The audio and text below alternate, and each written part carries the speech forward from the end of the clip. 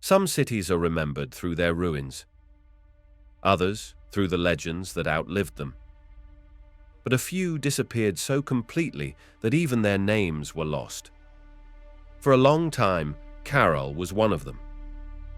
It sat silent in the Supe Valley, its pyramids worn down by time, mistaken for natural hills. No gold, no kings, no wars carved into stone, just layers of dust covering something no one thought could be that old or that important. When it finally caught the world's attention, it wasn't because of treasure or myth. It was because its age didn't make sense. Caral was built around the same time as the pyramids of Egypt, long before the Inca, and yet it had been almost completely forgotten. No writing, no monuments to glory, just a city that didn't fit the story we thought we knew about civilization in the Americas. Its discovery didn't just add another name to the list of ancient cultures, it challenged the entire timeline.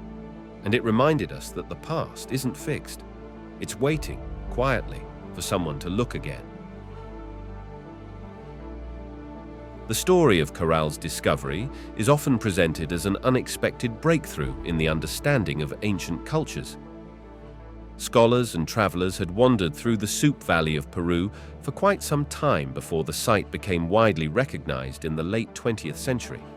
There were suspicions among certain archaeologists that the desolate plains near the Supe River concealed significant ruins, but the evidence was not thoroughly documented or taken seriously by larger academic circles. Instead, focus tended to drift toward other Peruvian archaeological gems like Machu Picchu or the Mochi pyramids along the coast. Caral did not gain immediate attention, and its structures were sometimes dismissed as eroded natural formations.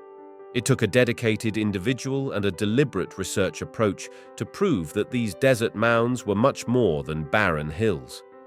A Peruvian archaeologist named Ruth Shady became the central figure in this discovery.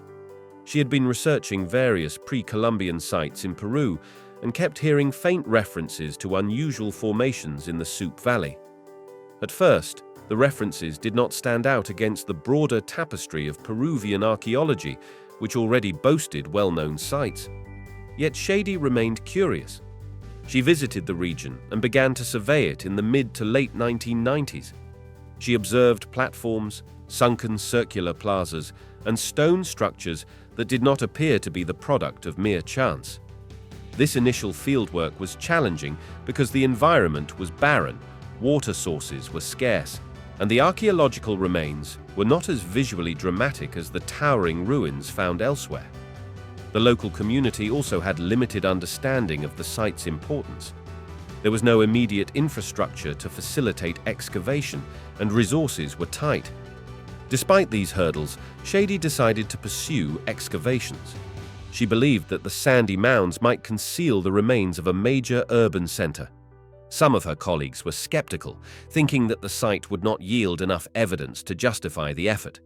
However, Shady carried on, enlisting students and local help to uncover layers of stone, mortar, and artifacts that hinted at a highly organized society. Early trenches in the mounds revealed walls, staircases, and platforms. It became clear that these structures were man-made and designed with a complex plan in mind. This was not a random settlement. Preliminary observations suggested that the settlement could be extremely old, but few believed it would date back to a period possibly older than some of the earliest well-known civilizations. As the excavation continued, more detailed evidence emerged. The organization of terraces and plazas suggested a planned ceremonial center rather than a makeshift cluster of dwellings. Researchers found remains of textiles, bits of botanical material, and even musical instruments such as flutes and cornets. The presence of these items implied that the inhabitants were not only farmers or fishermen, but also participants in a culture rich with artistic or ritual expression. At this point, there was a growing excitement because the architectural style and certain organic remains seemed to predate many known urban developments in the Americas. One of the more surprising aspects was the relative lack of weapons or signs of warfare. Traditional narratives about the development of civilizations often emphasize conflict or conquest as catalysts for urban growth. That pattern had been observed in other ancient societies. Yet, in this place, at least from the initial findings, there was not much evidence of conflict. This made Caral intriguing from the standpoint of social organization, as it hinted that a complex and advanced society could emerge without an apparent military push or intense competition over resources. Instead, trade, agriculture, and shared communal efforts might have propelled the area towards significant advancement. Soon, word of Shady's work in Caral began to spread among archaeologists outside of Peru. Shady herself worked closely with Peruvian institutions, but eventually, experts from other countries became aware of the potential magnitude of what was being uncovered. By the turn of the millennium, the site was attracting international attention. More rigorous methods of dating the structures were applied, revealing that Caral's main phase of occupation stretched back roughly 5,000 years. This was shocking to many because it placed Caral contemporaneous with, or even preceding, the pyramids of Egypt, which so often dominate discussions about the earliest great civilizations. The academic world responded with debates, excitement, and a rush of new questions. If Caral was indeed that old, why had it remained largely unknown beyond a few specialized circles? Part of the answer lay in the isolation of the region. The Supe Valley's arid climate, combined with shifting sands and a lack of dramatic above-ground architecture, kept Caral hidden in plain sight. There were also historical reasons. Funding for large-scale Peruvian archaeology projects was often directed towards sites with obvious monumental structures or strong tourist potential. Caral's desert environment was overlooked, and even local populations sometimes built houses or farmed near the mounds without suspecting that they contained thousand-year-old monuments beneath the surface. Ruth Shady and her team published their findings in various academic journals. Photographs of the site's sunken plazas, terraced pyramids, and carved stairways started to appear in international magazines and documentaries. These images challenged viewers' assumptions about the timeline of civilization in the Americas. Though there had always been an understanding that ancient cultures in Peru and Mesoamerica dated back thousands of years, the sophistication on display at Caral added a fresh dimension to that conversation. Here was a civilization that had apparently developed urban planning, social stratification, and ceremonial architecture without writing or widespread warfare, predating many of the other known pre-Columbian societies. The official recognition of Caral as one of the oldest urban settlements in the Americas came with more extensive research. Archaeologists became more confident about calling it the cradle of civilization in the Western Hemisphere. Though this designation is always open to nuance and debate, the label stuck in popular media because of the novelty of a site so old yet so advanced. Funding started to trickle in, allowing for improved preservation of the structures. Researchers also launched more detailed investigations into neighboring sites, concluding that Caral was the center of what is sometimes called the Norte Chico civilization, a culture that included several other major settlements in the region. Discoveries within Caral continued to generate excitement. One of the striking finds was a series of quipu-like artifacts. Quipus are sets of knotted cords used for recording information in Andean civilizations, most famously associated with the Inca. The question arose whether the Caral inhabitants had also used some early form of quipu. If so, that would push the known usage of such a recording system back by centuries or millennia.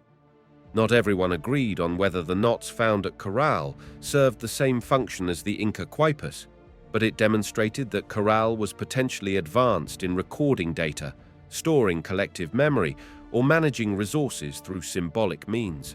There were also revelations about the city's connection to the coast and other inland valleys. Artifacts indicated that Caral traded goods like fish, cotton, gourds, and possibly ceremonial items with communities located far beyond the Supe Valley. This trade network suggested that Caral did not exist in isolation, but thrived within a broader web of exchange routes. The region's dynamic mix of coastal and inland resources might have served as a catalyst for cooperation and prosperity, culminating in the construction of pyramids, plazas, and well-defined living spaces. Increasingly, the discovery of Caral raised questions about how archaeologists approach and classify civilizations. The standard narrative of civilization often prioritizes the invention of writing, large-scale warfare, or metalworking. Caral, however, presented an alternative model. The inhabitants built monumental architecture and developed complex social structures without clear evidence of a written script and without extensive metal usage. They seemed to rely heavily on cotton, agriculture, fishing, and trade. Music and ceremonial gatherings also appeared to be a key part of their identity. This prompted experts to look more closely at alternative definitions of urban complexity, recognizing that societies can reach high levels of organization without necessarily following a single blueprint of development. Another area of interest was Caral's potential influence on later cultures. Scholars began to hypothesize that certain architectural styles or religious practices in later Andean civilizations might have roots in Caral. Evidence, though not definitive, pointed to the idea that Caral and the surrounding Norte Chico region may have shaped the trajectory of Andean cultural evolution. Even the concept of building stepped pyramids, which became a hallmark of many Andean and Mesoamerican civilizations, might have originated or found early expression in the Supe Valley. Through the 2000s, Caral became increasingly renowned. It was often featured in documentaries that highlighted its age and significance, portraying it as a peaceful, trade-oriented civilization that had flourished alongside other cradles of civilization across the world. Although the actual day-to-day life of the Caral residents remained a subject of ongoing research, the site's material evidence gave glimpses into a society that valued communal gatherings, music, and possibly spiritual observances. Some theories suggest that Caral's ceremonial centers were used for astronomy or for aligning with natural cycles, though conclusive proof remains elusive. There were also some controversies that came with Caral's discovery. One centered on the question of just how old the structures truly were. Carbon dating can sometimes produce ranges rather than precise single-year results. Different labs tested different organic samples, producing slightly varying estimates. Despite these small discrepancies, the overall consensus was that Caral's earliest phases date to around the late 4th millennium or early 3rd millennium BCE, which is indeed older, or at least on par with the Old Kingdom period in Egypt. Another controversy revolved around the interpretation of certain artifacts and architectural spaces. Some researchers proposed that Caral was more warlike than initially assumed, pointing to the possibility that items like sling stones could have had military or defensive uses. However, the evidence for large-scale warfare remained thin, leaving the majority view that Caral was relatively peaceful compared to other ancient states. In modern times, Caral stands as an emblem of Peru's deep history. The official recognition and continued excavations help preserve it from encroaching development. Visitors to Caral can walk among partially restored pyramids and step onto plazas that hosted gatherings thousands of years ago.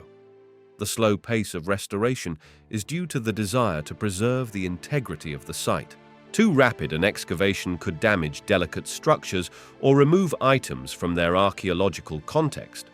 Small teams continue to carefully unearth new layers, each discovery adding a piece to the puzzle of Caral's cultural identity. The story of Caral's discovery also highlights the importance of local communities. Many residents near the archaeological zone came to understand the historical and cultural value of the site. As a result, there has been a growing effort to protect it from looting or haphazard construction. Caral's success story shows what can happen when archaeology, local interests, and national pride converge around a shared goal of preserving history.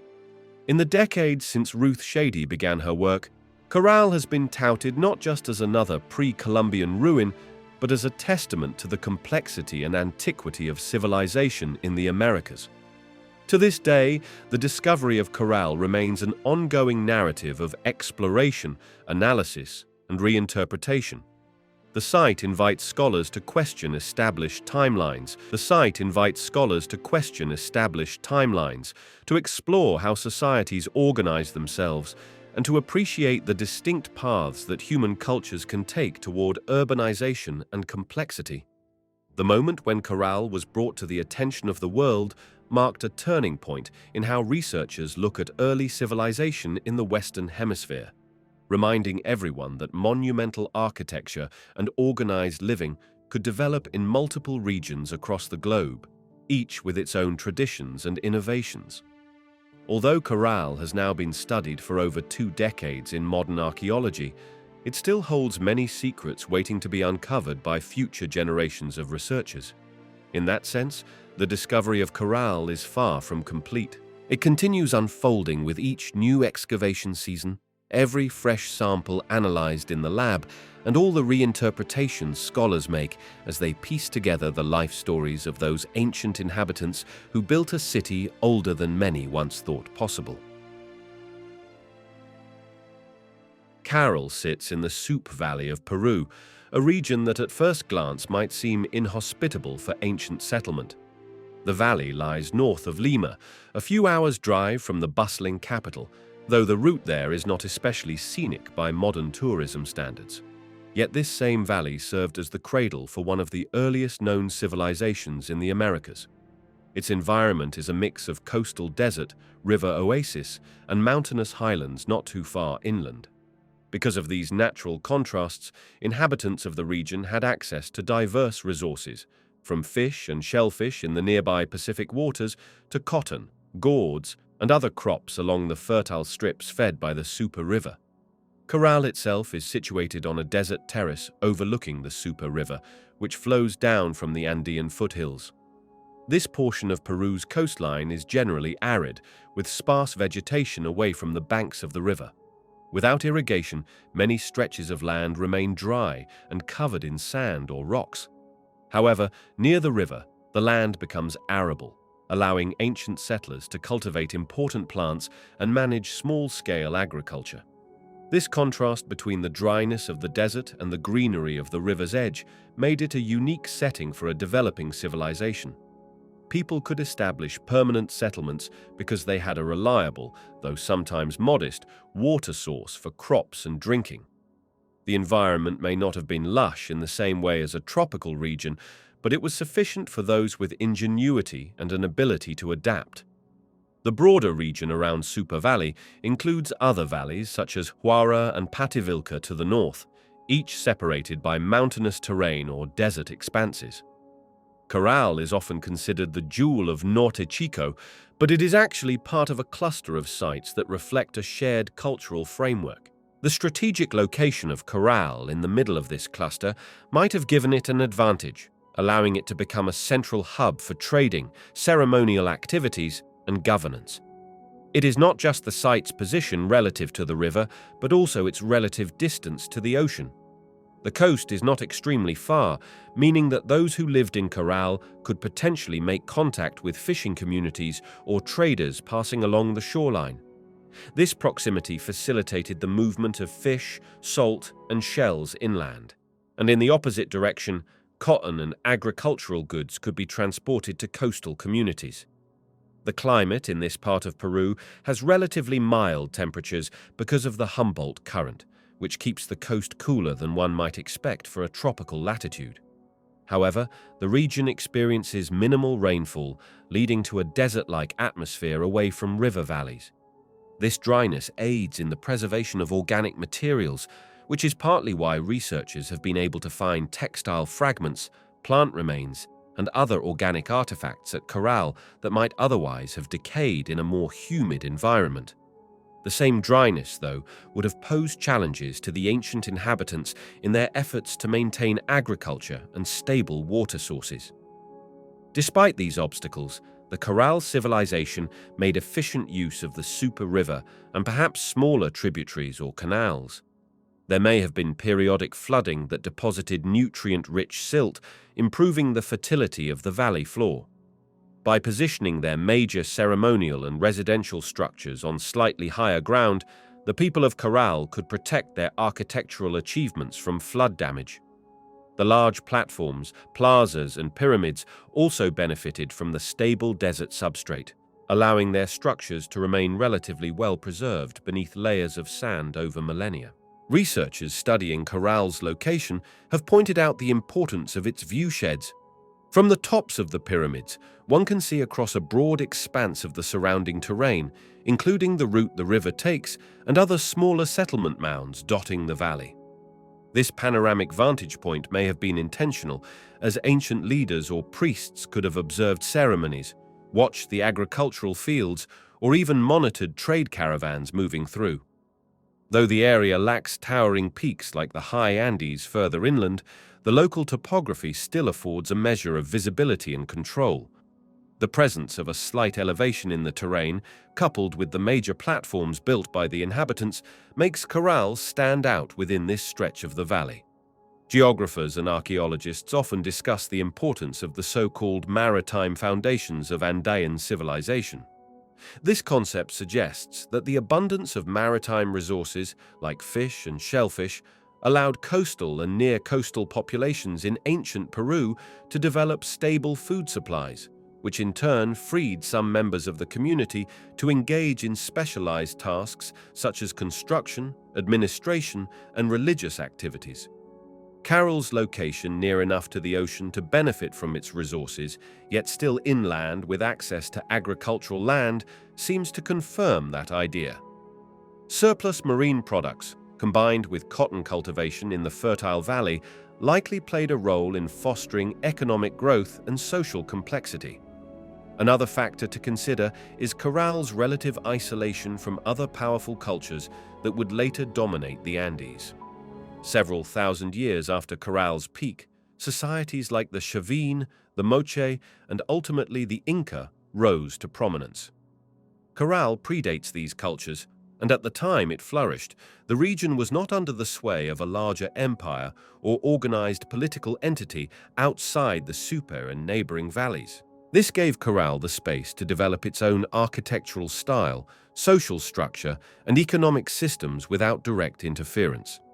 Its geographic setting may have partly sheltered it from the conflicts or population pressures that sometimes arise when multiple major powers occupy neighboring territories. Instead, Caral served as something of an experiment in large-scale community living, centered on ceremonial complexes and trade networks rather than on conquest. The landscape around Caral also contained various resources beyond arable land and fish. Stones and minerals from the foothills were crucial for construction and toolmaking. Cotton grown in the valley was essential for making fishing nets, textiles, and possibly carrying bags used in trade. The climate allowed for certain crops like gourds and beans to be grown successfully, which may have complemented the fishing yields to create a balanced diet. Indeed, the interplay between coastal and inland resources was one of the site's greatest geographic strengths. Exploring Caral's location today still requires a journey through small towns and winding roads that lead away from Lima's urban sprawl. The approach reveals a gradual transition from urban landscapes to more rural farmland, and finally, to patches of desert. The site itself is marked by low-lying pyramidal structures and a large central plaza that might not immediately appear grandiose compared to better-known ruins, but the significance lies in what these structures represent for early urban planning in the New World. The vantage from the main pyramid offers a clear view of the river valley, a reminder of the delicate balance the ancient inhabitants struck between the dryness of the desert and the life-giving water of the Supe River. In analyzing Caral's geography, researchers also look at how climate changes over time might have impacted the civilization. The central coast of Peru has seen fluctuations in rainfall and river flow due to El Niño events. These shifts can be sudden, bringing heavy rains and flooding, followed by periods of extreme dryness. Whether such cyclical changes influenced Caral's development or contributed to its eventual decline remains an open question. Some studies indicate that if rainfall patterns altered drastically, The agriculture that sustained Caral might have become more difficult to maintain, driving people to either adapt or relocate. Although Caral is the most prominent site in its immediate vicinity, it is part of an extensive cultural landscape. This broader network includes Aspero, a coastal site near the mouth of the Supe River, as well as other inland centers like Vichama, which share architectural and cultural traits. The geographic connections among these sites underline the significance of the Supe region as a cradle of early civilization. Some hypothesize that Caral served as the administrative or religious core of a network that stretched from the coast inward, linking fishermen, farmers, artisans, and priests in a cohesive socio-economic system. That system could function only if trade routes were reliable and if the environmental conditions allowed for consistent production of surplus goods. The scenic beauty that visitors see when standing on one of Caral's pyramids is striking in its contrasts. The green ribbon of land along the river emerges as a defiant slash of life against the surrounding desert. In the distance, gentle hills lead toward the higher peaks of the Andes. On a clear day, there might be a glimpse of the distant Pacific coastline if one knows where to look. It is not a setting of lush forests or easily tamed plains, but rather a landscape that demands adaptation, planning, and respect for the rhythms of the environment. The people who built Caral appear to have done exactly that, aligning their society with the opportunities and constraints offered by their geographic surroundings. Caral's location is thus both a challenge and an asset in understanding how early civilizations formed in the Americas. The partial isolation encouraged self-reliance and creativity, while the river and the nearby ocean ensured access to food and trade. This interplay shaped Caral's identity, allowing it to grow into a major ceremonial center without having to follow the exact trajectory of other ancient cultures around the world. As researchers continue to investigate the Supe Valley and its neighboring regions, further insights into how geography influenced Caral's rise, organization, and ultimate fate will likely come to light. The location is part of the civilization's essential story, intertwined with its architectural marvels, social structures, and enduring mystery. From the moment Caral began to capture the attention of archaeologists, one question loomed large. Just how old was this site? Early observations of the monumental architecture suggested that it could be thousands of years old, but few expected it to rival or precede the timelines of some of the world's most ancient known civilizations. The initial round of scientific dating, carried out toward the end of the 20th century, produced results that startled the archaeological community. The evidence indicated that Caral was occupied as early as the late 4th millennium BCE or early 3rd millennium BCE, placing it roughly alongside the Old Kingdom of Egypt and even older than many recognized Mesoamerican sites. Dating Caral was no easy feat. Researchers relied primarily on radiocarbon dating, which involves measuring the decay of carbon isotopes in organic materials. This method works best when suitable organic samples are available, such as charcoal, textiles, plant remains, or other materials that were once living. In Caral's case, the dry desert climate turned out to be a stroke of luck. The low humidity and minimal rainfall allowed the preservation of fibers, seeds, and bits of wood or cane used in construction. Archaeologists carefully extracted these samples from stratified layers, making sure to record their precise locations. Since accurate dating also depends on the context in which a sample is found, a great deal of effort went into mapping the site's layers, structures, and any associated materials. The earliest published results emerged in the late 1990s, followed by more refined analyses in the early 2000s. Multiple labs in different parts of the world were involved to ensure the reliability of the data.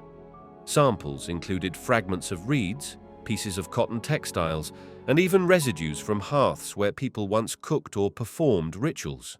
The consistency of the data across various labs gave archaeologists confidence that Caral's main platforms and plazas were indeed built between about 3000 and 2600 BCE, aligning with what some call the late Archaic period in the central Andes. This was a period before the widespread use of pottery in many parts of the region, which underscored how advanced Caral was for its time. One intriguing aspect of the dating process involved cross-referencing architectural phases. The lower layers of a pyramid, for instance, would yield an older date than samples taken near the top of the structure. By compiling a sequence of these dates, archaeologists could piece together a timeline that showed the site's continuous or near-continuous occupation over many centuries. This was not a settlement that popped into existence and vanished overnight. Instead, it evolved, expanded, and adapted over the course of hundreds of years. The dating of Caral had immediate implications for how the development of complex societies in the Andes was understood. Before Caral's age was established, conventional wisdom held that large-scale urban centers in the region did not appear until at least the 2nd millennium BCE, with civilizations like the Chavin or later the Moche. Caral's new, much earlier timeline demonstrated that the roots of Andean civilization stretched back significantly further. This shift in chronology forced a re-evaluation of the factors that led to urbanization in Peru. Some scholars propose that the impetus for Caral's growth was a combination of maritime resources, cotton production, and the need for collective organization to manage trade and irrigation. Whatever the reason, the dating evidence transformed the standard narrative. Comparisons with other major ancient civilizations added further intrigue. The radiocarbon dates placed Caral in the same general age bracket as the Egyptian pyramids and the city-states of Sumer. This did not mean that the Caral people were more advanced or that they had the same level of state complexity as Egypt or Mesopotamia. But it did mean that complex urban societies were forming in the Americas at a time that paralleled those regions more closely than previously believed. Historians, long accustomed to focusing on the so-called cradles of the Old World, began to acknowledge Caral as a critical piece in the puzzle of global ancient history. As the dating results became more widely accepted, a few controversies arose. Some critics questioned the margin of error inherent in radiocarbon dating.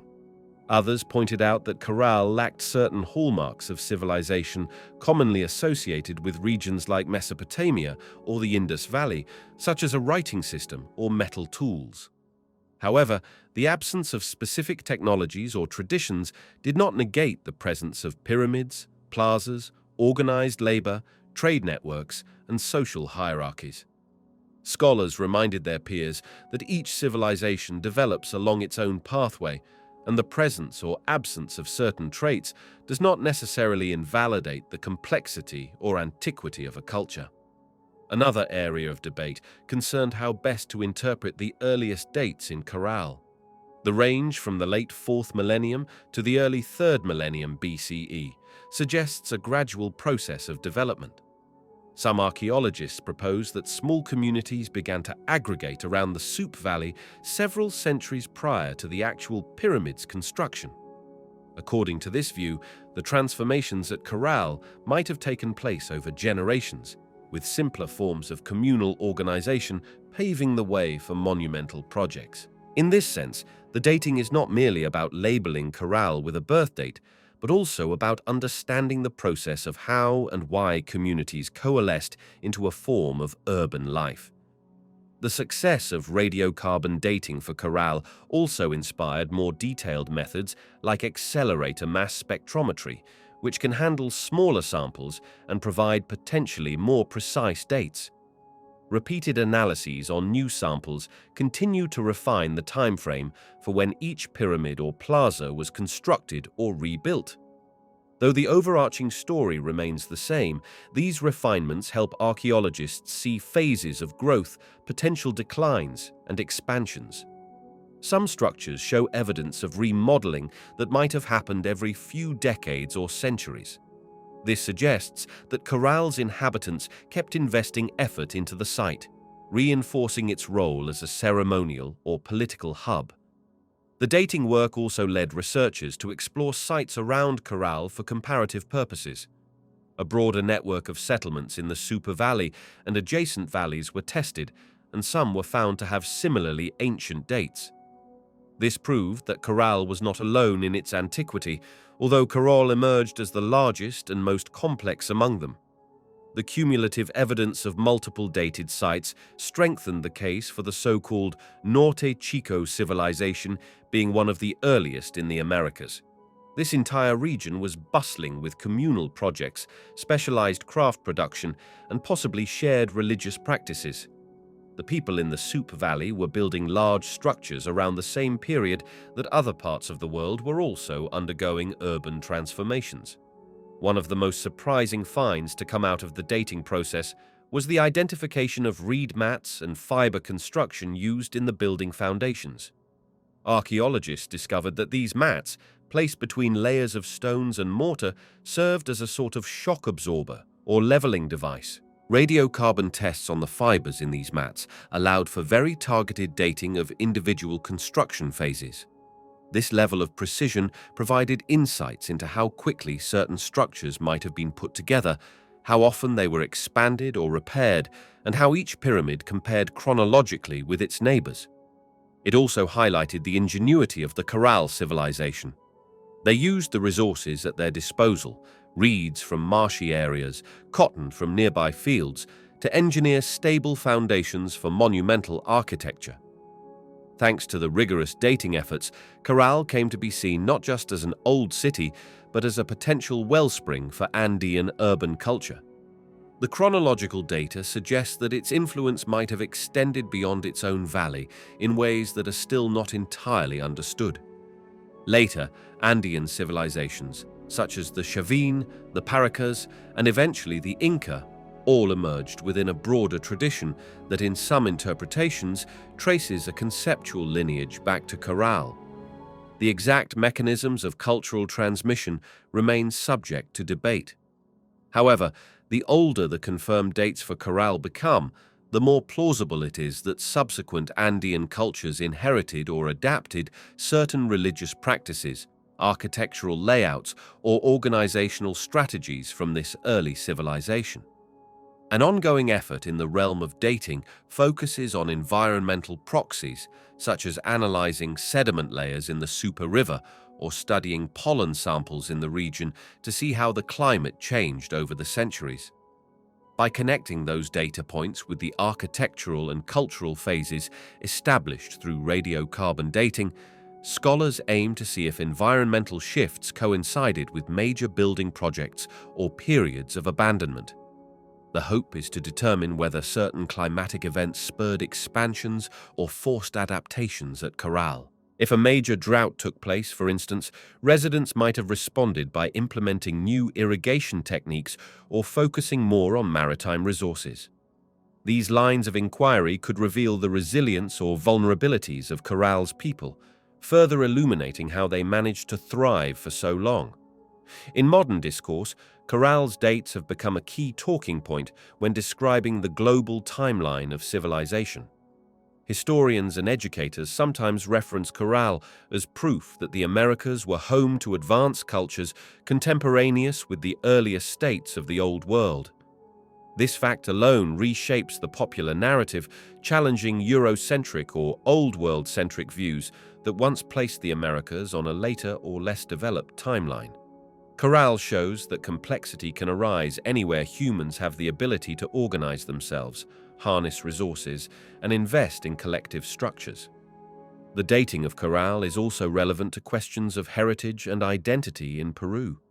The knowledge that the region hosted such ancient urban activity gives contemporary Peruvians a sense of deep historical continuity. Each new radiocarbon test or archaeological paper adds layers to that story, underscoring the depth and richness of Andean civilization. Some locals in the Supe Valley take pride in the fact that their land is home to one of humanity's oldest cities, and they often assist research teams by providing labor, local knowledge, and support. This collaborative effort helps preserve Caral's heritage for future generations, while also fostering economic opportunities such as sustainable tourism. Thus, Caral's dating can be described as a foundational element in its identity as a civilization older than many had imagined possible in the Americas. The radiocarbon data, cross-checked by various labs and augmented by ongoing research, leaves little doubt that Caral emerged at a time when few other societies around the globe were experimenting with large-scale monument building. This realization urges a broader reflection on the many different ways humans have established city life, from river basins in Mesopotamia to desert valleys in Peru. By showing that Caral's chronology aligns with some of the earliest known civilizations, researchers are able to highlight the diversity and complexity of human social development. The process of dating Caral has indeed reshaped the understanding of the ancient world, demonstrating that multiple cradles of civilization flourished independently across separate continents, each forging a unique path toward urban life.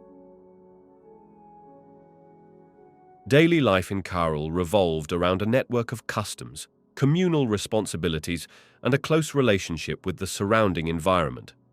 Archaeological evidence suggests that the people of Caral followed a rhythm influenced by the Supe Valley's resources, the regional climate, and the growing demands of a settled agricultural society.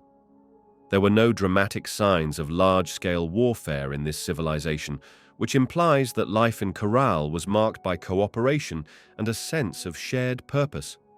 Although there is still much to learn, the remains found at the site provide a glimpse into everyday existence, from how people fed their families to how they organized work and leisure.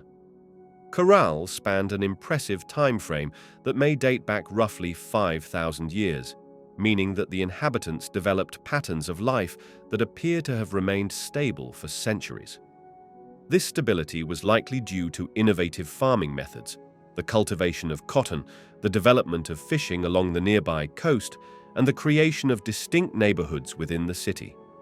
Typical daily tasks in Caral included preparing food, attending to crops, caring for children, and participating in communal projects. Because this civilization was among the oldest in the Americas, the details of day-to-day life must be pieced together through items found within residences and communal spaces. Excavations have revealed houses and other structures that contained everyday objects like tools made of stone, bone, and wood. These items were used for a variety of tasks, such as grinding grains, weaving textiles, and crafting simple artifacts. Even though many centuries have passed, these tools demonstrate a society that placed high value on manual skill and cooperative labor. One of the key elements of daily life in Caral was agriculture. Residents depended on nearby rivers to create irrigation canals, and they planted crops that could flourish in the valley. Archaeologists have found remains of cotton, beans, squash, and other produce, suggesting that locals planted a combination of fiber and food crops. Cotton seems to have been incredibly significant because it allowed for the production of fishing nets, textiles, and clothing. Because the settlement was close to the Pacific coast, these fishing nets were essential for trading fish from neighboring coastal communities. The presence of marine shells and fish bones at Caral testifies to the lively trade connections between inland farmers and maritime fishers. In addition to agriculture, Caral's people were engaged in raising and tending small domestic animals, although large-scale livestock herding was apparently not a main part of their economy. Archaeological evidence does not indicate the same emphasis on domesticated animals found in later Andean societies. Instead, the abundant remains of fish bones and vegetable matter show that much of their protein came from marine sources, while farmed crops formed a reliable staple for daily meals. Since Caral is located in a semi-arid region, water management was a crucial aspect of everyday life. People dug canals and built irrigation systems that diverted river water to their fields. This was not merely an individual effort. The construction and maintenance of these canals required the participation of the entire community. The social dynamics of Caral must have rewarded those who contributed to communal projects and ensured that the irrigation infrastructure stayed functional. Day after day, people likely worked together to clear debris, plug leaks, and regulate water flow. In a region where rainfall was not always guaranteed, cooperation in water management played a big part in sustaining the population. The community structure in Caral also included shared gathering places, which were important for both daily and ceremonial activities. Central plazas and large platform structures served as focal points for gatherings, discussions, music, and possible religious rituals. On normal days, residents might have come together to trade goods, discuss construction plans, or prepare for ceremonies. The presence of musical instruments, such as flutes and horns, indicates that music was woven into Caral's culture. People likely used these instruments for social bonding, spiritual events, or possibly even for marking the passage of time. Music seems to have been an essential part of daily life, judging by the discovery of carefully crafted flutes made of bird and llama bones. These instruments were not merely decorative objects, but served as functional tools that produced a range of tones. The repeated appearance of instruments suggests a consistent role in communal gatherings. Music can create a sense of identity and shared spirit, which might have been necessary for a society that had to channel labor into building large pyramids, maintaining irrigation systems, and working cooperatively without the evident presence of militaristic structures. Food preparation also formed a central aspect of daily life in Caral. Families and communal groups likely gathered around fire pits or hearths to cook.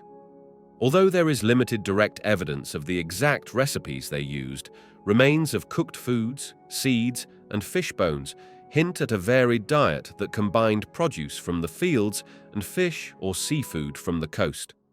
Because of this mix, meals may have been nutritionally balanced, including proteins, carbohydrates, and essential vitamins.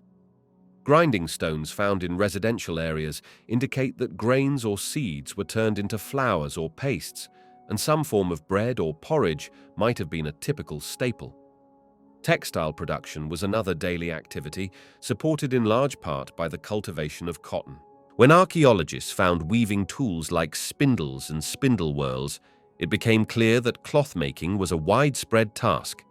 Textiles could have been used for clothing, bags, nets, and even for ceremonial purposes. The fact that cotton was found in great quantities at Caral suggests a thriving industry that required the expertise of spinners, weavers, and designers. People would have learned these textile-making skills through family or community apprenticeship, passing them down through generations. Artifacts also suggest that some form of simple trade or barter likely took place within the city. Residents might have exchanged specialized products, such as finely made textiles, for crops or fish. This exchange system would have tied the community together, ensuring that everyone had access to diverse resources.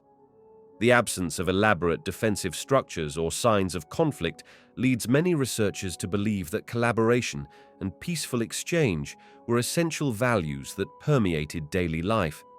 Families, in whatever form they took, were probably central to social organization. Children would have been taught the skills needed to maintain household tasks and eventually contribute to community projects.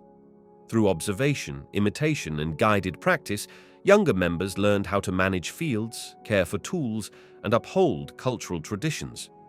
Since Caral was a settled community, stability was an important goal, meaning that knowledge had to be passed from one generation to the next. Whether teaching crop rotation, irrigation techniques, or the intricacies of weaving, people relied on daily interactions to shape Caral's enduring legacy. Part of this stability involved ceremonies and communal rituals that likely punctuated daily routines. Although the exact nature of these rituals remains under debate, they probably served to reinforce social bonds and a sense of collective identity. Daily life would have included not just labor and chores, but also communal events that celebrated harvests, marked the changing of seasons, or acknowledged ancestral spirits. These gatherings, centered at the platform mounds and plazas, would have fostered unity among people who depended on one another for survival in a challenging environment. Housing in Caral varied in size, suggesting that different families or social groups may have possessed distinct levels of access to resources. Some structures were more spacious, possibly indicating higher status. Others were more modest, reflecting either lower status or smaller family units. Walls were often built using a combination of stone and mortar or adobe-like materials. Floors sometimes had mats or coverings that helped insulate against the sandy ground. In such homes, daily tasks included cleaning, repairing walls, and maintaining living areas to ensure comfort and safety. Over time, homes might have been expanded or remodeled to accommodate growing families or newly acquired wealth, demonstrated by the presence of luxury items like beads or carved artifacts. Another aspect of daily life revolved around personal adornments and ornamentation. Even though the civilization dates back thousands of years, there is evidence that people of Caral wore jewelry or ornamental items. Shell beads, pendants, and other decorative pieces have been uncovered, some crafted from materials not locally available. These finds suggest that Caral had trade routes that extended beyond the immediate region, bringing exotic materials into the city. Wearing such adornments could indicate status, but it could also be a part of everyday cultural expression, just as modern societies wear jewelry to reflect personal identity. Social events that took place around communal courtyards may have been moments when neighbors exchanged stories, caught up on the latest news, and continued ongoing discussions about civic projects. In a civilization without a formal writing system, oral tradition took center stage. Knowledge about planting schedules, religious beliefs, craft techniques, and local law traveled through spoken word in daily conversation. Elders likely served as keepers of communal wisdom, while younger people learned both practical skills and cultural narratives by listening and observing. Those who ventured out of the city each morning to fish or gather reeds from the river might have returned in the evening with their haul, ready to trade with neighbors or share with their household. Others may have spent the day weaving cotton or assembling fishing nets. Still others tended to community projects, such as repairing a section of the pyramid-like structures or reinforcing the canal system before the start of the next agricultural season. This cyclical nature of work, family, and community obligations formed the foundation of daily life in Caral. In addition to these tasks, recreational or leisure activities possibly existed. Music, as already discussed, may have been one source of entertainment. Communal storytelling, dancing, or gatherings around a hearth in the cool of the evening were also likely ways to relax and bond. Shared laughter, conversation, and informal celebrations would have broken up the routine of farming and construction, reminding everyone that life was not solely about survival, but also about creating a sense of belonging. The role of spirituality in daily life can be inferred from the various altars, ceremonial rooms, and burnt offerings discovered on site. Though not every day may have been a grand religious event, smaller daily rituals could have involved simple offerings or prayers. People might have paused to give thanks for a successful fishing trip or a bountiful harvest, believing that spiritual forces influenced their fortunes. Even household chores, such as lighting a small fire in the morning, could carry a ritual aspect, if done with the intention of honoring deities or ancestral spirits. Throughout Caral, there also appears to have been an emphasis on cleanliness and order. The overall layout of the city shows deliberate planning, which would trickle down into everyday habits. Streets and pathways were likely kept clear so that people could transport goods from one area to another without hindrance. Schedules or routines for sweeping communal areas or disposing of waste may have formed part of the daily obligations of households. While it is not possible to know every detail of their sanitation practices, the longevity of Caral's occupation suggests effective methods of keeping the city livable for hundreds of years. There is also the question of child rearing and education. Children in Caral probably learned by helping parents in tasks appropriate to their age and observing older siblings as they worked. As they grew, they would graduate to more complex responsibilities, eventually becoming skilled in farming, weaving, fishing, or the technical aspects of building and maintaining structures. Formal schooling in the modern sense did not exist, but a system of apprenticeship and mentorship formed the backbone of transmitting cultural knowledge and practical skills. language, and communication were obviously vital components of daily life. Though no formal writing system has been found at Caral, a system of symbols or quipu-like devices might have existed to keep track of trade or agricultural yields. Most exchanges, however, would have been verbal, relying on a shared spoken language that carried not just words, but also the cultural and spiritual significance of the community. This oral culture shaped how stories and traditions were preserved.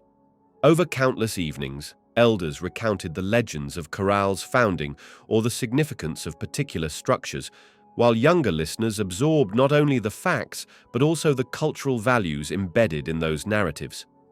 Another daily phenomenon was the environment itself.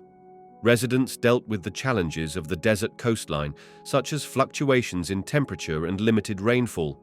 Dressing for the climate likely involved garments made from woven cotton that allowed for some breathability. People may have sought shade in communal spaces during the hottest parts of the day, especially if major construction work or communal labor was scheduled. The location near the river valley provided them with enough fertile land to plant crops, but it also meant staying mindful of possible changes in the water supply. A sudden shift in the flow of the river could disrupt irrigation and daily routines. Despite the complexities of life in Caral, there was likely a rhythm to each day. The rising sun might have signaled the beginning of labor in the fields, the weaving room, or the fishing expedition. As shadows lengthened, families might have reconvened to share the day's outcomes and prepare the evening meal. Even with the demands of survival, people likely had moments of rest or socializing.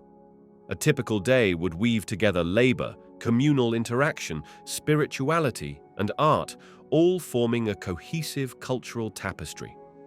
Throughout Caral's long history, these daily patterns contributed to a sense of identity and continuity. Generations came and went, but the city's foundations remained. Although the civilization ultimately declined for reasons still debated by researchers, ranging from environmental changes to a possible shift in trade routes, its everyday life left a tangible mark on the Supe Valley. The remains of homes, plazas, irrigation systems, and artifacts tell the story of a society that prized cooperation, craftsmanship, and balance with the environment.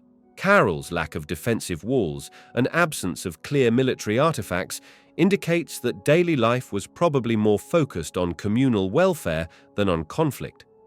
This does not necessarily mean there was no tension or competition within the society, but it does suggest that major conflicts or wars were not a defining characteristic of this civilization. Instead, the people of Caral appear to have directed their energy toward activities that enhanced community living, such as constructing monumental architecture, improving agricultural techniques, and creating cultural artifacts like musical instruments. Although the exact population size of Caral is difficult to determine, some estimates range from a few thousand inhabitants to larger numbers across the broader Supe Valley. Whatever the actual figure, everyday life in Caral revolved around ensuring that these men, women, and children were clothed, fed, and integrated into social structures that fostered cooperation and shared identity. By examining the remains of daily life, modern researchers gain insight into how one of the oldest known urban centers in the Americas managed to sustain itself and thrive. Each residence in Caral, whether modest or more elaborate, was a center of personal and family life. People slept, ate, stored their possessions, and perhaps shared stories under the same roof. Life events such as birth, illness, and death occurred within these walls, tying individuals together in shared experiences. Over time, these personal histories accumulated layer by layer, shaping how the community at large viewed its collective past and future.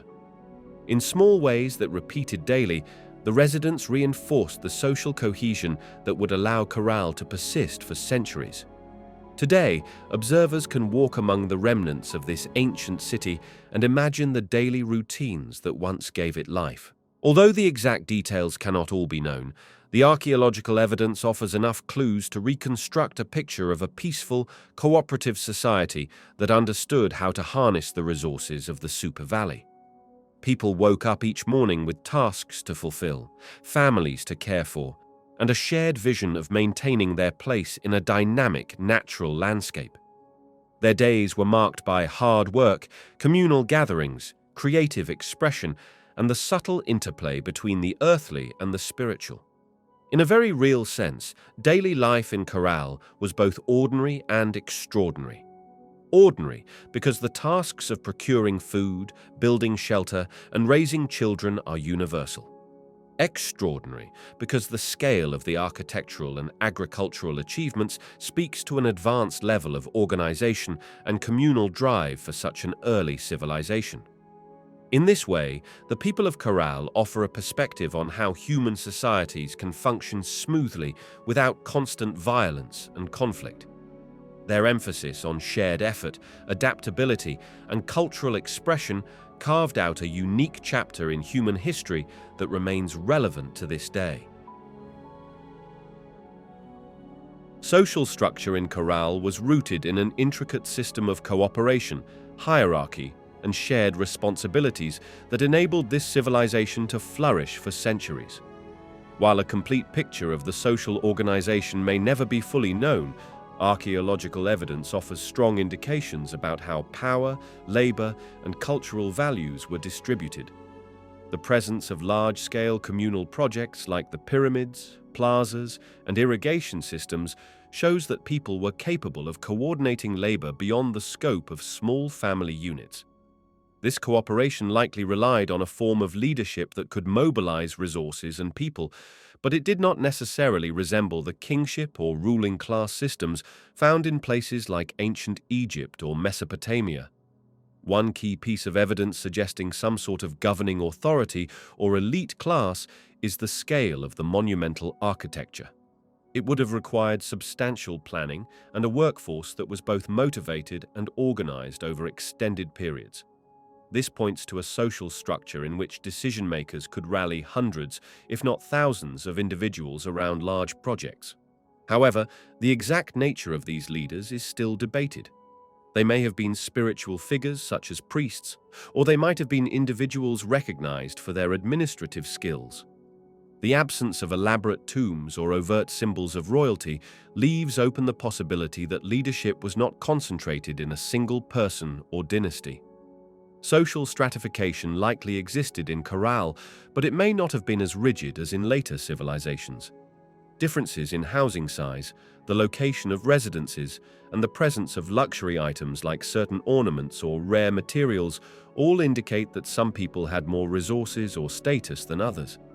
Larger homes or residences located closer to ceremonial centers might have been occupied by those with a higher social standing. In contrast, smaller dwellings on the outskirts could have belonged to laborers or lower status families. At the same time, the communal nature of Caral's major projects suggests that these different groups worked together regularly and depended on one another for the city's overall success. Gender roles in Caral's social structure are not entirely clear, though some evidence might be gleaned from burial contexts and the distribution of artifacts.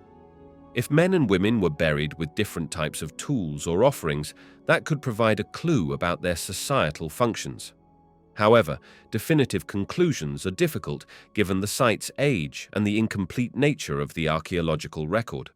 It is plausible that women played key roles in textile production, food preparation, and the oversight of family life, while men might have focused on agriculture, fishing, construction, and other tasks requiring extensive physical labor.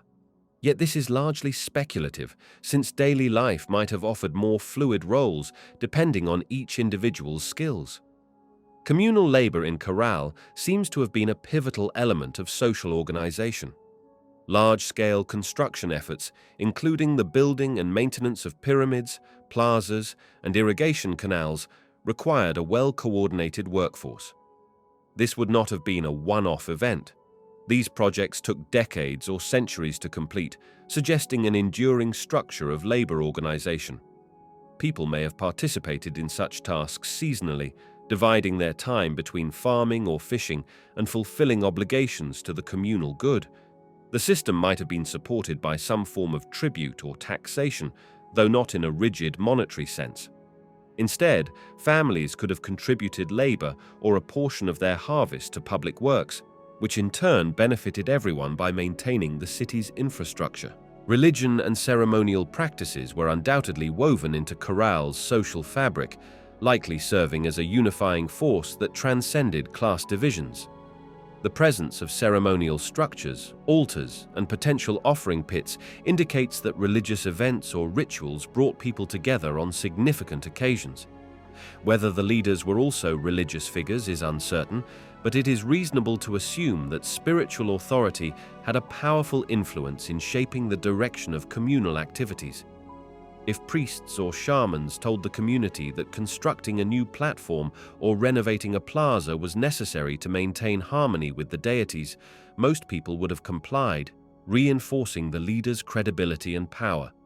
Music is another lens through which to examine Caral's social structure.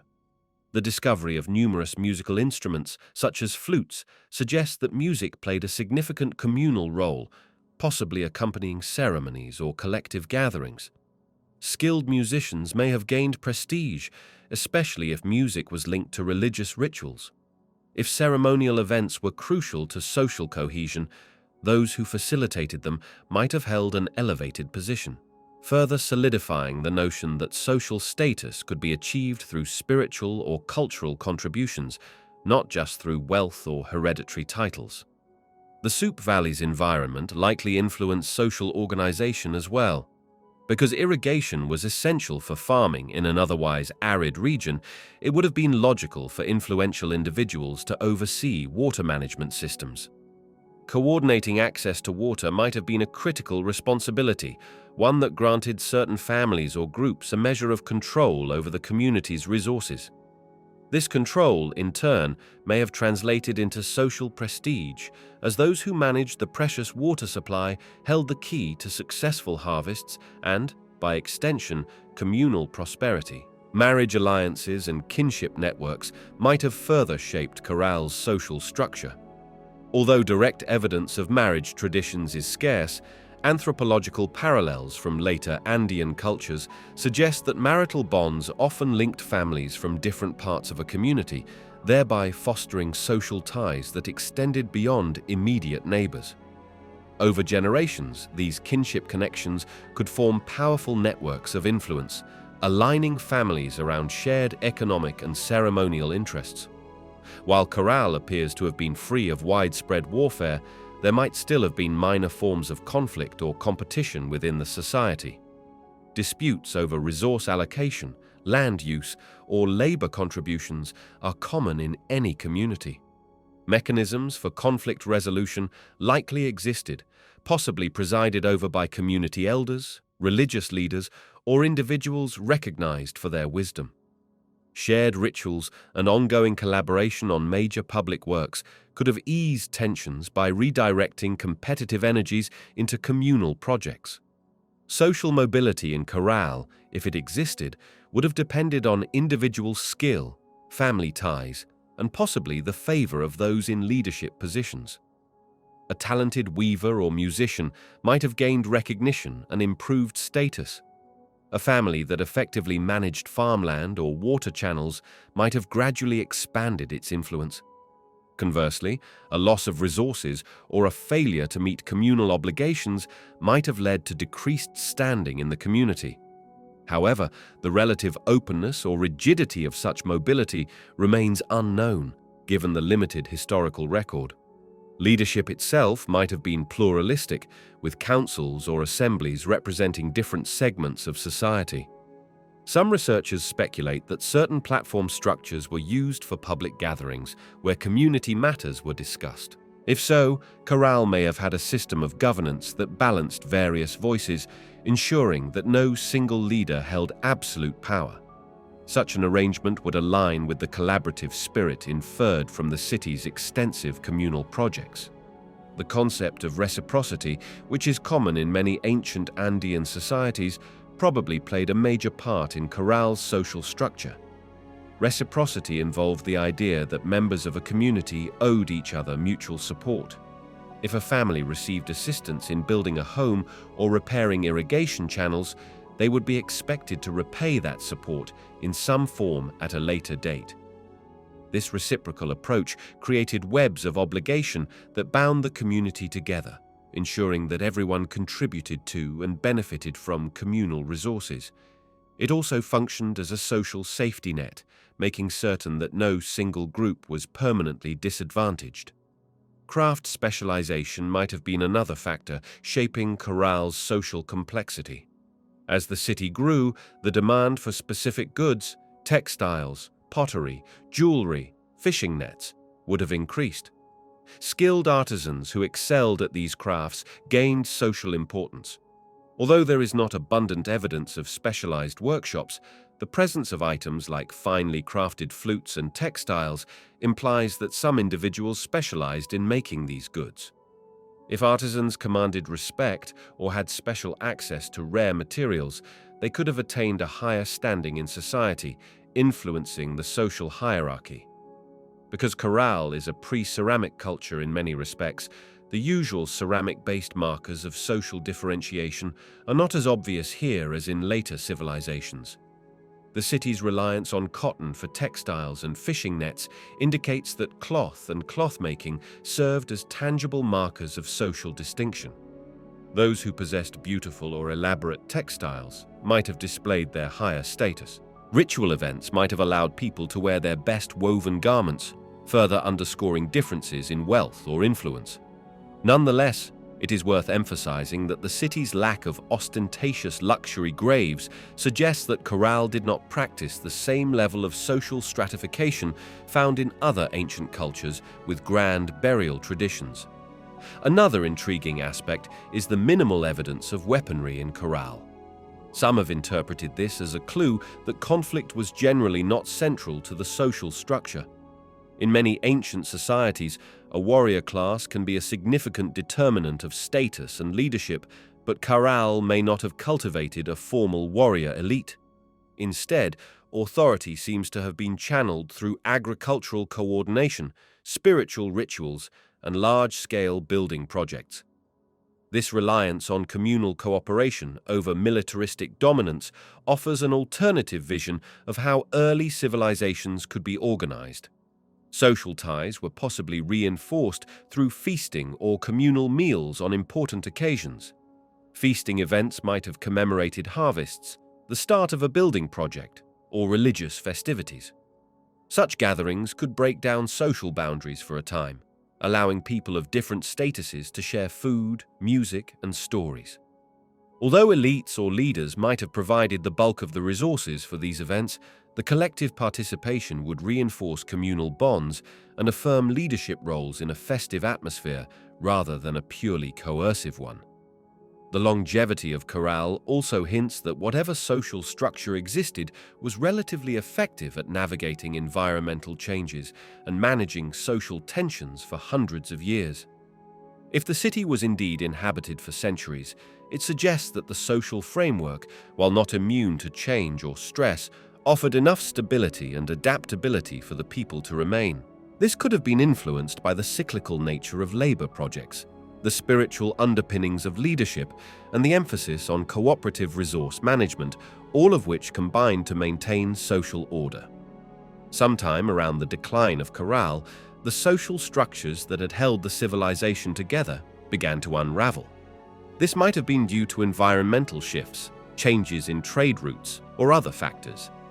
As irrigation systems failed or became too costly to maintain, families may have drifted to more fertile regions.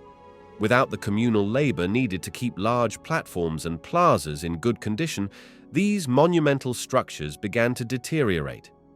The leaders, if they were unable to remedy the situation or justify their authority through religious or practical means, could have lost their hold on the community. Although the site was eventually abandoned, the echoes of Caral's social framework persisted in the archaeological record, offering modern researchers insights into one of the earliest complex societies in the Americas. In summary, Caral's social structure appears to have combined elements of hierarchy, communal labor, spiritual authority, and possibly kin-based networks. Leadership was likely exercised in ways that convinced the population to commit to large-scale projects, but evidence of a rigid top-down power system is not clear. Differences in wealth or status did exist, yet they might have been moderated by a strong ethic of cooperation, reciprocity, and communal identity. By examining the distribution of artifacts, the layout of residential zones, and the scale of communal works, modern scholars continue to piece together the social fabric that once bound the people of Caral together under a shared vision of prosperity and spiritual well-being. Architecture and urban planning in Caral stand as remarkable testaments to the ingenuity and organizational capabilities of one of the oldest known civilizations in the Americas. Spread across the Supe Valley, Caral's cityscape featured platform mounds that resemble pyramids, spacious plazas, sunken circular courts, and a carefully laid-out network of residential areas. All of these elements required advanced knowledge of construction techniques, as well as the ability to plan and execute large-scale projects that spanned multiple generations. By examining the architectural remains, modern researchers gain valuable insights into Caral's social priorities, religious beliefs, and communal values. One of the most striking features of Caral's architecture is the group of pyramid-like structures that dot the city. These massive platforms, often layered with stone and shaped to ascend in steps, reveal the considerable human effort invested over time. Each level of the platforms was built using thousands of bags filled with stones, which were then covered with additional materials and sometimes finished with plaster. The repeated layering of construction phases suggests that building activities took place in cycles, possibly tied to ceremonial events or the reigns of successive leaders. Workers likely hauled construction materials from nearby riverbeds and quarries using ropes, baskets, and sheer human labor. Over many years, these processes transformed Caral's skyline, indicating that architecture was central to the city's cultural identity. In addition to the towering platforms, Caral featured large, open plazas that would have served as gathering places for both ritual and daily activities. Plazas were typically situated near major structures, enabling residents and visitors to congregate for communal ceremonies, markets, or social events. The layout of these plazas suggests a strong emphasis on communal interaction. Because the civilization apparently lacked significant militaristic defenses, it stands to reason that these open spaces were meant to foster unity and engagement rather than to serve as fortifications or drill grounds for armed forces. The design of plazas in the heart of the city also points to the belief that public life and shared experiences were essential components of Caral's urban planning. Another notable architectural element is the sunken circular courts, which often appear in proximity to platform mounds. These circular depressions, lined with stone walls, were accessed by descending staircases. Their exact function remains the subject of scholarly debate. Some suggest that these courts were venues for ceremonies or gatherings, perhaps featuring musical performances or ritual dances. The geometry and craftsmanship demonstrate a sophisticated understanding of how to manipulate space to create social and ceremonial focal points. People may have stood or sat around the perimeter, watching or participating in rituals taking place at the center. Caral's approach to urban planning also included distinct residential areas that radiated out from the central ceremonial zone. Houses varied in size and complexity, some incorporating multiple rooms, small courtyards, and storage spaces. The materials used ranged from stone foundations to walls made of adobe or similar earthen mixtures. The distribution of these houses suggests that wealth or status may have influenced one's proximity to major ceremonial structures.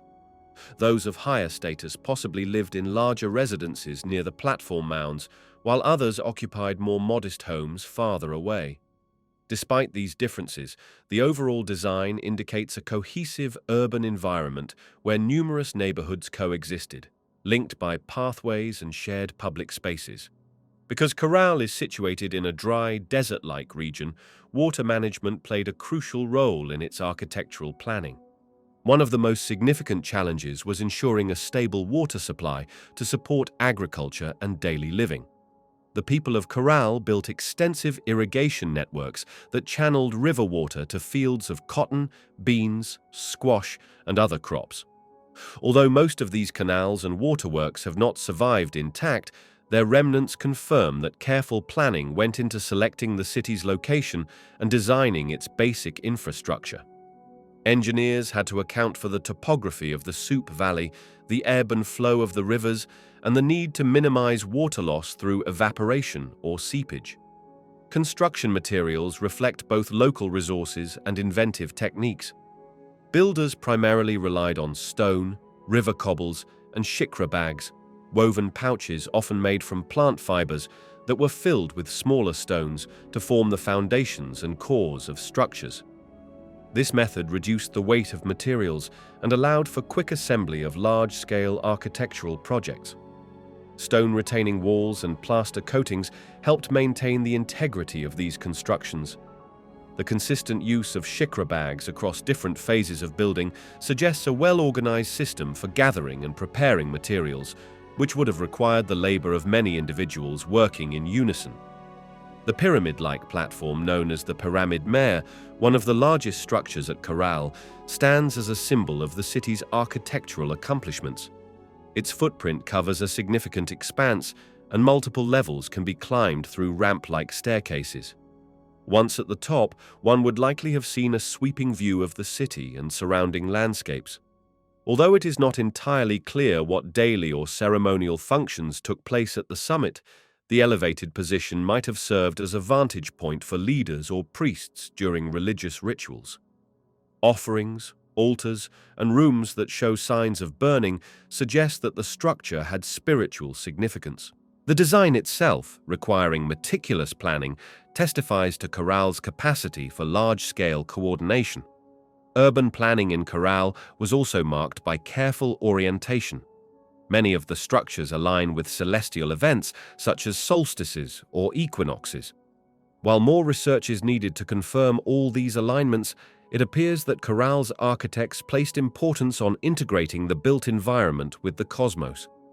This interplay between human construction and the celestial domain likely reinforced religious beliefs, framing the city as a sacred space that harmonized earthly life with divine forces. People who participated in rituals within these spaces would have felt a direct link between their daily lives and the broader cosmic order. In contrast to other ancient urban centers, Caral lacks formidable defensive walls or a moat. This suggests that conflict or war was not a primary concern in the city's design. Instead, the architecture emphasizes ceremonial and communal functions, pointing to a society that prioritized collective gatherings over military fortifications. That does not mean Caral was entirely free from conflict, but the city's layout and structures indicate that its inhabitants did not consider large-scale armed defense to be a vital part of urban planning. This emphasis on cooperation is further reflected in the uniform styles of construction that span multiple neighborhoods, implying shared architectural traditions rather than isolated pockets of development. Public structures like amphitheater-like depressions near the pyramids may have been used for performances or large-scale events, drawing crowds from across the city. At these venues, religious ceremonies, musical events, or political gatherings might have taken place. The acoustics of a sunken circular courtyard, for instance, would have allowed voices and instruments to carry effectively, engaging all participants. This design feature suggests architects were thinking not just about the structure's form, but also about how groups of people would gather and interact within it. Residential zones also showed signs of internal organization, with pathways or corridors that channeled foot traffic. Smaller courtyards connected to individual households or clusters of homes where families could perform domestic tasks or socialize with neighbors. These spaces might have been shaded or partially enclosed to provide relief from the sun, further indicating that Caral's planners took the local climate into account. Cooking areas, storage facilities, and sleeping quarters were arranged to maximize comfort and functionality. Over time, as the population grew, newer residences were built outward from the older core, expanding the city in a somewhat organic but still coordinated fashion. As centuries passed, the city underwent multiple construction phases, sometimes layering new structures atop older ones. This practice suggests that Caral's architectural tradition was dynamic, capable of evolving as social, religious, or environmental factors changed. Certain buildings were remodeled or enlarged, indicating that either the population or the complexity of communal rituals grew over time. Repair projects also likely took place regularly, since the harsh desert climate can damage walls and foundations if not maintained. These cyclical building and remodeling efforts would have fostered a shared sense of identity, as the physical evolution of the city mirrored the ongoing cultural evolution of the people. Caral's location in the broader Supe Valley means that it was not entirely isolated.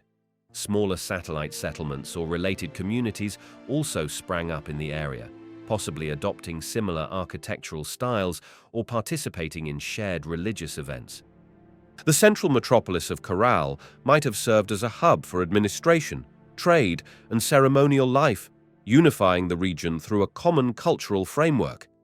If that is the case, the design of Caral's public buildings would have signaled its importance to visitors who traveled from outlying areas for festivals, trade fairs, or communal labor projects.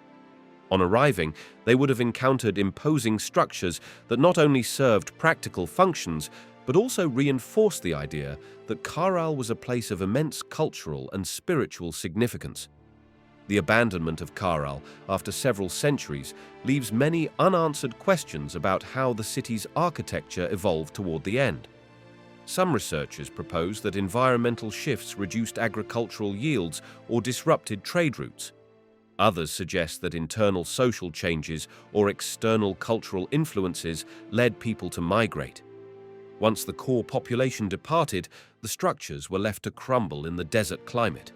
However, the remains still stand as a testament to the city's once vibrant architectural and urban planning traditions, inviting modern visitors to envision a thriving civilization that harnessed cooperation and creative genius to build monumental spaces without the apparent impetus of warfare or conquest. Caral's architectural achievements also offer a fresh perspective on how civilizations can arise and flourish without following the same trajectories as old-world cultures. While Mesopotamian or Egyptian cities often revolve around a controlling monarch, Caral's remains suggest a different path, one more deeply invested in communal participation and possibly guided by spiritual or ritual authority. In that sense, Caral encourages scholars to broaden their understanding of what urban development can look like in the early stages of civilization. Today, the conservation of Caral structures is an ongoing effort. Archaeologists, historians, and local authorities collaborate to preserve the platform mounds, plazas, and residential areas so that future generations can study and appreciate them. In doing so, researchers gain a clearer picture of how the city was laid out, which construction techniques were favored, and what priorities Caral's planners considered most vital. This knowledge is gradually rewriting the narrative of early urban development in the Americas, highlighting the ingenuity of a society that balanced function, ceremony, and communal life in ways that still captivate modern observers. Ultimately, the architecture and urban planning of Caral reflect a civilization that valued harmony among its people, the natural environment, and the cosmos. The platform mounds stand as tangible monuments to an era when communal effort and shared belief systems propelled a population to transform their landscape. Residential neighborhoods, plazas, sunken courts, and irrigation networks all point to a society that understood the importance of practical needs while also reserving space for spiritual and social gatherings. In this balance, Caral demonstrated the power of thoughtful, large-scale design at a time in human history when few other cultures had attempted similar feats. The lessons gleaned from Caral's architecture remain relevant, reminding modern societies of the potential for collaborative innovation and the lasting impact of carefully planned urban spaces. Caral's pyramids are among the most distinctive features of this ancient city in the Supe Valley of Peru. Researchers have long marveled at the architectural complexity on display, especially given the remarkable age of the site. Traditional teaching once placed the earliest monumental structures in regions like Mesopotamia and Egypt, but the discovery of large platform mounds in Caral challenged that assumption. Even without advanced metal tools, animal labor, or complex wheel-based transportation, the builders of Caral constructed monumental pyramids that rose from the desert landscape. These structures, which are sometimes referred to as platform mounds or stepped pyramids, suggest a degree of urban planning and resource management that was unexpected for a civilization that flourished before many other well-known ancient societies. Over time, excavations have revealed broad staircases, terraces, and plazas connected to these impressive buildings, offering an intriguing look into how people in the Supe Valley organize their social and ceremonial lives. The very existence of these pyramids implies that Caral's inhabitants possess specialized knowledge in construction as well as a shared vision of how their city should look. Researchers have spent years trying to understand how such large-scale projects could be orchestrated without the kinds of administrative tools known from later civilizations.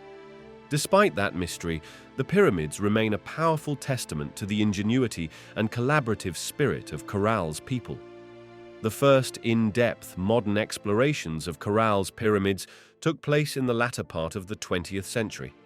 Archaeologists were awed by the sheer size and the careful arrangement of these structures, some of which sprawl across considerable areas. Many of the pyramids are actually complexes that appear to have served as public or ceremonial spaces. Some exhibit a series of platforms that ascend in tiers, each level possibly reserved for specific purposes like storage, rituals, or social gatherings. The pyramids also feature broad ramps or staircases leading up from the plaza level, which would have allowed people to access different terraces or ceremonial rooms. The presence of fire altars or ritual spaces near the tops of these pyramids has led experts to theorize that religious activities played a major role in these elevated platforms. In many cases, the complexity of the interior rooms and the artifacts found within them suggest that Caral's priests or elite members of society may have used these upper levels for special gatherings. The effort required to build these architectural marvels was immense, likely spanning many generations. Planning had to start with gathering raw materials, including stones from riverbeds and other sources in the surrounding region. These stones were then organized to form the pyramid's core, after which mud and other materials were used to shape and stabilize the structure.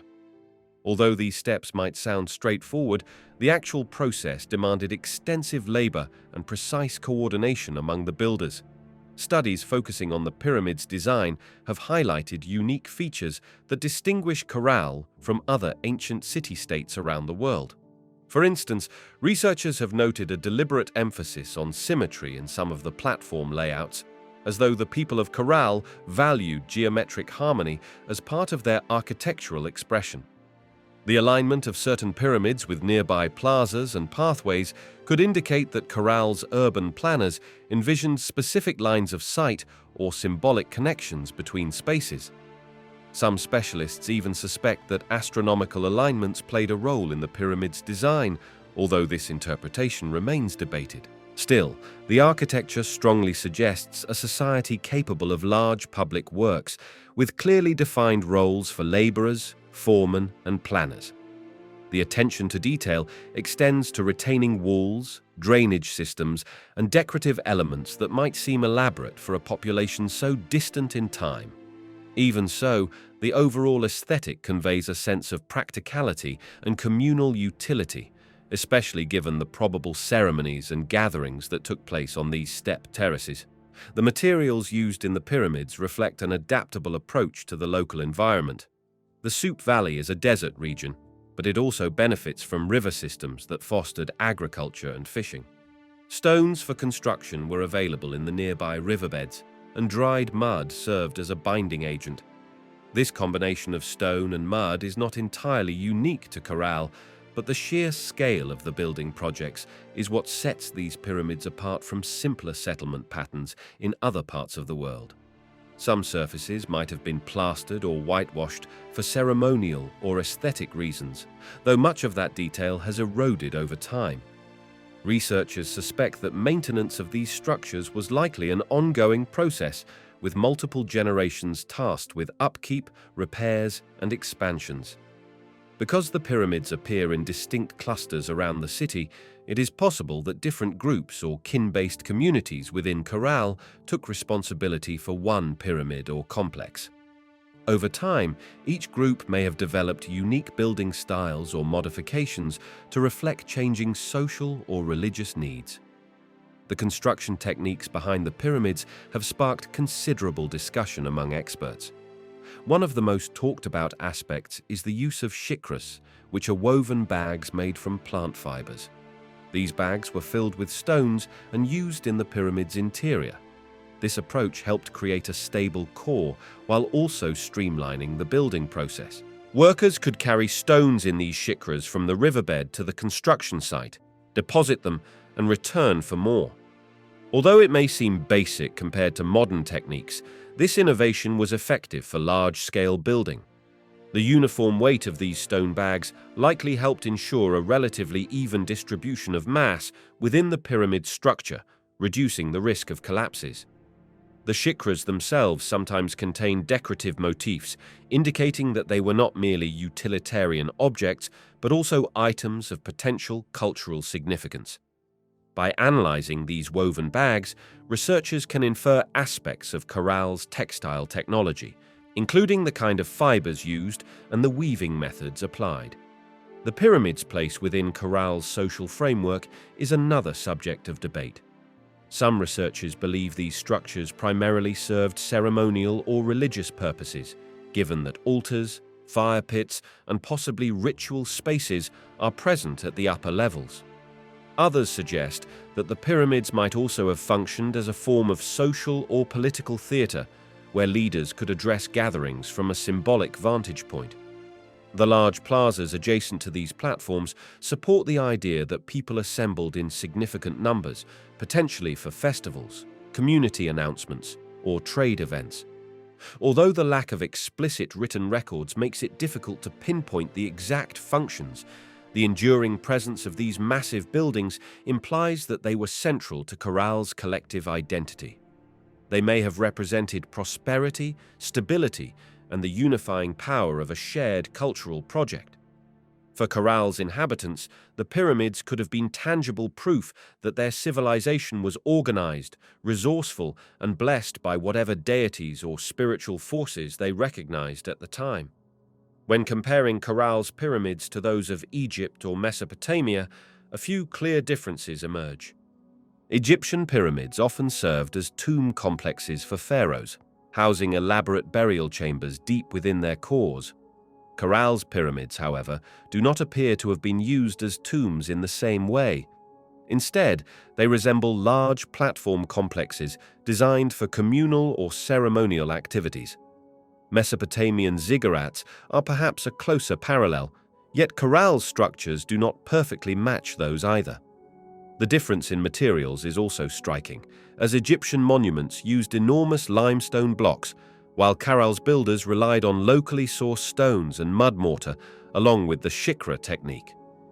Despite these variations, Caral's pyramids are evidence that large-scale monumental architecture developed independently in multiple regions, demonstrating humanity's shared inclination to build grand structures that stand as cultural landmarks.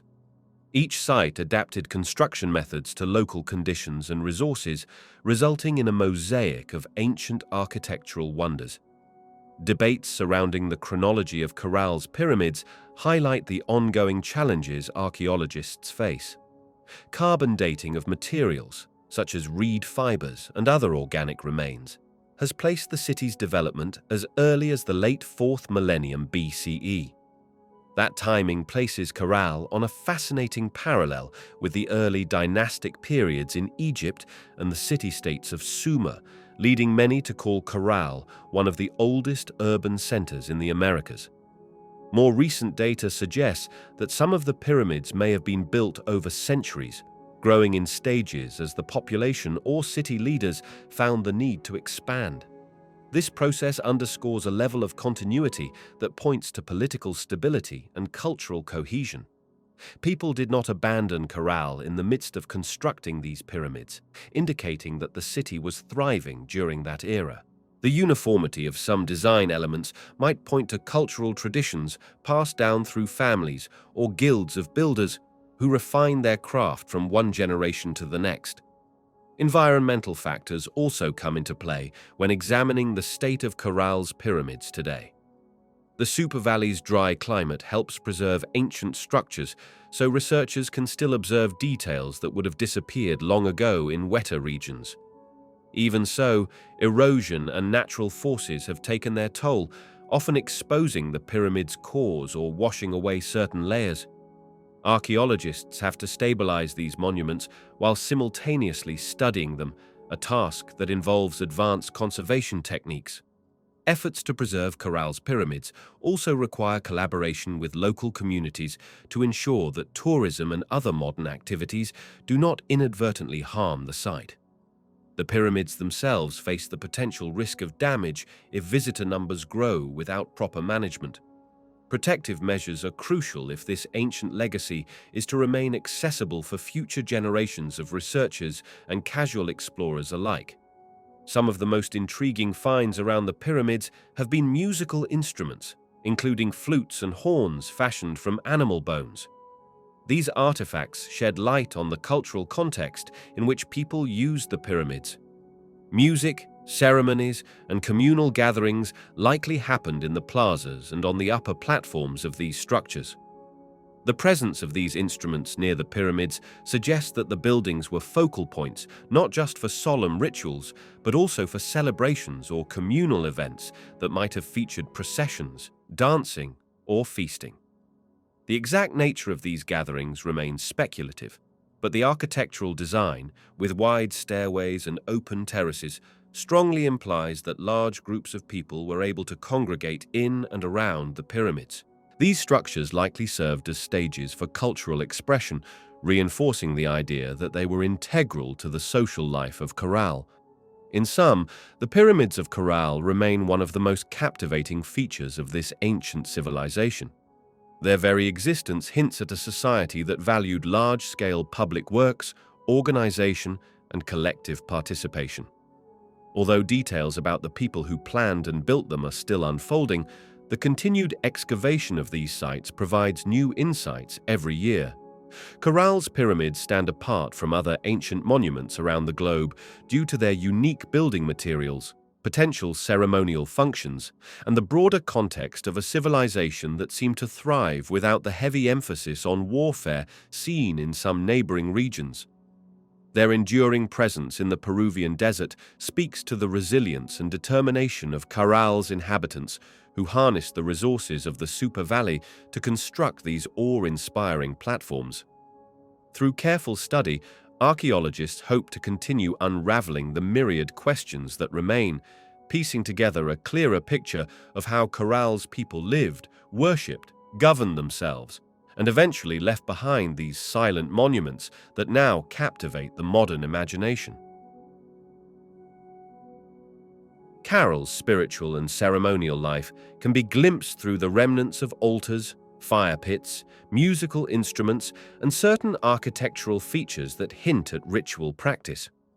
Although no written records survive to detail the exact beliefs of this ancient society, archaeologists have gleaned substantial evidence from the city's design and the artifacts found within. The presence of distinct ceremonial areas, which might include plazas and upper rooms atop pyramids, strongly indicates that religious events took center stage in Caral's communal life. Some researchers suggest that the city's layout itself, with its specific orientation and zoning, could have held symbolic meaning related to cosmology or the spiritual realm. Excavations have also uncovered possible offerings, such as burned plant remains and other items that may have served as votive gifts to appease deities or spiritual forces. By examining these clues, specialists can form hypotheses about the nature of Caral's religious world, even though the absence of a written script leaves many details elusive. One of the most intriguing aspects of Caral's religious life is the discovery of circular sunken plazas near some of the pyramids. These plazas often feature staircases leading down into what appears to have been a specialized ritual area. The design suggests that congregants may have gathered in these sunken circular courts for ceremonies or communal rites. Archaeologists have found evidence of burnt offerings, ash deposits, and other indicators that rituals involved fire. Some have proposed that these plazas could have been the setting for performances, where priests or spiritual leaders might have conducted ceremonies in front of an audience encircling the plaza's perimeter. This arrangement could also have amplified sound, enhancing the overall experience. The circular design likely served practical purposes, such as acoustics, but it may also have held symbolic significance, possibly reflecting ideas about the cyclical nature of life, the cosmos, or agricultural cycles. Offerings and sacrificial elements discovered in Caral provide more direct evidence of religious or spiritual practices. Although no definitive proof of large-scale human sacrifices has come to light, some smaller-scale rituals involving objects or possibly animals may have taken place. Artifacts found in ceremonial contexts include figurines, cotton textiles, and various organic remains that seem to have been intentionally burned or buried. These acts suggest that the people of Caral believed in a form of reciprocity with spiritual forces, where gifts or symbolic representations were offered in exchange for blessings, protection, or the well-being of the community. The fact that Caral thrived in a challenging desert environment, relying heavily on river systems for agriculture, might have reinforced the importance of rituals aimed at ensuring water supply and favorable growing conditions. Without direct written testimonies, researchers can only infer that these actions were attempts to maintain harmony between the physical world and the unseen powers believed to guide it. Music appears to have played a key role in Caral's spiritual practices. Archaeologists have uncovered numerous flutes and horns made from animal bones, shells, and other natural materials. Some of these instruments are finely crafted, indicating that their production was likely a specialized craft. The association of these instruments with ceremonial complexes, such as the pyramids or sunken plazas, implies that music accompanied important rituals. Certain flutes discovered in Caral are capable of producing a wide range of tones, suggesting that music might have been more complex and structured than simple rhythmic chanting. Whether it was used to summon deities, set the atmosphere for communal gatherings, or express collective devotion, music clearly held a significant place in Caral's ceremonial activities. In many ancient cultures, music served to unify participants emotionally, reinforcing communal bonds and shared beliefs. The same could have been true for Caral, where group rituals might have included coordinated performances that resonated across the plazas. Fire features prominently in various ritual contexts across Caral. Archaeologists have identified designated fire pits or altars at higher levels in the pyramids, on terraces, and in sunken plazas. Burned remains of botanical substances, such as seeds or reeds, suggest that offerings were placed into these fires. The controlled use of fire in these specific locations supports the idea that religious specialists or priests managed these ceremonies, invoking spiritual forces or conducting rites for the benefit of the community. The symbolism of fire may have represented transformation, purification, or communication with the divine. Fire-based rituals are common in many ancient societies, so Caral fits into a broader pattern in which communities harnessed the elemental power of flame for ceremonial purposes. An interesting detail is that some of these fire pits contain layers of ash and soil, indicating repeated usage. This repetition implies that rituals were not isolated events, but part of a continuous religious calendar or cycle. Architectural elements associated with Caral's religious sphere extend beyond just the pyramids and plazas.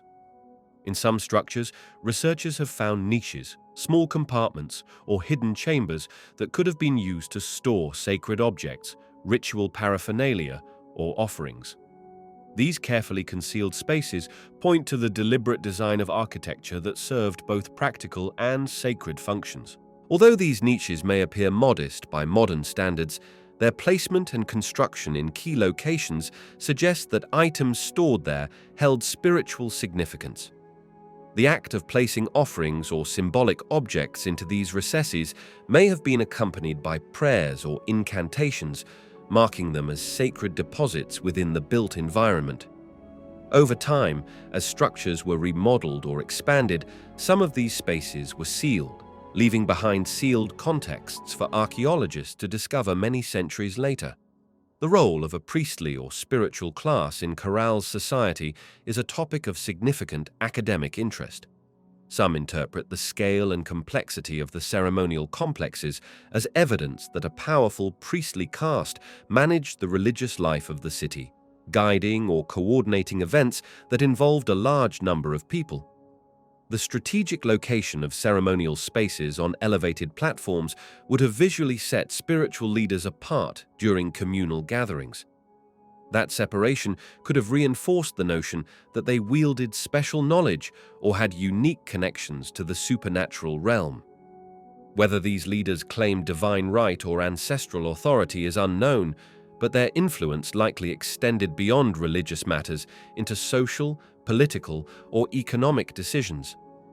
If the building and maintenance of pyramids and plazas required coordinated labor, it makes sense that the same authority that governed spiritual life might have also orchestrated communal efforts. Communal feasting and gatherings in religious contexts could have served as a unifying force for the people of Caral. During these events, individuals from different kin groups, neighborhoods, or social strata might have come together to share food, exchange gifts, and reaffirm social bonds under the watchful eye of spiritual leaders. The production of large-scale architecture, such as pyramids, implies that Caral could mobilize significant labor forces, and religious gatherings might have been one mechanism for fostering collective identity. Feasts and ceremonies often coincide in many ancient cultures, helping unify participants through shared rituals that invoke feelings of belonging and communal purpose.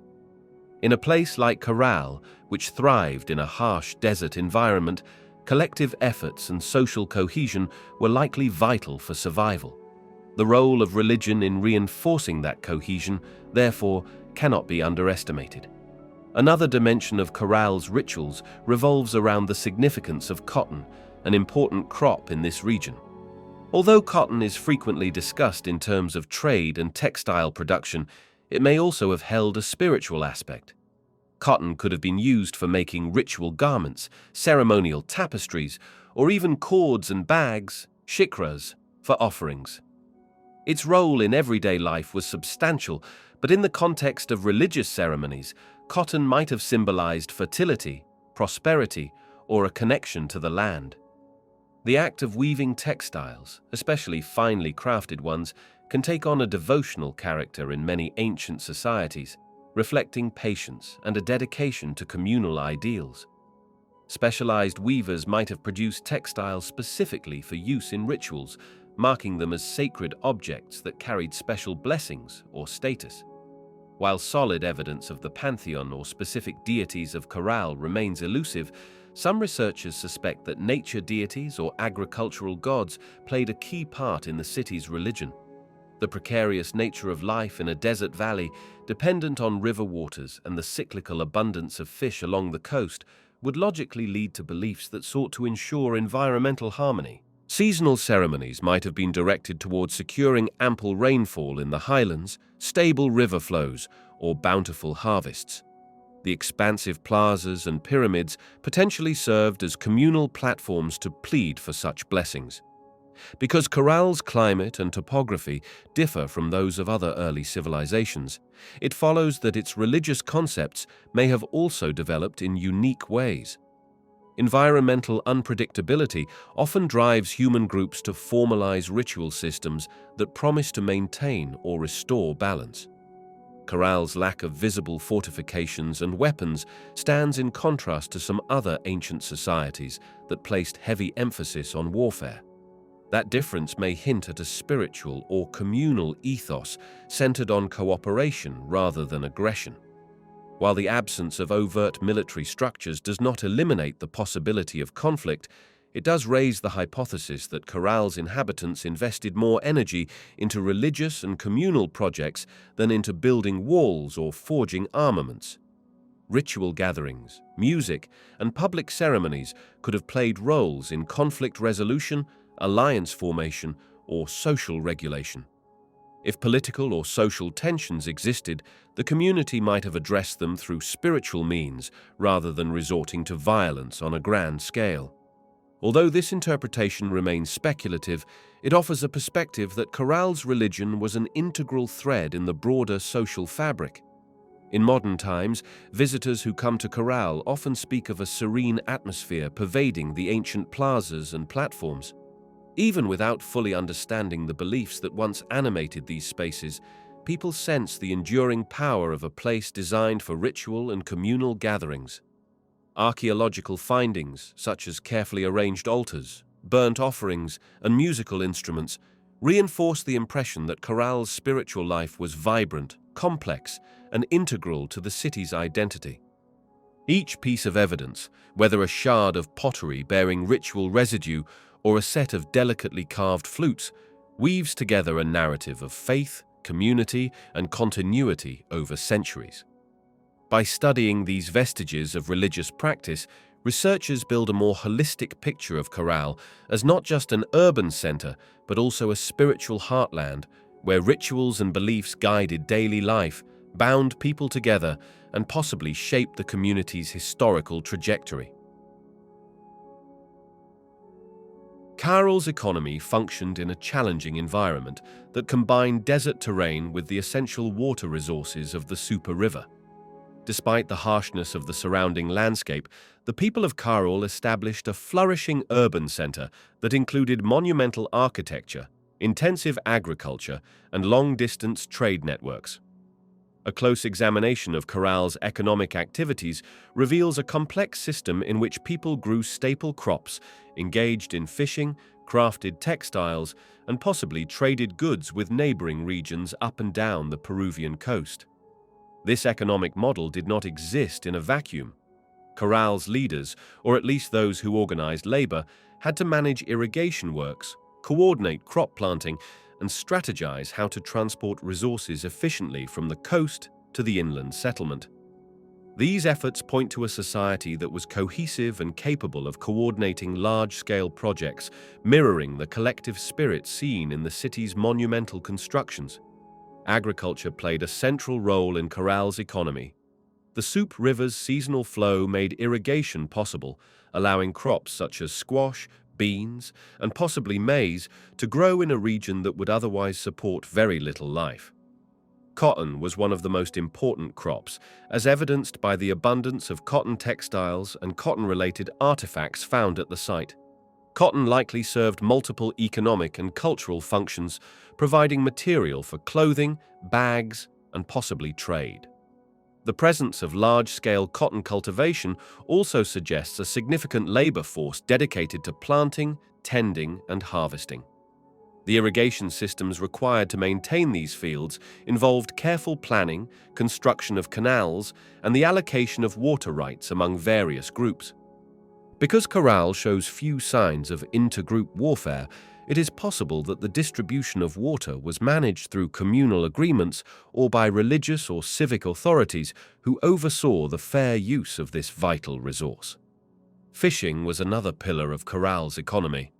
The Pacific Ocean lies relatively close to the Supe Valley, making it feasible for some inhabitants to harvest fish and marine resources. Evidence suggests that dried fish was brought inland to Caral, providing a crucial source of protein. Over time, a trade network might have developed whereby coastal communities exchanged fish for agricultural goods like cotton or other crops. This exchange exemplifies a complementary relationship. The inland settlement benefited from marine protein, while coastal groups obtained fibers for textiles and possibly other agricultural produce. The consistent flow of these goods back and forth would have bolstered Caral's resilience, ensuring that a bad harvest or difficulties at sea did not cripple the economy entirely. Fishing technology from that era likely included reed boats, nets, and possibly harpoons, although the exact nature of these tools is subject to ongoing research. Trade extended beyond local fishing and agriculture. Archaeologists have identified materials at Caral that likely originated in distant regions, including exotic goods such as spondylus shells, often associated with Ecuadorian waters, and perhaps other items that traveled along early trading routes. Although Caral was not as directly linked to far-reaching commerce as later Andean civilizations like the Inca, the presence of these non-local items proves that some level of exchange occurred. These trade contacts might have been facilitated by traveling merchants who journeyed along the coast and through the valleys, trading goods, ideas, and cultural practices. The relative absence of fortifications in Caral suggests that commerce and communication could take place without the constant threat of violent conflict, or at least not on a large scale. This open environment would have allowed trade networks to expand organically, enabling Caral's economic influence to stretch well beyond the Supe Valley itself. Caral's textile production was a key factor in its economic life. The prevalence of cotton and the discovery of woven items and tools indicate that weaving was a significant craft. Textiles might have served various purposes, from everyday clothing to ceremonial garments used in religious rituals. They could also have functioned as a form of currency or as valuable trade goods. Highly skilled weavers, possibly organized in guild-like systems, could have specialized in producing high-quality textiles, which then circulated among Caral's inhabitants or were traded with neighboring communities.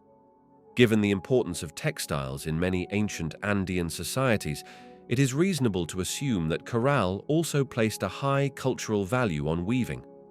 This craft likely intersected with social status and religious practice, as evidenced by the possible ritual uses of cotton in offerings and ceremonies. Furthermore, textile production fosters interdependence among different segments of the population. Farmers grow cotton, spinners and weavers transform it, and merchants or travelers distribute the finished products. The construction projects in Caral, including pyramids and plazas, also shape the economy in subtle ways. Erecting monumental architecture required a coordinated labor force, skilled craftspeople, and steady access to building materials like stones and reeds. This means that a portion of Caral's population was periodically or permanently occupied in construction rather than in farming or fishing. Such large-scale undertakings likely demanded an organized system of labor allocation, possibly led by an administrative or priestly class. Workers might have been compensated with food, textiles, or other goods for their participation. As these projects spanned multiple years, the city's economic structure had to accommodate the shifting demands of agricultural cycles and building schedules. This interplay between labor-intensive construction and agricultural productivity reflects a balanced system wherein Caral's leadership successfully mobilized resources without apparently draining the region's capacity to feed and support the population.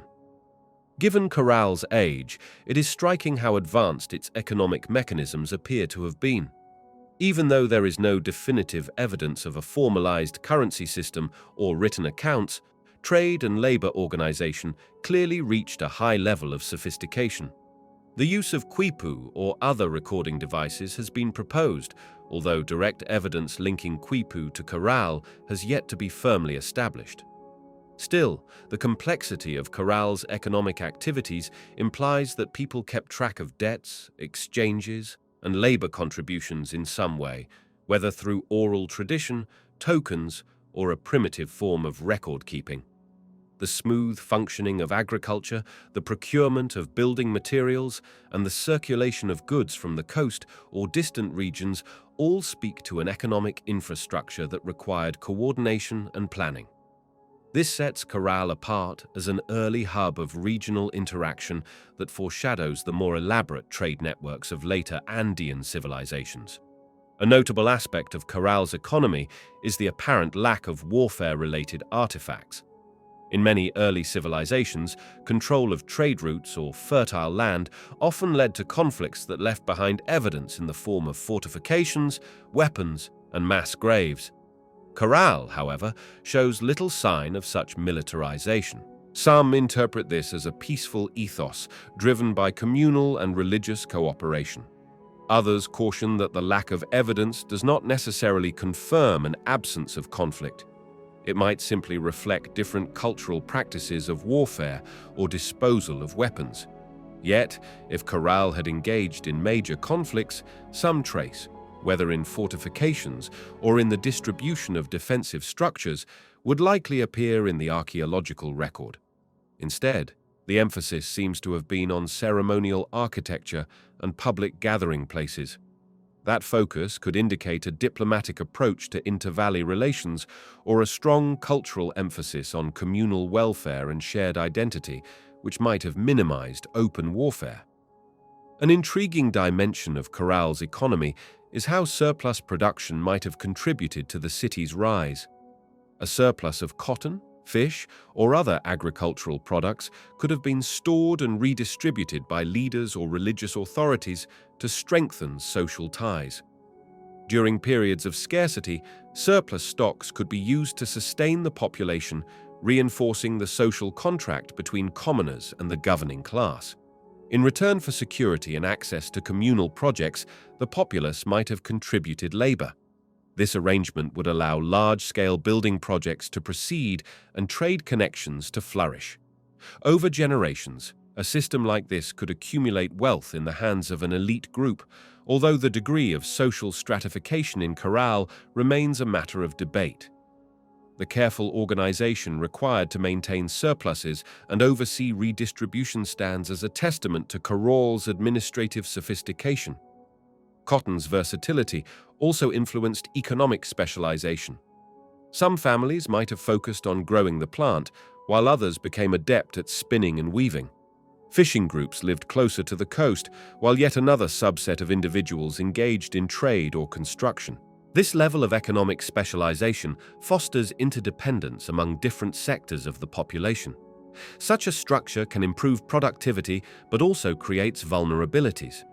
If the fishing sector experienced a sudden decline in fish stocks or if drought affected cotton fields, the whole community might feel the repercussions. The success of Caral over many centuries suggests that the inhabitants managed to navigate these risks, possibly through careful management of resources and cooperative social practices. The communal aspect of Caral's religion may have helped unify these diverse economic interests under shared beliefs and traditions. Over time, Caral's economic relationships likely evolved, incorporating new trade partners and adapting to environmental shifts. The Middle Supe Valley may have seen the emergence of satellite communities that interacted regularly with the central city, either by supplying raw materials or by offering specialized crafts. These secondary settlements might have functioned as nodes in a broader network, tying Caral to distant areas and facilitating the movement of goods, people, and cultural ideas. As Caral's population grew, so did the demands on farmland, fishing areas, and raw materials. Balanced management of these resources would have been critical to prevent ecological decline or social unrest. The relative longevity of Caral as a major center suggests that the city navigated these challenges with a fair degree of success, at least until circumstances shifted enough to prompt decline or transformation. In essence, Caral's economy and trade networks exemplify an early civilization that blended agriculture, fishing, textile production, and regional commerce into a cohesive system. The minimal emphasis on warfare, coupled with the grand scale of communal building projects, suggests that cooperation and shared ventures were integral to its success. Although the specifics of market exchange, currency, and administration remain speculative, the archaeological findings demonstrate a level of organization that rivaled other early cradles of civilization around the world, Caral's inhabitants harnessed their environment, engaged with neighboring regions, and developed specialized crafts, all without leaving extensive written records. By examining these economic dynamics, scholars gain a fuller understanding of how Caral maintained its monumental architecture, supported a stable population, and fostered a society capable of thriving for centuries in what is now a desert landscape. Caral thrived in a region where the land met the sea, and the people living there found ways to nurture crops while also taking advantage of marine resources. Although modern observers sometimes assume that ancient civilizations developed with large armies and significant warfare, Caral does not appear to have been dominated by conflict. Instead, agriculture and food systems suggest a peaceful coexistence among the inhabitants, who seem to have organized themselves around collective labor and mutual benefit.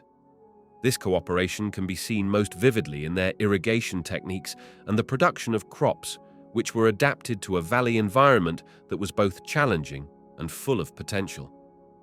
Experts who have studied Caral point to the Supe Valley's climate and geography as key factors in how agriculture developed.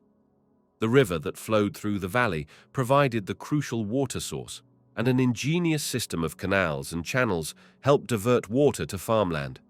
Through a balance of ecological awareness and communal effort, the people of Caral made their environment work for them. The Supe Valley receives limited rainfall, which means that successful agriculture usually depends on irrigation rather than relying solely on precipitation. In Caral, people took advantage of the river's seasonal patterns, ensuring that fields were well watered when it was most necessary. Excavations have revealed the remains of canal systems that likely required group labor. This indicates that agriculture was not something a single family or small band could handle alone. Rather, it was a community-wide project that called for the coordination of many individuals. When a valley relies on river irrigation, the timing of water flow and distribution becomes paramount. Diverting water at the right time and to the right fields can mean the difference between a good harvest and a failure. Caral's inhabitants seem to have grasped this concept well, as their ability to grow crops suggests they had a handle on controlling and directing water across multiple plots of land. A variety of crops have been identified in archaeological studies of Caral, including cotton, gourds, beans, and other staples. Cotton held a special place in the Caral economy because it was used to make fishing nets, which in turn allowed people to exploit marine resources. The presence of cotton in large quantities hints at a synergy between agriculture and fishing. Cotton grown in the valley would be spun into threads, then turned into nets that could be used along the coast to catch fish, which provided essential protein for the community. Once caught, the fish could be brought back inland or traded with other communities that did not have direct access to the sea. This intertwining of agricultural production and maritime resources creates a picture of Caral as a hub of exchange, where people were not strictly bound to the fields or the waves, but knew how to utilize both to sustain themselves. The growth of cotton also underscores the sophistication of Caral's inhabitants, since cotton requires a certain level of care, especially in an environment that is not drenched with rainfall year-round. Irrigation had to be carefully managed to ensure that cotton plants thrived, and the surplus produced presumably exceeded the immediate local needs for basic subsistence. That surplus likely fueled trade with neighboring settlements who might have been eager to acquire cotton textiles or fishing nets in exchange for other goods. This kind of regional exchange could have contributed to Caral's economic stability. Since archaeologists have yet to find significant evidence of weapons or fortifications, it appears the people of Caral did not heavily invest in warfare, instead channeling their energy into agricultural, ceremonial, and communal activities. Beans and gourds were among the crops cultivated, providing nutritional variety. Beans in particular are high in protein when cooked, which could supplement diets that also included fish or other marine life. Gourds are extremely useful for making containers and utensils, offering a biodegradable solution for carrying water or storing food. These practical uses speak to the ingenuity of the Caral people, who showed a knack for growing things that served multiple purposes. Sweet potatoes, squash, and possibly other root vegetables also appear to have been grown, adding further diversity to meals. Although the exact recipes and cooking methods are lost to time, it is likely that stews, porridges, or roasted vegetables were common dishes, and the rich marine harvest added flavor and nutritional balance. Archaeobotanical studies, which analyze plant remains in soil samples, have offered glimpses of the exact types of seeds and fibers present in Caral. These remains suggest that the local climate and riverside environment allowed for fairly robust agricultural production, at least by ancient standards. Preserved seeds, pollen, and microscopic evidence all help researchers understand how the land was cultivated centuries ago. Thanks to these findings, experts have posited that Caral's success hinged on the way its inhabitants capitalized on various microclimates within the valley. Different crops would have been suited to slightly different conditions, and Caral's people seemed keenly aware of where best to plant each one. Their irrigation feats must have required a shared vision and a sense of long-term planning. Farming is not merely about planting seeds. It involves preparing the soil, managing water levels, waiting for growth, and then harvesting at the right time. If an elaborate canal system broke down or was poorly maintained, an entire season's crops might have been lost. Consequently, there likely existed some form of oversight, perhaps a council of elders or a group that specialized in water management to ensure that fields were properly tended. While the exact societal hierarchy remains a matter of debate, it is fairly clear that someone had to organize these tasks on a large scale. Monuments and public structures in Caral hint at a centralized authority that might have been tied to religious or ceremonial leadership, but the consistency of agricultural success would also have rested on the everyday actions of farmers, laborers, and families working the fields.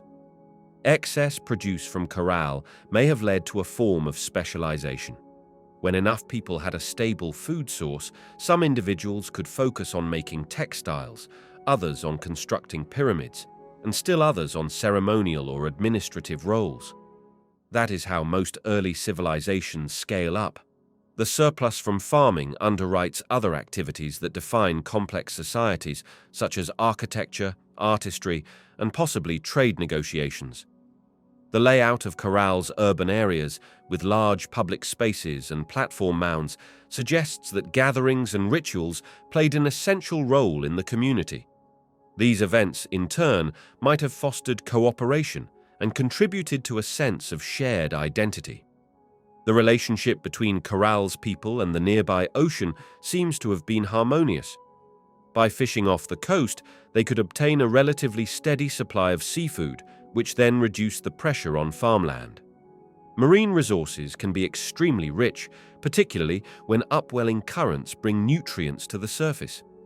Caral residents possibly tapped into these bountiful waters with their cotton nets, hauling in fish that could be smoked, dried, or salted for storage and later consumption. Such a system would have made Caral less vulnerable to drought or crop failure. If the harvest was poor one year, there would still be fish, and vice versa. This interplay likely made Caral a resilient community, capable of enduring shifts in climate or environmental changes better than a society that relied solely on agriculture or solely on marine resources. Some researchers propose that Caral's reliance on cotton for nets turned the Supe Valley into a critical production center. People from neighboring areas who fished along the coast might have needed Caral's cotton goods, while Caral itself needed a steady supply of fish. This exchange network could have extended well beyond the immediate coastline, as fish might also have been traded inland, or the cotton could have been used to produce textiles for clothing and other purposes. The synergy between farmland and sea is a distinctive feature of the Caral culture, highlighting the creativity and adaptability of its people. Once crops were harvested, they had to be processed and stored. Even in the earliest forms of civilization, the complexity of managing food surpluses can be substantial. Storage facilities, Granaries or communal buildings might have been constructed to keep grains, beans, and other produce safe from moisture and pests. Ceramic containers or gourd vessels could have been used to store seeds and dried food. While Caral's inhabitants did not leave behind elaborate written records, the architectural remains do indicate that certain structures may have been dedicated to food processing or warehousing.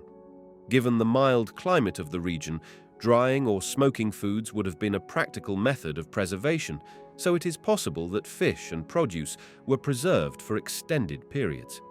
The absence of walls or barricades around Caral encourages speculation that the society was relatively peaceful, though this point has sparked debate. If people were not constantly fending off attackers, more of their collective effort could go toward agricultural improvement, ceremonial building projects, and cultural development. This focus would also explain the level of sophistication seen in their terraced pyramids and communal spaces. The energy poured into these structures might have been made possible only by the steady agricultural base that ensured the population could be fed without everyone needing to farm full-time. In looking at Caral's agricultural system, some modern researchers see a model for sustainable living in challenging environments. The canals likely needed regular maintenance to avoid sediment buildup or damage, and the fields had to be rotated or carefully managed to prevent soil exhaustion. Although intensive agriculture can deplete the land, Caral's longevity hints that the people found methods to preserve their farmland for generations. Perhaps they understood the nutrient cycles in the soil, introduced techniques that minimized erosion, or even coordinated planting schedules so that the river and its nutrients were used efficiently without overextension. Another angle to consider is the possible cultural or religious significance of agriculture. In many ancient societies, the success of crops was tied to ceremonies or rituals intended to secure divine favor or cosmic balance. Caral's platform mounds and gathering spaces might have been sites for communal prayers, offerings, or celebrations around planting and harvest times. Music, dance, or the burning of offerings may have accompanied these events, reinforcing bonds between community members and their leaders. The link between agriculture and religious observances can also promote social cohesion, as everyone relies on the success of the crops and the stability of the environment.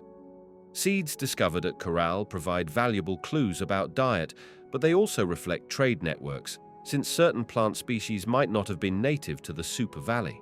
If seeds or plants came from distant regions, then trade routes must have existed, and Caral's status as a major site would have made it a center of cultural exchange. This exchange might have been facilitated by caravans, river travel, or coastal sailing vessels that moved goods up and down the Pacific coastline. Over time, these interactions would shape the local cuisine, introducing new flavors and diversifying the agricultural profile of the region. Culinary practices in ancient Caral might have been simple compared to what people expect in the modern era. Still, the variety of ingredients available from both land and sea implies that meals could have been relatively well-rounded. Beans, squash, and possibly chili peppers could form the base of a stew, while dried fish or fresh catch could be added for protein. Over centuries, these dishes might have evolved into distinct regional delicacies, though much of that knowledge has been lost. Nevertheless, the presence of grinding stones and other food processing tools suggests that Caral's inhabitants put thought and effort into preparing their meals. Agriculture likely intersected with social hierarchies. Those in leadership positions could coordinate irrigation schedules and decide when to allocate labor for canal upkeep or harvest assistance. They might also organize communal feasts to mark important events or celebrate successful harvests. During these gatherings, food would have been a centerpiece, served to participants while rituals or speeches took place on the platform mounds. By distributing food in a ceremonial context, leaders reinforced their role as protectors and facilitators of agricultural abundance, strengthening their legitimacy in the eyes of the community. As centuries passed, the techniques and knowledge of farming probably became increasingly refined. Families or guilds might have specialized in certain crops, passing down their skills to younger generations. The culture of Caral placed value on both agriculture and maritime endeavors, and the synergy between these sectors is one of the most striking qualities of this civilization. Even though Caral has often been overshadowed by the fame of Egypt or Mesopotamia, its agricultural practices reveal a deep understanding of complex ecosystems. This civilization took root in a dry valley, but found ways to make it flourish, demonstrating a remarkable adaptability that still intrigues scholars today. In the broader context, Caral challenges the narrative that early civilizations needed to rely primarily on domesticated animals or large-scale grain monocultures for their survival. Instead, here is a culture that balanced multiple food sources without leaving behind extensive evidence of warfare. Some have taken this as a sign of a peaceful society built on cooperation. Others caution that the absence of warlike artifacts does not necessarily prove there was never conflict, but it does highlight the possibility that Caral's agricultural success may have been sufficient to meet basic needs without provoking large-scale strife. Evidence suggests that Caral's agricultural and food systems contributed to a supportive cultural framework, one in which people had enough to eat, leaders could organize construction projects and ceremonies, and trade networks extended along the coast.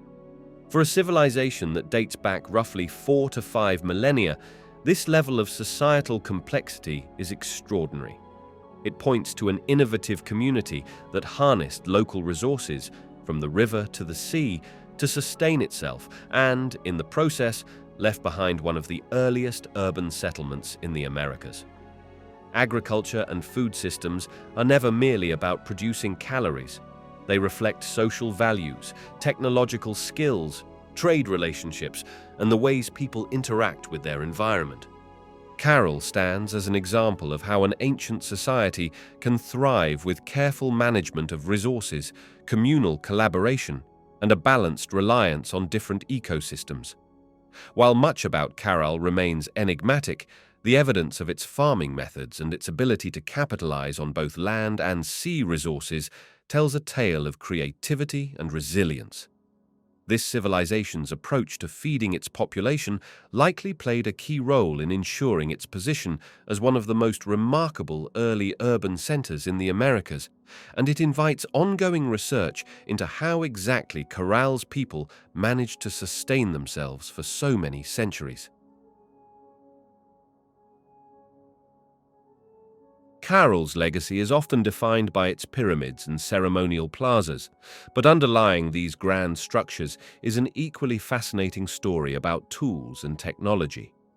Researchers have attempted to understand what kinds of implements the Caral people used to shape their environment, construct monumental buildings, and carry out the routine tasks of daily life. Since Caral lacks the elaborate metalwork found in later civilizations, attention naturally turns to the stone, wood, bone, and possibly shell tools that help people achieve feats of architectural and agricultural innovation. The technological achievements of Caral might not be flashy by modern standards, but they demonstrate a resourceful use of available materials. One striking aspect is how Caral, despite being roughly contemporaneous with early civilizations in Mesopotamia and Egypt, does not appear to have developed a widespread metallurgy tradition. Bronze or iron tools are not typically unearthed in the Supe Valley. Instead, the inhabitants relied on simpler materials. Stones were shaped into cutting edges, scrapers, and possibly projectile points.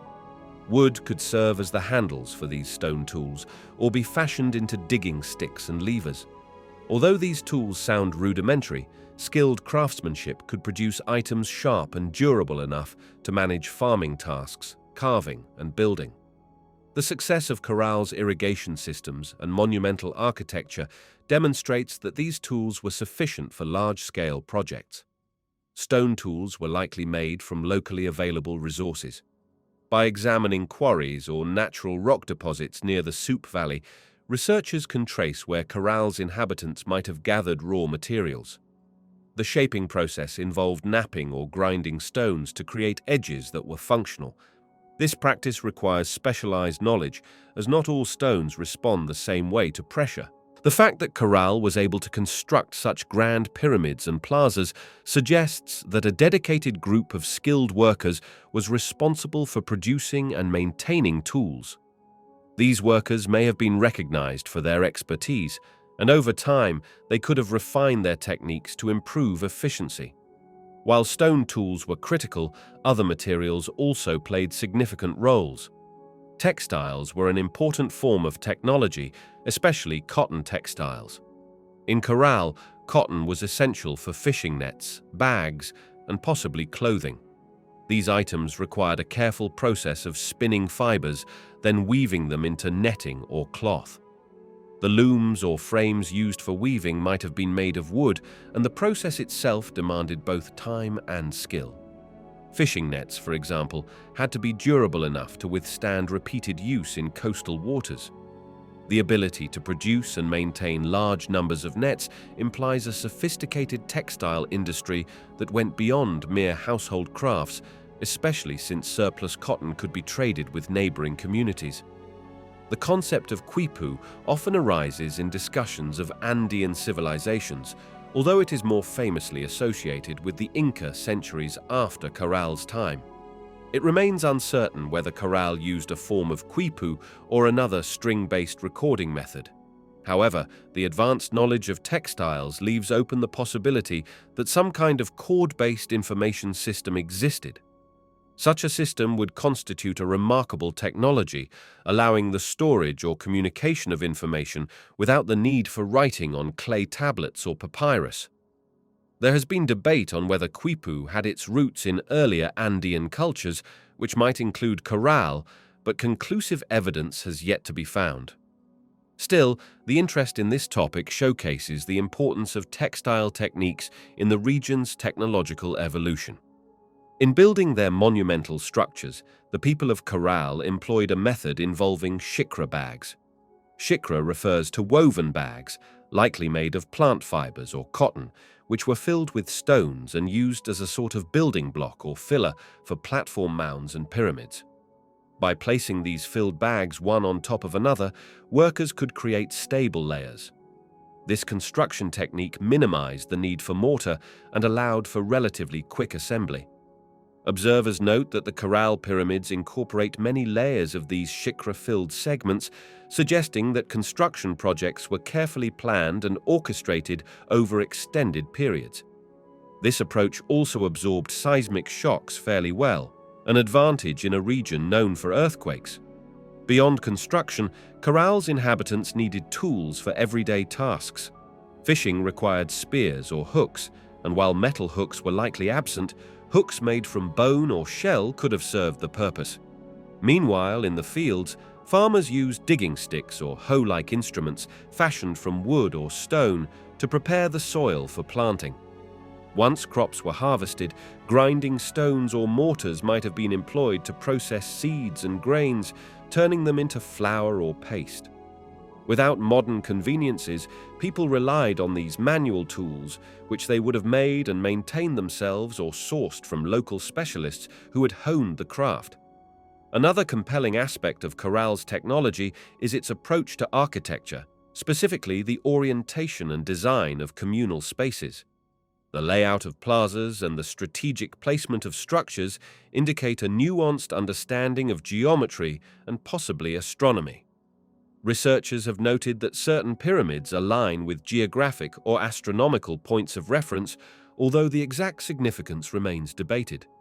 If these alignments were intentional, it would suggest that Caral's leaders or architects possessed knowledge of celestial cycles. Observations of the sun, moon, and stars might have played a role in deciding when to plant and harvest crops, or in scheduling important religious festivals. The technology behind such astronomical observations, while less tangible than tools of stone or bone, can be just as pivotal in shaping a civilization's daily life and spiritual identity. Since Caral lacks extensive iconography or written records, it is challenging to piece together every facet of their technological repertoire. Nevertheless, archaeologists can glean insights from artifacts like bone needles, weaving tools, or fishing implements. These objects might appear modest, yet they represent the day-to-day innovation that underpinned Caral's economic and cultural life. When those needles were used to stitch cotton cloth or mend a fishing net, it was a small but vital act of sustaining the community's well-being. Without such tools, Caral would not have been able to feed or clothe its population effectively, nor support the specialized labor needed for pyramid construction. Caral's technology also extended to the creation of musical instruments.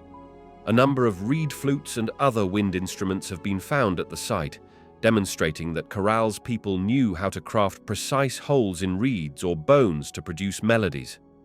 The craftsmanship required to make a playable instrument suggests a keen sense of pitch and acoustics, which is another form of technology, albeit one oriented toward cultural or ceremonial activities.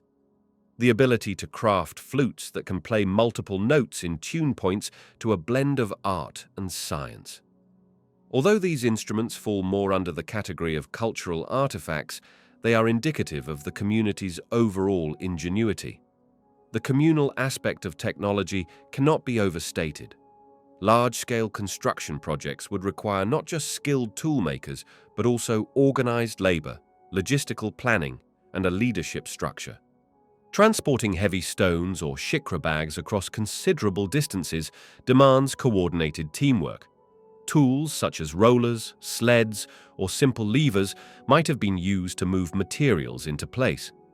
Even if Caral did not develop the wheel in the conventional sense or use draft animals to carry loads, they managed to complete monumental works that have stood for millennia. This accomplishment speaks volumes about their collective technical know-how. Although Caral existed thousands of years before modern machines, it is useful to remember that technology is not limited to electronics or metals. Every aspect of Caral's day-to-day functioning, from weaving nets to building pyramids, was supported by a range of tools adapted to the environment. Shells might have been repurposed as scoops or scrapers. Feathers could have been used in ceremonial costumes or as part of decorative items, though that delves more into the realm of cultural expression.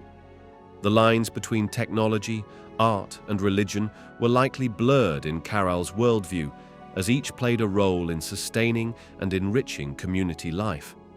In the agricultural fields, technology also encompassed irrigation systems.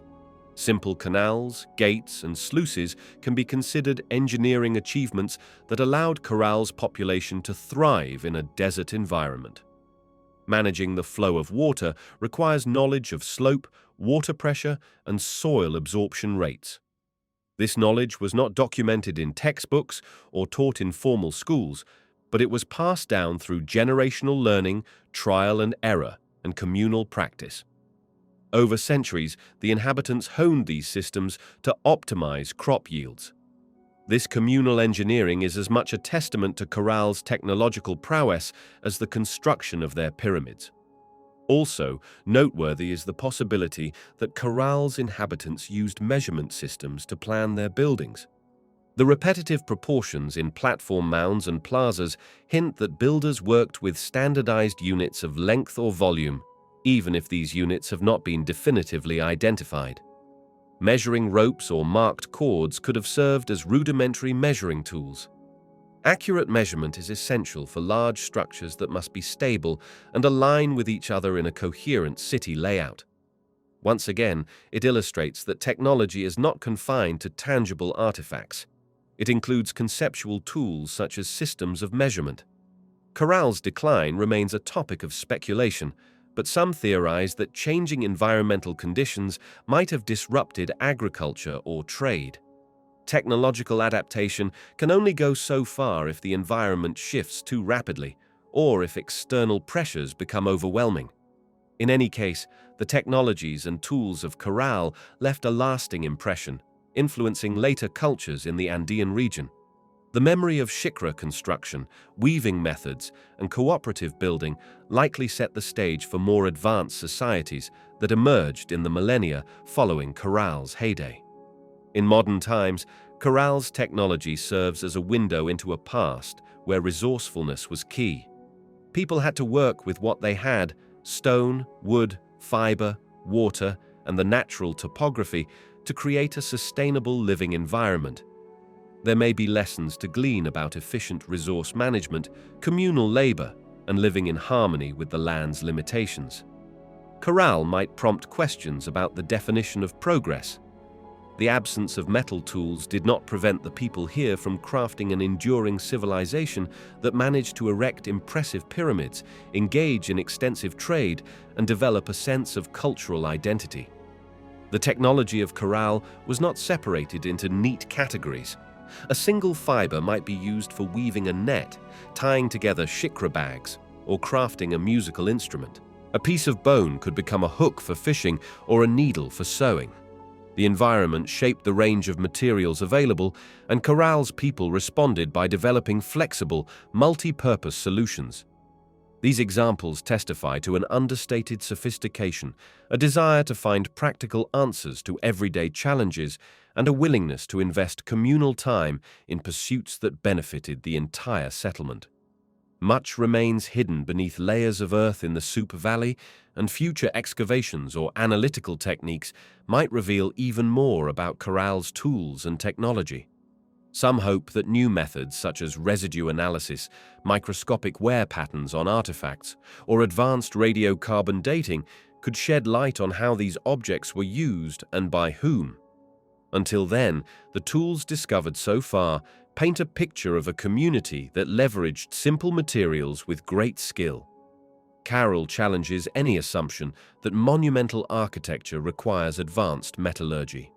It shows that with organization, creativity, and shared purpose, people can accomplish remarkable feats, even with what modern observers might label as basic tools. In summary, Caral's technology revolved around practical, resource-based innovations. Stone, cotton, plant fibers, wood, and bone combined to produce tools that assisted with farming, fishing, building, and daily chores. These technologies were accompanied by conceptual advances in organizing labor, measuring space, and possibly observing astronomical cycles. While Caral did not develop metal tools or leave behind a written language, its achievements stand as a testament to human ingenuity in a challenging environment. The integrated approach to living, where technology served agriculture, trade, communal building, and religious life, offers a glimpse into how early civilizations could flourish without some of the hallmarks typically associated with advanced societies in other parts of the world. Caral's art and cultural expression might not be as visually overwhelming as the colossal statues or intricate carvings found in other ancient civilizations, but they provide crucial insight into the values and daily life of this early society. Researchers examining Caral's ruins have uncovered evidence of musical instruments, decorative elements, and subtle markers that hint at communal gatherings and ritual activities. Although Caral predates the flourishing of more famously artistic cultures in the Andes, it set the stage for a long tradition of Andean art, influencing how people used materials, represented their world, and shared their experiences with each other. One of the most remarkable aspects of Caral's cultural expression lies in its music. Archaeological teams have found flutes made of bird and animal bones, as well as cornet-like instruments crafted from deer or llama bones. These instruments often have carefully aligned holes, suggesting a grasp of scales and tonal ranges that would allow musicians to create melodies rather than just simple sounds. The presence of multiple instruments with varying pitches points to a structured musical tradition where groups of players could perform simultaneously, possibly during ceremonial events. Music might have served as a binding force, accompanying rituals in Caral's plazas or platform mounds. The image of people gathering in a large open space surrounded by the pyramids they built and listening to or participating in musical performances suggests a society that valued shared experiences and emotional resonance. Caral's architecture itself can be viewed as an artistic statement. The massive platform mounds, sunken circular plazas, and carefully laid out corridors reflect a sense of aesthetics and symbolism. Although these constructions served ceremonial and possibly administrative functions, They also would have been visually striking to an ancient observer. The symmetry and scale of these projects demonstrate that Caral's leaders and architects prioritized harmony in design. Some structures appear aligned with natural landmarks or celestial events, giving them a cosmological dimension. This alignment could be interpreted as a form of environmental art, integrating the built environment with the cosmos. The artistic vision behind Caral's city planning likely carried a spiritual or communal significance that reinforced group identity. Decorations and carvings, while not abundant, do make appearances in Caral's material record.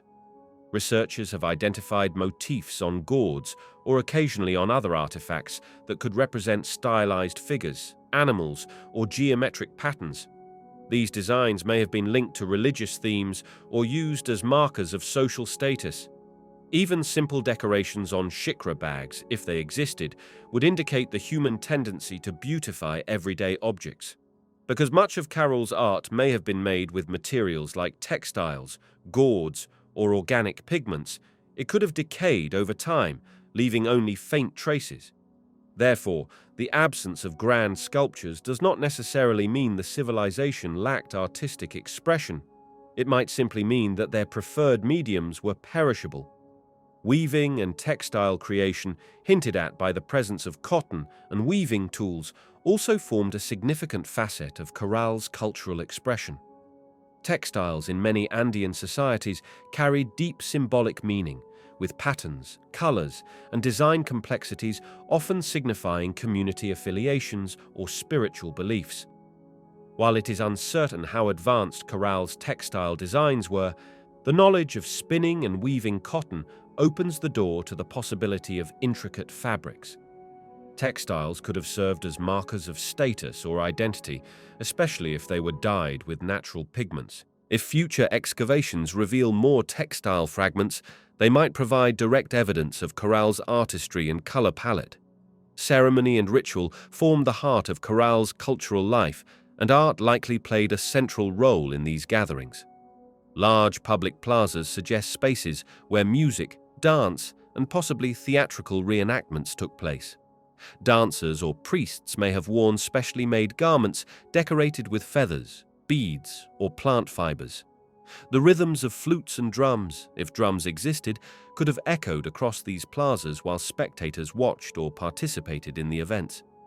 Such communal rituals would help bond the people of Caral together, fostering a shared cultural identity and perhaps reinforcing social hierarchies or religious convictions. This culture appears to have been deeply connected to the environment, and that connection might be reflected in its art. Marine motifs could have been common, given that fishing was such a crucial part of Caral's economy. Waves, fish, or seabirds might have found their way into decorative patterns. At the same time, agricultural themes like plants, seeds, and irrigation channels could have appeared in symbolic or stylized form, reflecting how vital farming was to sustaining daily life. Some societies use mythic stories about the origins of agriculture or the arrival of water to shape their artistic narrative. Caral might have had similar narratives, even if they were primarily transmitted orally and supplemented by ephemeral artistic forms like body paint or ephemeral sand drawings.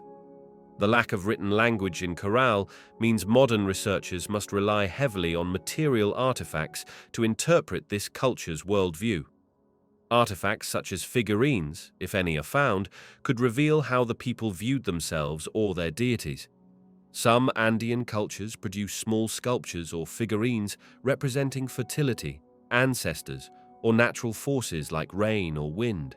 Caral's inhabitants might have had similar practices, although conclusive evidence remains scarce. The ephemeral quality of many artistic materials used in such rituals, coupled with thousands of years of environmental wear, makes it challenging to reconstruct a full picture of Caral's creative output. Nonetheless, a focus on group expression seems evident. The monumental architecture required collective effort and communal gatherings, which in turn were likely accompanied by music and possibly dance. These experiences can be considered a form of performance art, integrating movement, sound, and architectural space. If Caral's residents believed that music and movement influence spiritual energies or the forces that govern nature, then these performances would have been charged with meaning, playing a critical role in the society's sense of cosmic order. This interplay between architecture, sound, and social unity might be one reason Caral's pyramids were not merely utilitarian, but also aesthetically impressive. The flutes discovered in Caral merit special attention because they are among the earliest known musical instruments in the Americas. Many of these flutes are made from pelican or condor bones, carefully perforated to produce distinct notes. The exact scale or tuning system remains under study, but some attempts have been made to recreate and play these ancient instruments. Hearing those recreated sounds can be an uncanny experience, bridging a gap of millennia and offering a glimpse into Caral's cultural atmosphere. The music might have been improvisational or follow a particular repertoire passed down through generations. Regardless, the effort to craft flutes with uniform hole spacing indicates a shared knowledge of acoustics and a collective interest in sustaining a musical tradition. Beyond music, painting or dyeing could have played a part in Caral's aesthetic. Although few painted murals have been found, there is a chance that walls or fabrics once featured pigments derived from minerals or plants.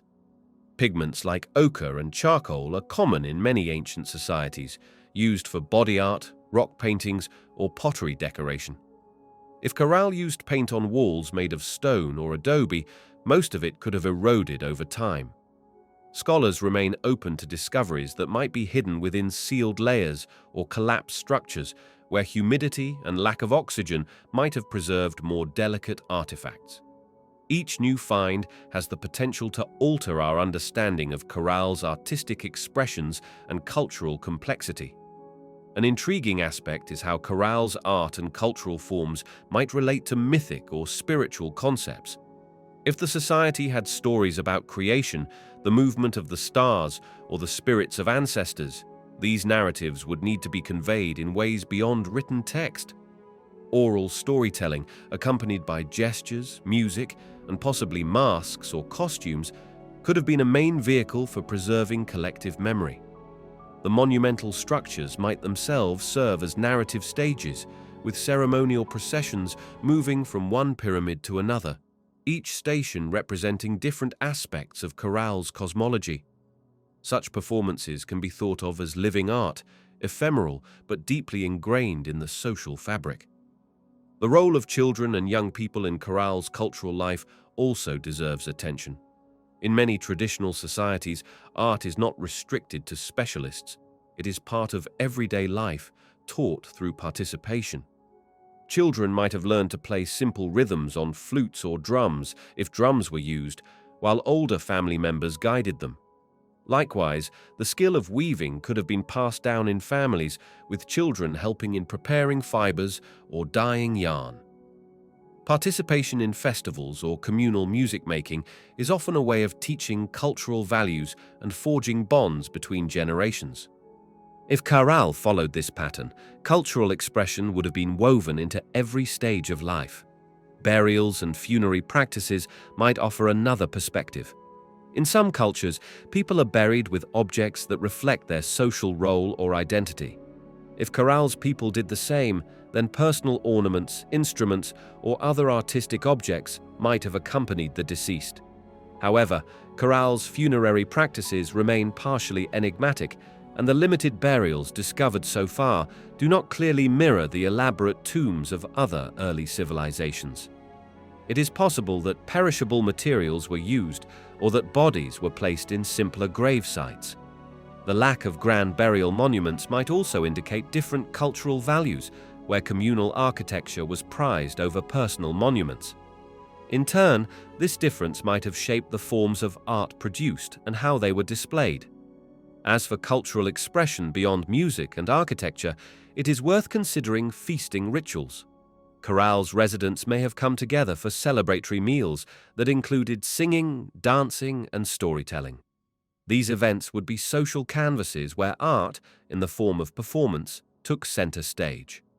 Lacking plates, silverware, or other modern dining implements, people likely used gourds, leaves, or textiles as serving pieces, which could themselves be decorated. The entire meal experience, from the arrangement of food to the group's music and dance, would have formed a cohesive artistic expression of community identity. Caral's influence on later Andean cultures is still under investigation, but there are strong indications that certain artistic themes or cultural practices might have been passed down over centuries. The emphasis on communal plazas and ceremonial gatherings resonates in many subsequent Andean civilizations.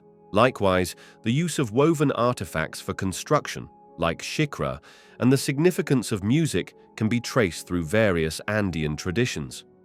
It is possible that the seeds of Andean art styles, geometric patterns, stylized figures, a focus on cosmic alignment, took root in Caral to be later developed by civilizations such as the Chavin, Moche, and Nazca.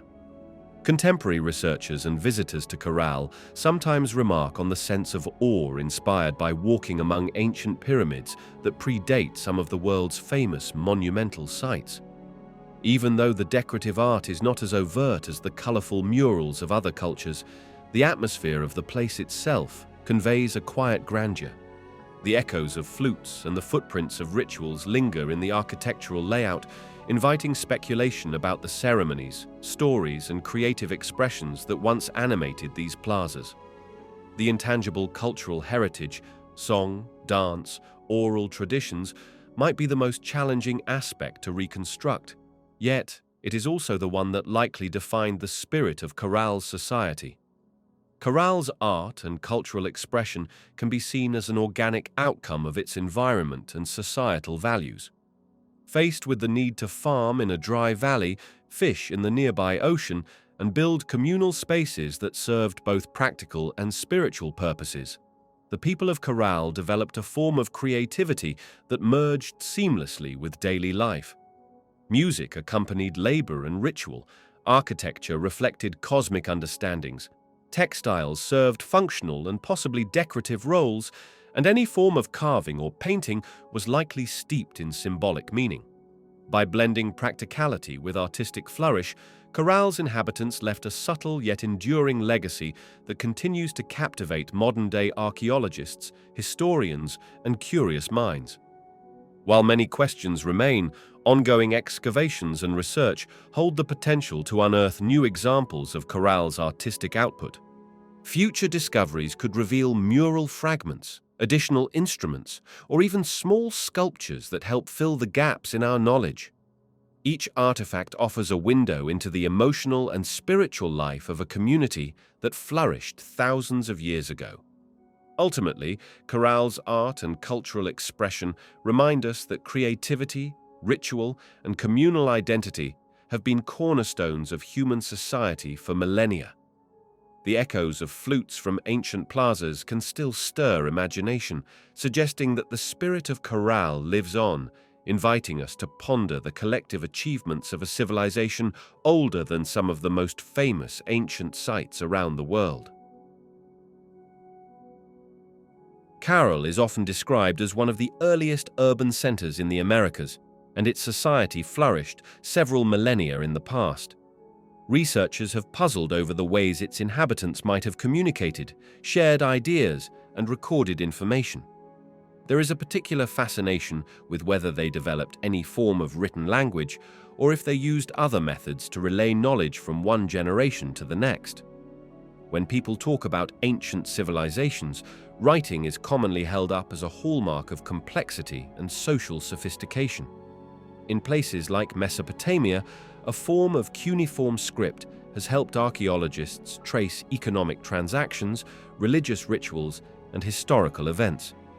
In ancient Egypt, hieroglyphic texts revealed stories of pharaohs, gods, and daily life along the Nile. By comparison, Caral lacks a fully deciphered script or any direct written records, so it occupies a puzzling space in the broader study of how complex societies arise and function. The absence of a known writing system should not be interpreted as a sign of a less advanced civilization.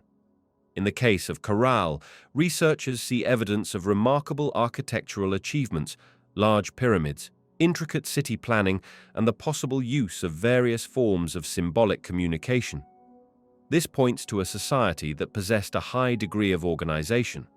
The question becomes how such organization was maintained and transmitted without an obvious set of written symbols like cuneiform or hieroglyphs. Scholars have debated whether the people of Caral relied on oral tradition to preserve knowledge, laws, stories, and religious beliefs. Oral cultures can be extremely adept at memorization and ritual recitation. They can maintain consistent narratives across generations, especially when religious and ceremonial contexts bind the community together around common beliefs and practices. Beyond oral tradition, one of the intriguing ideas concerns the possibility that Caral used an early form of quipu, a knotted cord system that has been associated with the later Inca civilization. In the Inca world, quipu cords served as a means of recording numerical information related to taxation, tribute, population counts, and sometimes genealogical data. The question is whether this system had roots in earlier Peruvian cultures, including Caral. Some archaeologists have considered whether certain artifacts found at Caral might be primitive versions of quipu or quipu-like tools, used to record essential figures or keep track of inventories. This line of inquiry suggests that while Caral might not have had a formal writing system with pictographs or alphabets, they could have had a more abstract system of record-keeping through knots and fibers. Another point of interest is the possibility of symbolic iconography on walls, textiles, or pottery. Although Caral has not revealed a multitude of painted pottery or inscribed stelae like those found in Mesoamerican sites, scholars wonder if they used more ephemeral materials for symbolic representation. Textile production was clearly important in ancient Peru, and Caral might have developed a sophisticated weaving culture that contained coded messages in the patterns. The absence of surviving textiles that explicitly show a written script might be due to preservation issues. Organic materials degrade over time, especially if they are not buried under the right conditions. If Caral's inhabitants wove specific motifs and symbolic threads into cloth, it may have functioned as a visual language with patterns that conveyed ideas about identity, social status, or religious beliefs. Communication also encompasses large-scale expressions that go beyond the written word. Architecture can serve as a kind of communicative medium, especially when monuments and ceremonial spaces convey social hierarchies and cosmological ideas. The pyramids and plazas of Caral might have been a kind of communal statement, a physical manifestation of shared beliefs in divine forces or a cosmic order.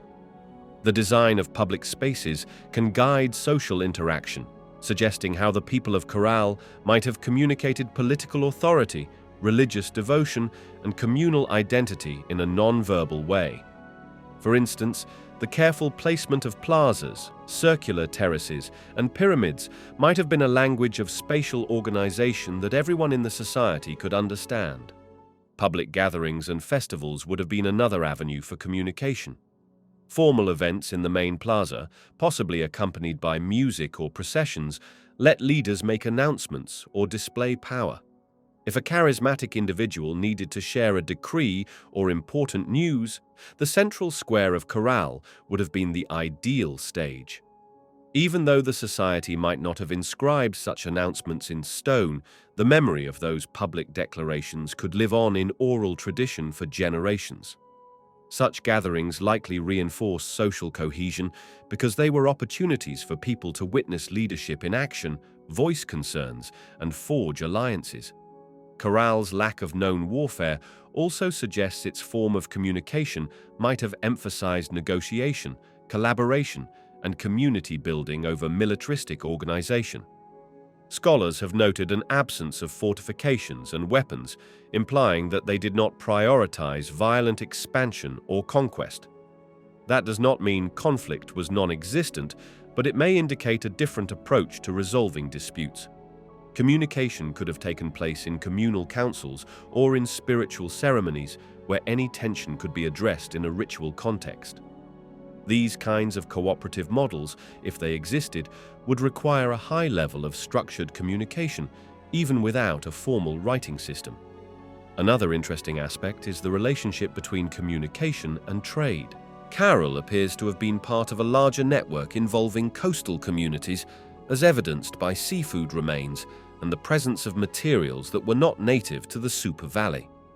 Trading relationships depend on some level of trust and mutual understanding. People likely had to negotiate the value of goods, coordinate delivery schedules, and maintain friendly ties with neighboring regions. It is possible that Caral's people used a combination of spoken agreements, symbolic gestures, and perhaps not records to keep track of what was owed and by whom. The consistency and longevity of those relationships point to a reliable system of communication, even if it was not recorded on clay tablets or stone monuments. In the broader global context, there are precedents for large, urbanizing cultures that functioned without a formal script. Some societies in the pre-Columbian Americas, as well as parts of Polynesia and Africa, maintained complex social structures without developing the kind of writing seen in Mesopotamia, Egypt, or China. The Caral case adds nuance to the idea that writing is a universal requirement for advanced civilization. It shows that agriculture, architecture, social stratification, and organized religion can all thrive in a culture that relies primarily on oral or symbolic communication. Scholars sometimes point to Caral as evidence that advanced socio-political organization can emerge and flourish in the absence of written texts. At the same time, the search for possible writing or symbolic systems in Caral is far from complete. Excavations continue, and new discoveries might change the current understanding. If archaeologists were to find a hidden mural or a cache of inscribed artifacts, it would be a significant breakthrough. Even if such a discovery never happens, there is still much to learn from the available evidence of Caral's communication methods. For instance, the arrangement of architectural complexes, the presence of musical instruments, and the existence of possible quipu-like artifacts might hold more subtle clues about how messages were conveyed between the leaders, priests, artisans, and farmers. Speculation about large gatherings in the plazas of Caral often includes the notion that priests or spiritual leaders might have performed ceremonial rites that told the stories of their ancestors, explained cosmic phenomena, and laid out moral guidelines. These rites likely involved speech, chanting, and possibly the playing of instruments or the use of dance. The human voice itself is a powerful medium, and in many ancient cultures, the intonation and rhythm of words during rituals could bring people together around a shared worldview. Repetitive chants or hymns might have helped members of the community remember key teachings, genealogies, or prayers. If a visitor were to step back in time and approach Caral's city center, they might see gatherings where leaders and elders spoke passionately about upcoming planting seasons, communal building projects, or religious festivals dedicated to deities associated with the sky, the earth, or water sources. The exact content of these speeches is lost to modern knowledge, but the shared cultural fabric must have been woven through constant verbal exchange. People probably gathered in family units, extended kin groups, or guild-like collectives of artisans and farmers to discuss daily tasks, settle disputes, and celebrate harvests. Such discussions, repeated day after day, would form the basis of an unwritten but well-understood cultural code. It is also worth considering the role of memory specialists within Caral.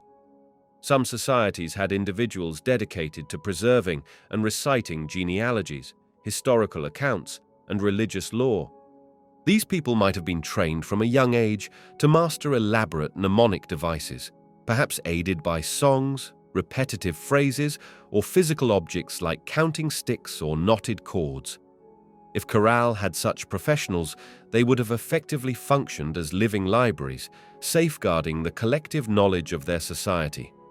They might have tutored younger apprentices in specialized knowledge, ensuring that communal information would endure even as older generations passed away. That function alone, maintained consistently, could keep the civilization's administrative and ceremonial life running smoothly. On the question of a potential early script, some archaeologists hold out hope that subtle inscriptions might still lie hidden in certain artifacts.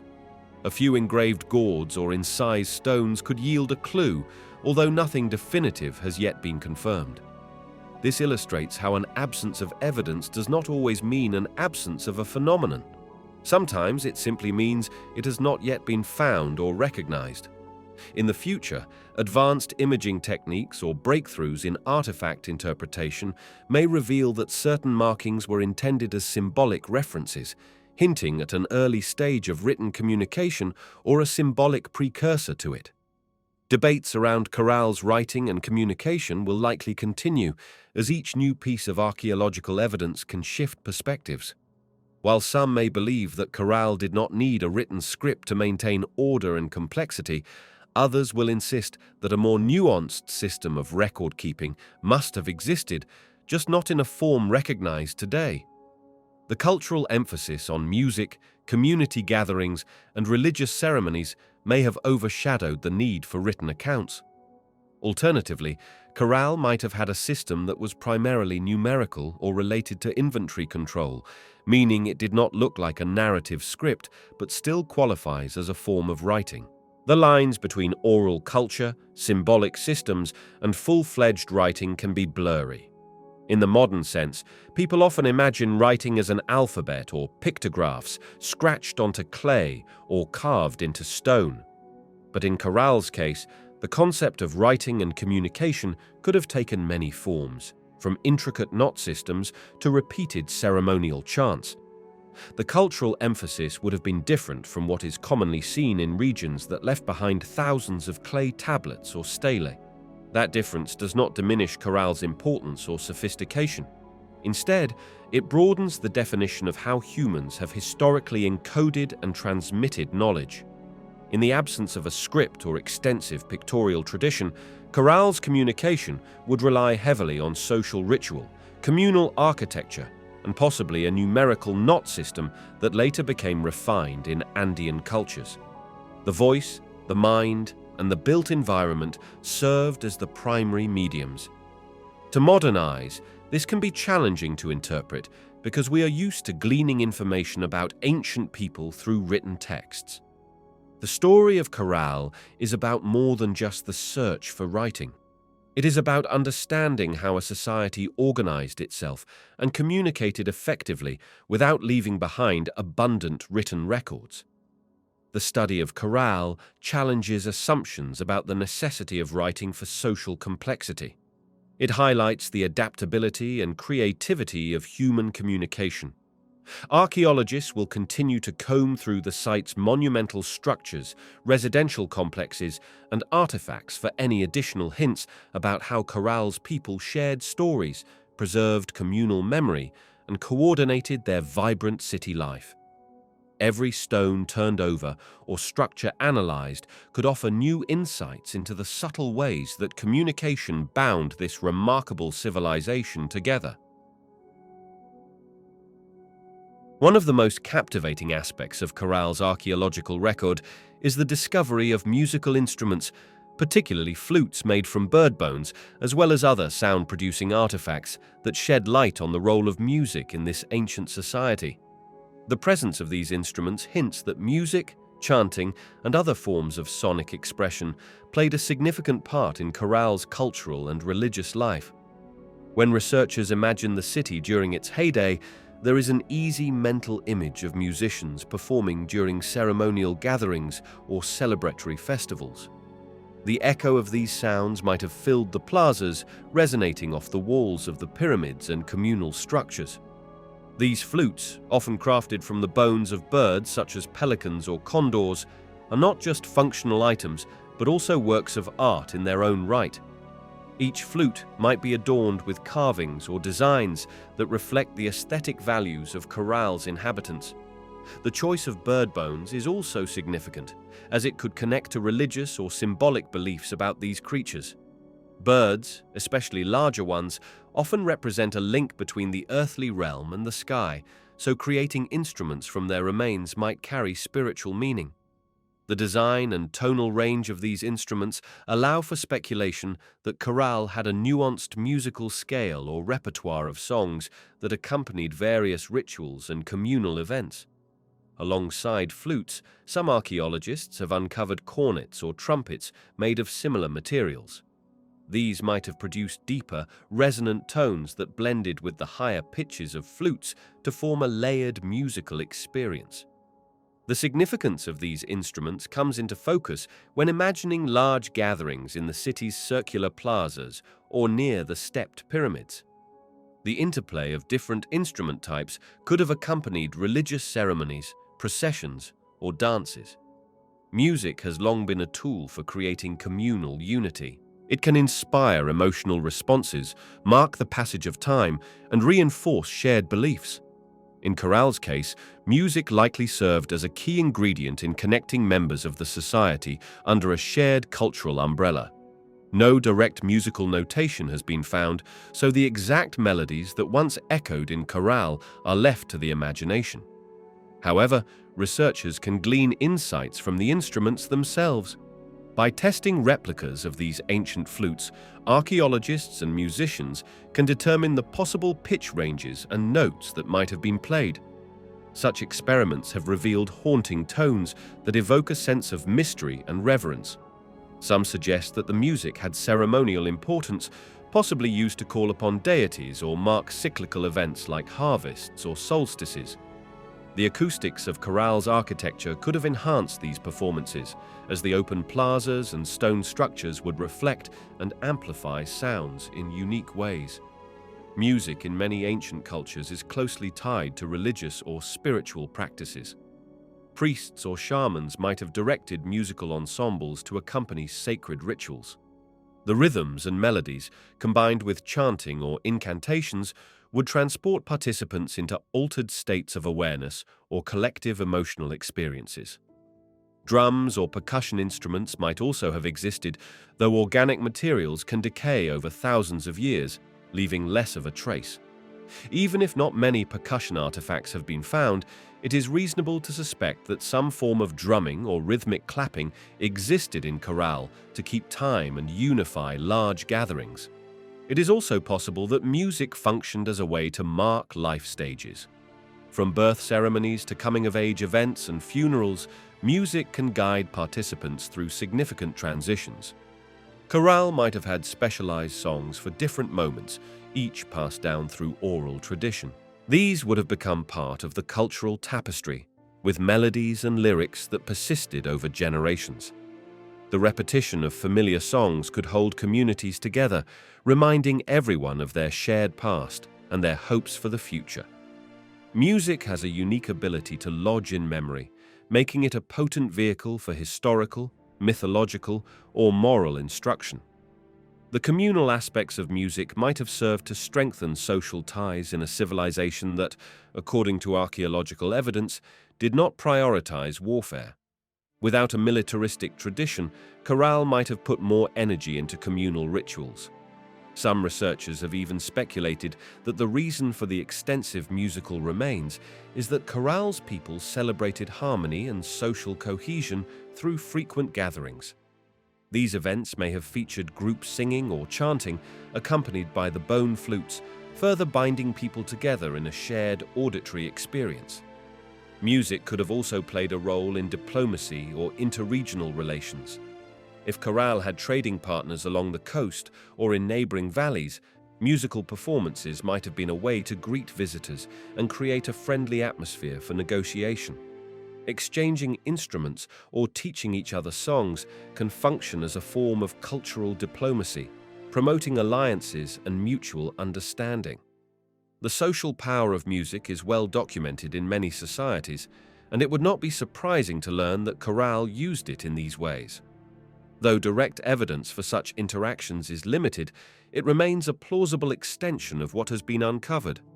The style of music might have been influenced by the natural environment as well. The wind blowing through the Supe Valley, the call of local bird species, and the flowing river might have inspired the tonal patterns or rhythms that Caral's musicians favored. The shape of the bone flutes, combined with the skill of the crafters, would determine how the instruments resonated. Repetition of certain notes or intervals might have mirrored natural phenomena, creating a link between Caral's spiritual beliefs and the landscape. In many ancient cultures, music is a bridge between humanity and nature, used to express gratitude, petition deities for rain, or celebrate harvests. Researchers hope to conduct more acoustic studies in Caral, analyzing how sound travels within the city's plazas and structures. By placing modern instruments in the same spaces where the ancient ones were likely played, it is possible to hear echoes of Caral's acoustic past. This line of research can help determine whether certain buildings were designed with sound in mind. For instance, the presence of specific resonant chambers or staircases might suggest that architects took into account how music would carry during important ceremonies. This is another reminder that architecture can be more than just walls and spaces for living. It can be a dynamic environment where sound, light, and communal gatherings all interact. Music's emotional impact also ties into the possibility of healing or therapeutic practices. Some ancient societies used music as part of medicinal or spiritual healing rituals, believing that certain melodies could drive away illness or negative energies. If Caral's priestly class included healers, they might have utilized flutes and chanting to soothe patients or to seek the favor of deities. There is no direct evidence of this, but parallels in other ancient Andean cultures open the door to the possibility. Music can calm the mind, synchronize group movements, and create a sense of unity. All these elements would be valuable in a society looking to maintain balance and well-being. Contemporary Peruvian culture still retains strong musical traditions that draw on indigenous and mestizo heritages, using flutes, panpipes, and other wind instruments that have been passed down for centuries. While it is not proven that these modern expressions are direct descendants of Caral's music, there is a deep cultural continuity in the Andean region that keeps certain instruments and tonal preferences alive. The rediscovery of Caral's flutes has sparked a renewed interest among musicians and historians who want to connect the ancient past with modern practices, exploring the possibility that echoes of Caral's music have survived in some form, even if diluted and transformed over the millennia. Music in Caral also transcends the purely ceremonial or social aspects. It can offer a glimpse into the cognitive and emotional world of these ancient people. The act of crafting instruments from bird bones, tuning them, and playing them in unison suggests a refined sense of aesthetics and a desire for collective experience. That desire, seen in so many human communities, is a powerful link between the present and the distant past. Caral's instruments stand as artifacts of a communal heartbeat that once thrived in the Supe Valley. Their existence challenges the notion that writing is the only valuable means of cultural expression. Instead, Caral shows that a society can leave behind a rich legacy of intangible culture manifested in the echoes of its music. There is still much to learn about Caral's musical traditions. Ongoing excavations might uncover more instruments or architectural clues about how music was produced, where performances took place, and who participated in them. There could be evidence that certain buildings were acoustic amplifiers for ritual events. There might even be artifacts that depict people playing instruments, though such representations have not yet been discovered. Each new piece of data helps build a richer picture of Caral's cultural life. Ultimately, the role of music in Caral reminds us that human beings have always sought ways to come together in celebration, reflection, and worship. A tune carried on the wind, the blending of flute tones in a large plaza, or the distant call of a conch trumpet over the desert can spark feelings of unity and shared identity. This unifying function of music becomes more noticeable in a civilization that did not focus on war or conquest. If Caral truly prioritized communal harmony and collaborative projects, then music would be an essential ingredient in fostering group cohesion.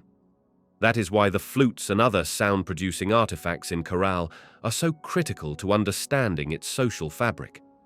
They serve as silent witnesses, waiting for modern interpreters to imagine their original melodies and rhythms, and to sense the power those sounds had in shaping the lives of those who built one of the oldest known cities in the Americas. Caral's archaeological remains offer a fascinating lens into the daily life of an ancient society that existed long before more familiar civilizations like the Maya or the Inca. Among the many questions that researchers ask, one of the most interesting is how gender roles might have been organized. While there is no direct written record to describe family structures, divisions of labor, or religious authority, careful study of burials, artifacts, and architectural spaces can reveal how men, women, and possibly non-binary individuals participated in Caral's social framework. One of the most intriguing aspects is that Caral does not show clear evidence of warfare or large-scale conflict. This lack of weaponry or defensive fortifications suggests a social system that valued cooperation and communal well-being, which might have allowed for relatively balanced roles among community members. In some societies, an emphasis on warfare often places a premium on male warriors, elevating them to positions of authority while limiting the roles available to women. The absence of a militaristic culture in Caral raises the possibility that women had a broader spectrum of responsibilities and recognition within their communities.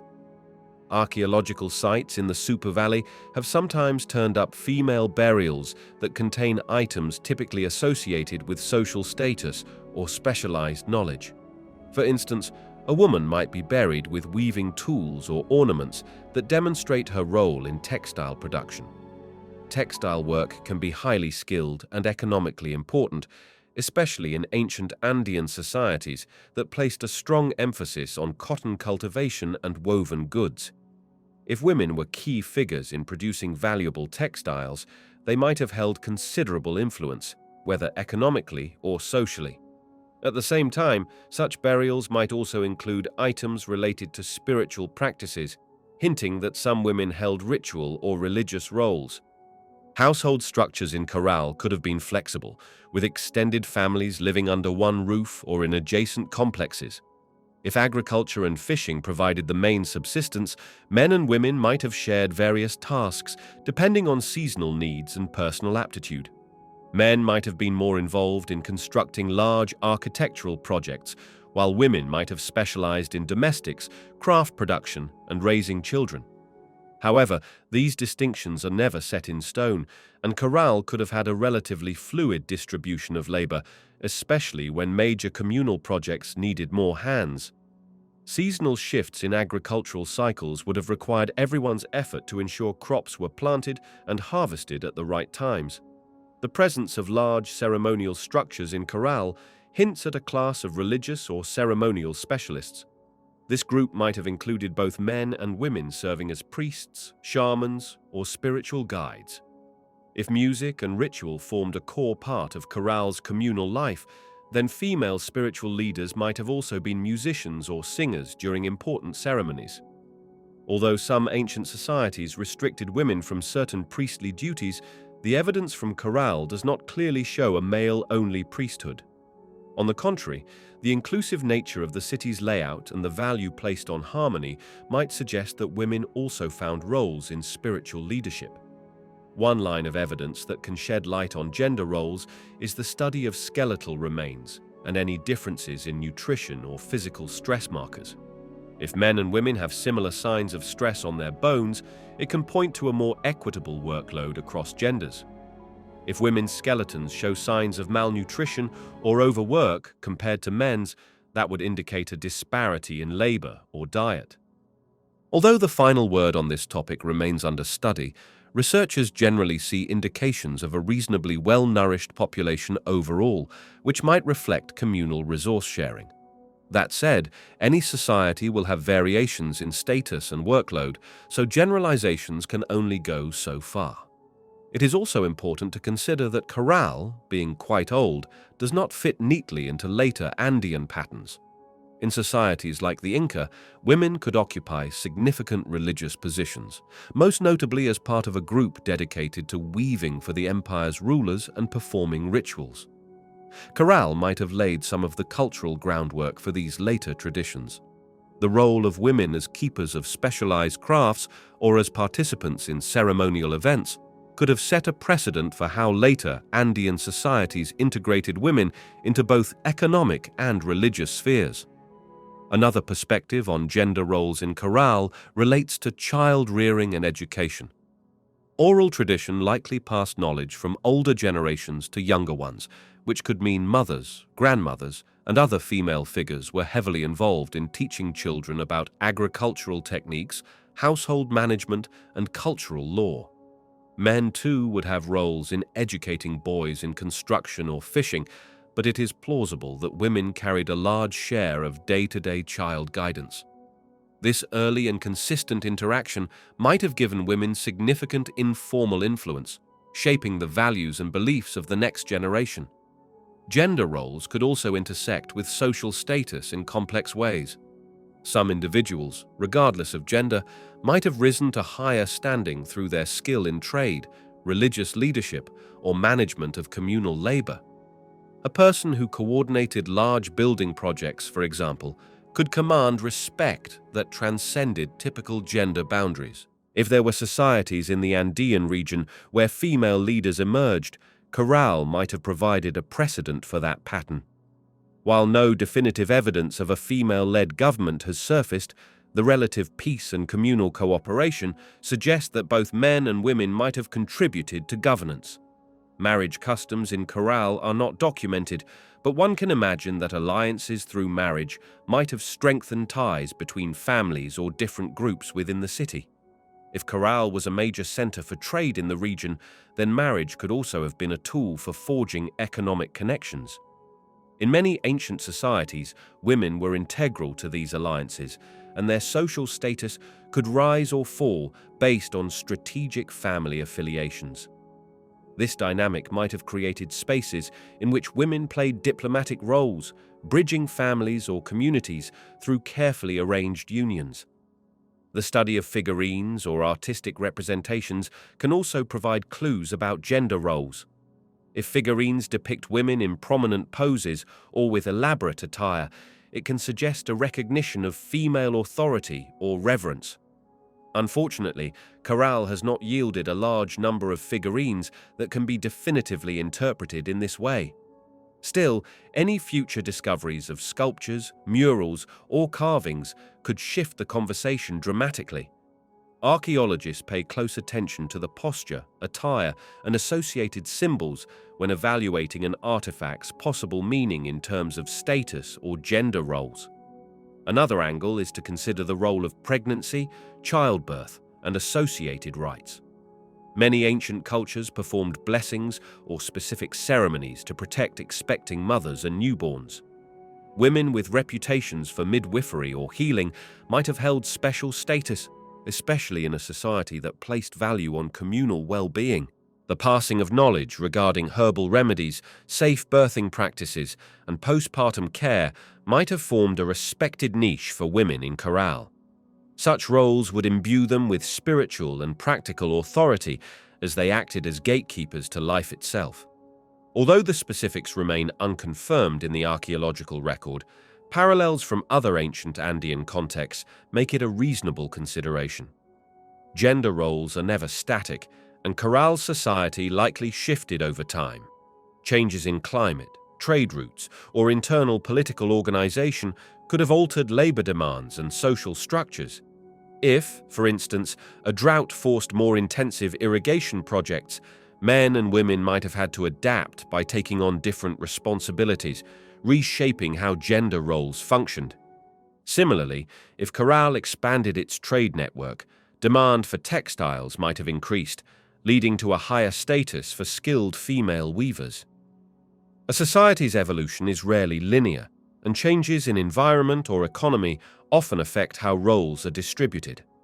Modern researchers remain careful about imposing contemporary definitions of gender onto ancient societies. Caral existed millennia ago, and its concepts of masculinity and femininity might not map perfectly onto what we think of today. There could have been recognized third gender roles or fluid categories of identity, although the evidence for that is sparse. Ancient cultures sometimes acknowledged individuals who did not fit neatly into binary gender divisions, particularly in religious contexts.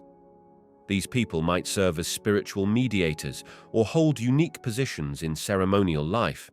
Without direct textual or iconographic evidence, scholars can only theorize, but it is important to keep an open mind about the possibility. All told, Caral's apparent emphasis on communal well-being, large-scale cooperative projects, and the lack of overt militarism set the stage for gender dynamics that might have been less rigidly hierarchical than in some later civilizations.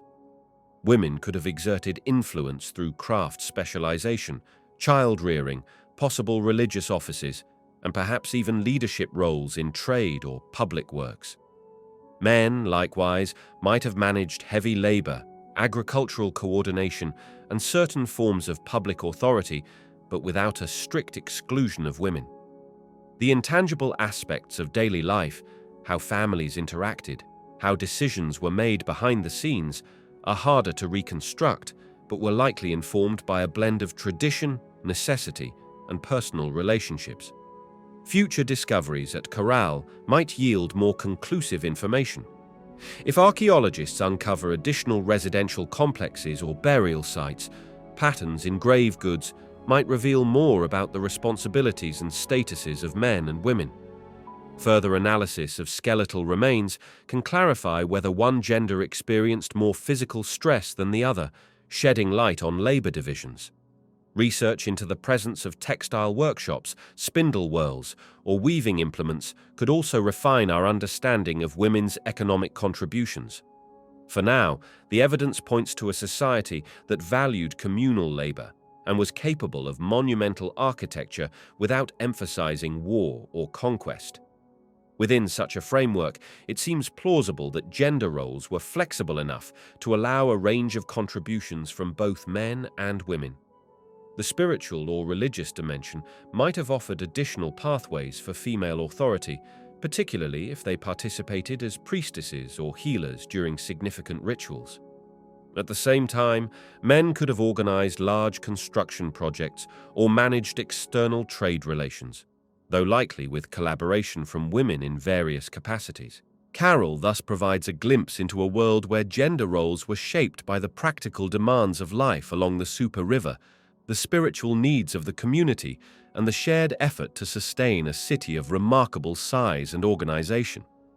Its legacy invites modern observers to question the usual assumptions about how ancient societies operated. Although many details remain uncertain, the overarching impression is that Caral's people found a way to balance social needs in a setting that did not revolve around conflict or the glorification of warriors. That environment may have allowed both men and women to carve out meaningful roles, contributing to the success and longevity of one of the oldest known civilizations in the Americas. Health and medicine in Caral are fascinating topics, especially considering the limited material evidence that has survived thousands of years. Archaeologists have pieced together clues from skeletal remains, artifacts, and the broader context of life in the Supe Valley. Caral thrived during a time that predates many other known civilizations in the Americas, and it did so under what seemed to be unique social conditions. There is no definitive record of written language found at Caral. So much of what is understood about health and medicine is drawn from the physical remains of the population and whatever tools or facilities might be interpreted as related to healing. Researchers have noticed that, compared to some other ancient sites, the people of Caral may not have shown as many indications of violent conflict or widespread disease, though there are certain patterns that come from a life reliant on agriculture and fishing. Clues about common illnesses come from an understanding of daily life. Caral's location in the arid landscape of the Supe Valley, suggests a reliance on irrigation farming and trade with nearby coastal communities. Residents consumed domesticated plants, fish, and possibly indigenous fruits that could have been grown locally. Diet has always played a role in health, and one assumption is that the people of Caral benefited from a fairly balanced intake of carbohydrates and proteins. Cotton was grown in large quantities, but that was not for food. It was used for textiles, fishing nets, and other practical items. Other crops might have included beans, squash, and possibly corn in later periods, though there is debate on whether corn was as prominent in that region during the height of Caral's existence. Beans, squash, and other vegetables could have provided protein and essential nutrients. Because of the coastal proximity, fish likely formed a major protein source, which might have reduced some nutritional deficiencies that appear in strictly inland agricultural societies. When archaeologists examine skeletal remains, they look for evidence of malnutrition, disease, or injury. Signs of malnutrition can appear as lesions on bones or in tooth enamel. Evidence of repetitive stress might show how physically demanding labor was. There is some indication that men and women both took part in physically challenging tasks, but the skeletal record does not always distinguish a large disparity in labor roles. People in Caral may have had periods of relative abundance and periods of stress caused by fluctuations in the environment, such as changes in the nearby river. While there is no definitive proof of large-scale epidemics, it is possible that waterborne illnesses or minor diseases would have been part of daily life, just as they were in other ancient populations. With minimal warfare implied by the absence of significant fortifications or numerous weapon-related artifacts, major traumatic injuries might have been relatively rare. It does not mean accidents never happened, but it suggests that systematic violent conflict may not have been a constant threat. This could imply that Caral's healers or early medical practitioners, if they existed in some dedicated capacity, focused on common illnesses, childbirth, and minor injuries rather than extensive battlefield wounds. One hypothesis is that the community used local plants for medicinal purposes. Many Andean and coastal Peruvian civilizations utilized the native flora for traditional remedies that included anti-inflammatory and antiseptic plants. Specific evidence of this is sparse in Caral, given the lack of detailed records, but comparisons with later cultures in the region suggest that knowledge of plant-based remedies was almost certainly passed along orally. Archaeologists sometimes find evidence of trepanation in ancient Peruvian societies, where a hole was surgically drilled into the skull, often for spiritual or medical reasons. However, Caral has not provided a strong record of advanced surgical procedures such as trepanation. That does not mean it never happened. It may simply mean that the sample of skeletal remains recovered so far does not show this practice, or that it was not performed in Caral at the frequency seen in later Andean civilizations. The possibility remains that Caral's people had basic medical procedures, including the possibility of using simple surgical techniques for injuries, setting bones, or performing rudimentary wound care. Since fishing was an important activity in the broader region, it would not be surprising if they used fish spines or other sharp objects as tools for cutting or stitching. One interesting area of study is the average lifespan of Caral's people. Establishing life expectancy in ancient populations is always challenging. Skeletal studies suggest that people in Caral, much like other early agricultural societies, often faced mortality before reaching old age by today's standards. Infant and child mortality rates would have been high, as was common throughout human history. Yet, it also seems that those who survived into adulthood might have lived long enough to see multiple generations, which is not unheard of in relatively stable societies with reliable food sources.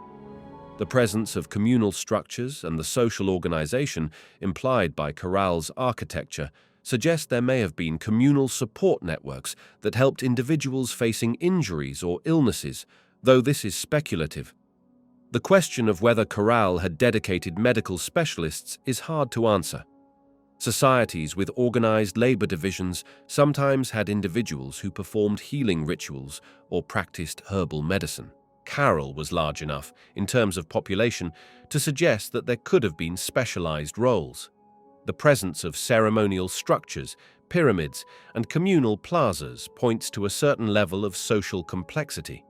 Priests or individuals involved with religious rites might have also overseen healing ceremonies or used spiritual methods to address health concerns. The boundary between religion and medicine in ancient societies was often blurred, with treatments sometimes involving both herbal remedies and ritual practice. Scholars have studied the unique artifacts of Caral, including musical instruments such as flutes and horns, to see if they might shed light on daily life and well-being. The significance of music in Caral's ceremonial settings might have extended to healing rituals. In many early cultures, music was believed to possess therapeutic qualities that could soothe ailments or help in spiritual cleansing. Although direct evidence linking music to healing in Caral remains limited, the presence of these instruments in such an ancient urban center raises intriguing possibilities. There is also the question of sanitation. Large-scale settlements usually struggle with waste disposal and public health issues such as contaminated water. Caral's inhabitants may have had strategies to manage waste, given that the city thrived for centuries. The city's layout and the presence of structured buildings might indicate that people paid attention to cleanliness or at least designated certain areas for communal gatherings and others for refuse. Although the exact details of sanitation practices are unclear, a well-organized urban center typically has some system to separate living areas from waste areas. The dryness of the region might have helped reduce the spread of waterborne illnesses, though it would not eliminate them entirely if irrigation channels mixed with waste sources. Additional research would be needed to determine exactly how Caral managed these challenges. Dental evidence can also be revealing. People who consume a lot of starchy foods sometimes show early tooth decay and wear patterns that reflect how grain was processed. If Caral was reliant on certain types of ground seeds or grains, it might show up in the teeth of the skeletal remains. The region's dryness helps preserve some organic materials, which is one reason Caral has contributed so much to the understanding of ancient Andean societies. Detailed examinations of dental remains might offer insights into the types of foods eaten and whether Caral's inhabitants experienced widespread oral health issues. Some early societies show a surprising lack of major cavities, possibly due to diets that were not as sugar-heavy as those in more recent times. Archaeologists have also looked for signs of congenital anomalies or genetic conditions that might appear in bone structure. The limited sample size from Caral means the data might not be fully representative of the entire population. Still, it is possible that certain families or groups had inherited conditions. These would have been managed with the knowledge available at the time, which likely relied on herbal preparations and spiritual interventions. Families probably provided most of the care to sick individuals, perhaps with occasional input from a person recognized locally as having special healing abilities. Communal living arrangements and strong familial ties could have played a role in how medicine was practiced. The peaceful nature of Caral, so often cited by archaeologists, might have influenced everyday health in a positive way. Societies heavily engaged in warfare face greater numbers of injuries, stress, and possibly disease outbreaks linked to population displacement. Without the pressure of large-scale conflict, Caral may have enjoyed relative stability that allowed efforts to focus on agriculture, architecture, and cultural expression. Though this is not to say that they were completely free of strife or interpersonal violence, the archaeological record does not show significant evidence of battles or destroyed fortifications. If large-scale violence was not typical, that might have contributed to a calmer environment where families could focus on food production and communal projects that supported overall well-being. One line of reasoning suggests that Caral's leadership structure, which might have combined both political and religious authority, could have played a role in overseeing communal health projects. These could have included large-scale irrigation and food distribution, ensuring that families had enough resources during difficult seasons. That sense of organization might also imply some coordinated approach to dealing with health emergencies, though specifics are lacking. Everything points to a society that was cohesive enough to undertake massive construction projects. Such collective efforts imply a strong sense of shared purpose, and it would not be surprising if a similar spirit existed when individuals needed assistance with health-related issues. No known writings exist that outline medical procedures from Caral. So much of what is said remains an informed but partially speculative interpretation of the archaeological record. Still, the overall impression is that the inhabitants had a robust daily life, supported by agriculture, fishing, and communal building projects. The environment, while arid, provided predictable water sources through the Supe River, at least for certain parts of the year, which may have helped prevent malnutrition and the worst effects of drought. The presence of trade routes, or at least contact with other coastal and inland groups, might have also opened the door to new knowledge, including medicinal plants from different ecological zones. The question of childbirth and maternal health is another area of curiosity. Ancient societies generally faced high maternal and infant mortality rates. Caral's population might have developed social practices or beliefs around childbirth that incorporated ritual, midwifery, or communal support. There are no direct records of midwifery at Caral, but many ancient communities had some form of female-led birth assistance, often passed down through generations. It would have been standard for women to rely on knowledge of herbal pain relief, positions for labor, and postpartum care. If Caral's social structure was as organized as its architecture suggests, there could have been designated caregivers or spaces within homes where births took place under watchful guidance. In the aftermath of childbirth, new mothers often require rest and nutrition. The community may have had traditions that ensured new mothers received adequate support. Without formal writing, everything that is inferred comes from archaeological context and comparisons to other civilizations in the Andes. Those parallels paint a picture of close-knit kin groups that handled major life events in a collective manner. Rituals may have played a part in marking important milestones in health, such as welcoming a new child or bidding farewell to someone who died. Burial practices at Caral might also reveal attitudes toward the deceased, but the region has not yielded the sort of grand tombs that some other ancient cultures left behind. The remains that are found are often within the settlement area, indicating that life and death intersected in the same communal space. Health in Caral was also likely influenced by the climate. The region is dry, which can reduce the prevalence of certain infections or parasites that thrive in humid environments. On the other hand, dryness can lead to dehydration, respiratory issues from dust, and reliance on irrigation systems that must be carefully maintained to prevent stagnation. If irrigation channels were not properly cleaned, or if they became blocked, the water could become a breeding ground for bacteria or insects. Residents would have had to keep an eye on water quality to the best of their abilities, but how exactly they achieved this remains unknown. They may have drawn upon generational knowledge of the land, using local resources to keep channels clear, or adopting small-scale filtration methods using sand and gravel. That is speculative, though, since direct evidence of such practices has not been firmly established. Discussions of health and medicine in Caral inevitably lead to broader questions about how early civilizations developed these ideas.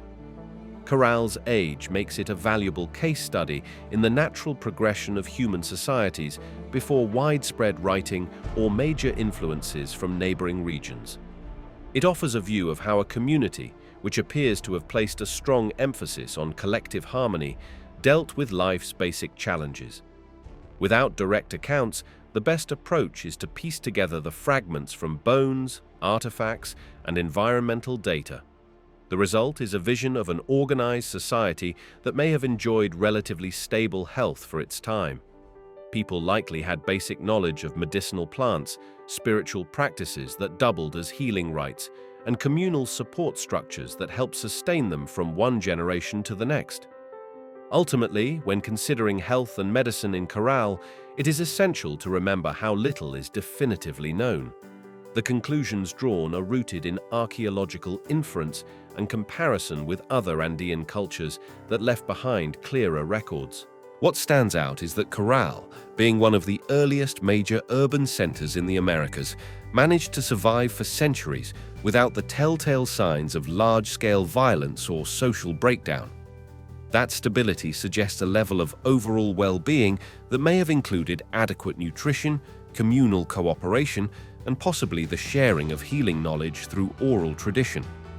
While the full details of how they coped with disease, injuries, and childbirth remain partly hidden by time, the archaeological footprints left behind indicate a society that was sufficiently healthy to devote energy to monumental construction, cultural practices, and trade. The very existence of their impressive cityscapes, complete with pyramids and public plazas, testifies to the relative success of Caral's inhabitants in sustaining themselves physically and spiritually in an often challenging environment. Environmental adaptation played a critical role in Caral's development and long-term success. The Supe Valley, situated on the arid coast of what is now Peru, provided the backdrop for one of the world's oldest urban centers. Caral's environment was challenging, with limited rainfall and a dependency on rivers that descended from the Andes.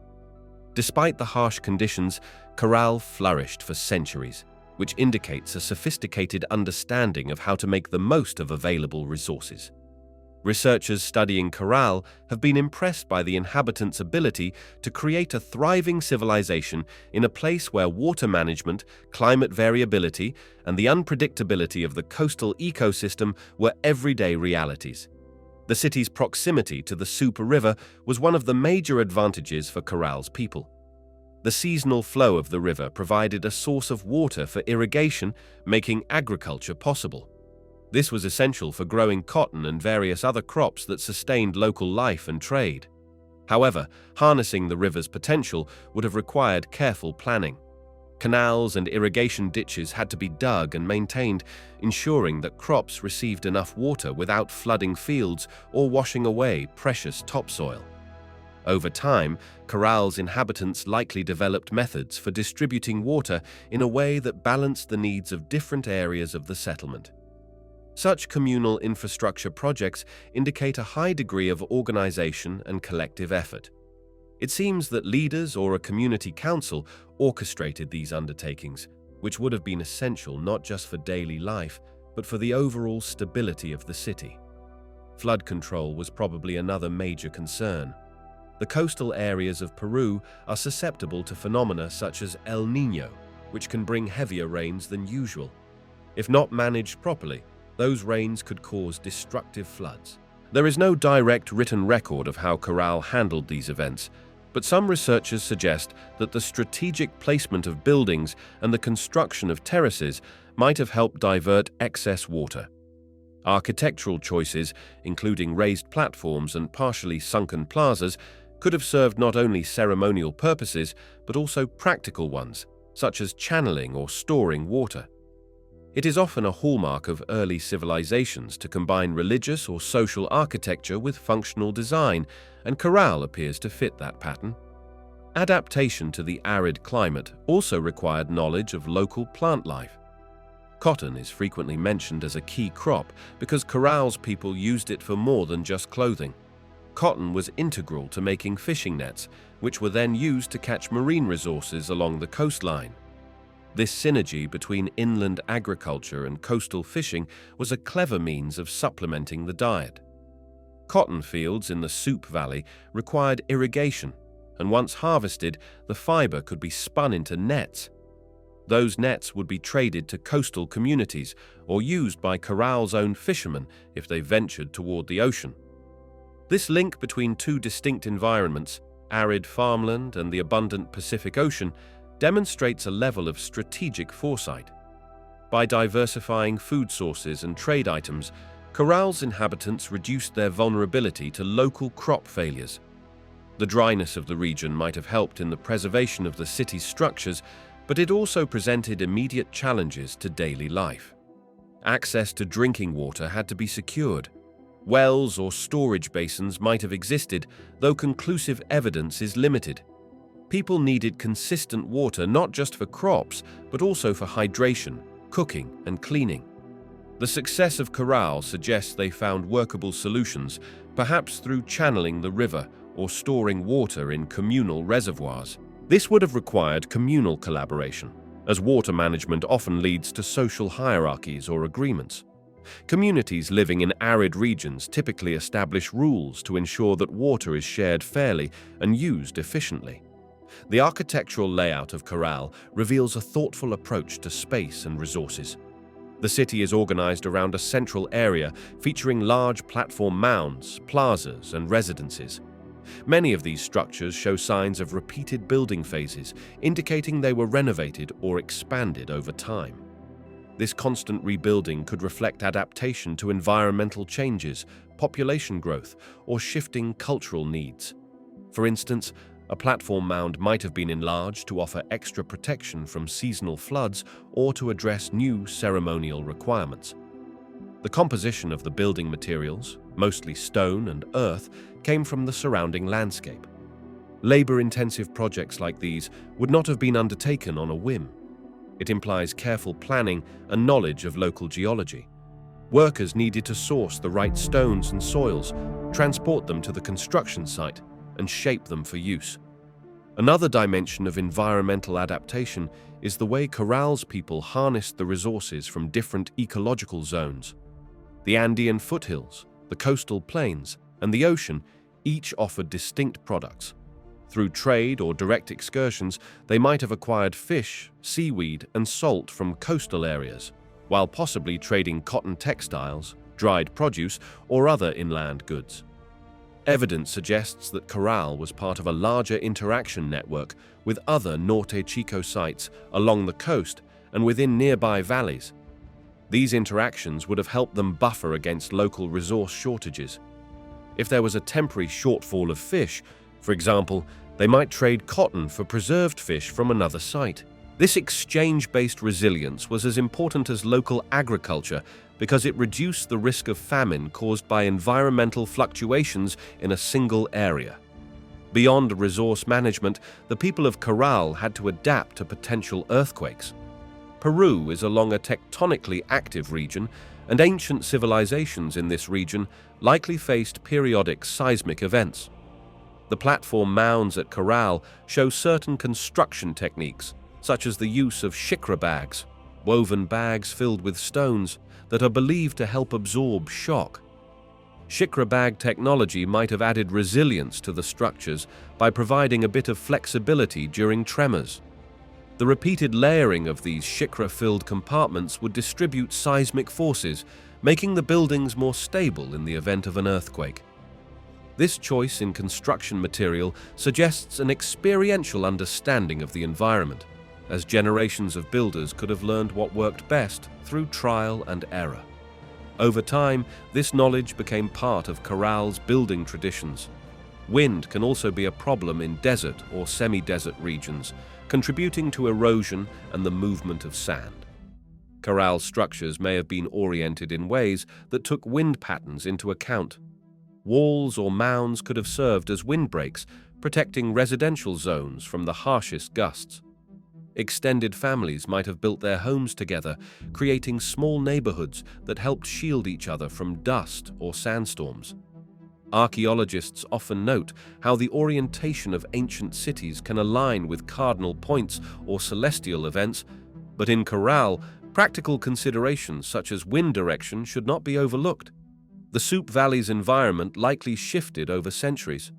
River flow patterns might have changed, and climate fluctuations like extended droughts or wet spells would have tested Caral's adaptive strategies. If the water table dropped significantly at any point, the inhabitants would have needed to either construct deeper canals or rely more heavily on trade for certain goods. Conversely, if floods became more frequent or intense, they would need to reinforce embankments and plan for safe storage of harvests. This balance between coping with dryness and dealing with too much water is a hallmark of civilizations that rely on a single water source in an otherwise parched environment.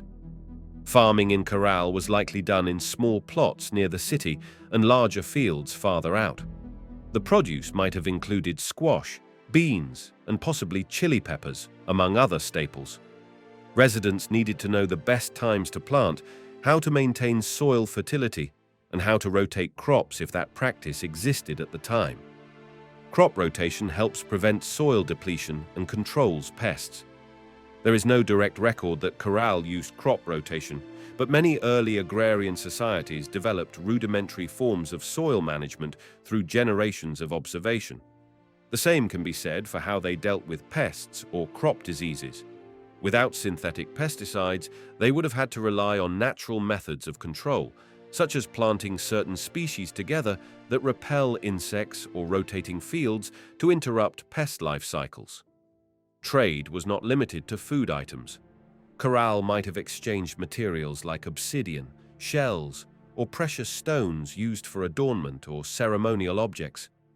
These materials would have traveled from different ecological zones, showing how well connected Caral was despite its isolation in a desert-like environment. The city's adaptation to its environment included cultural and social strategies.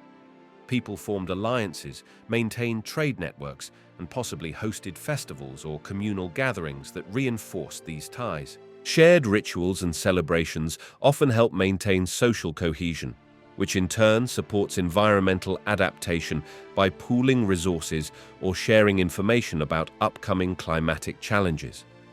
One factor that sets Caral apart from some other ancient civilizations is the apparent lack of fortifications and the general absence of weapons among the archaeological findings.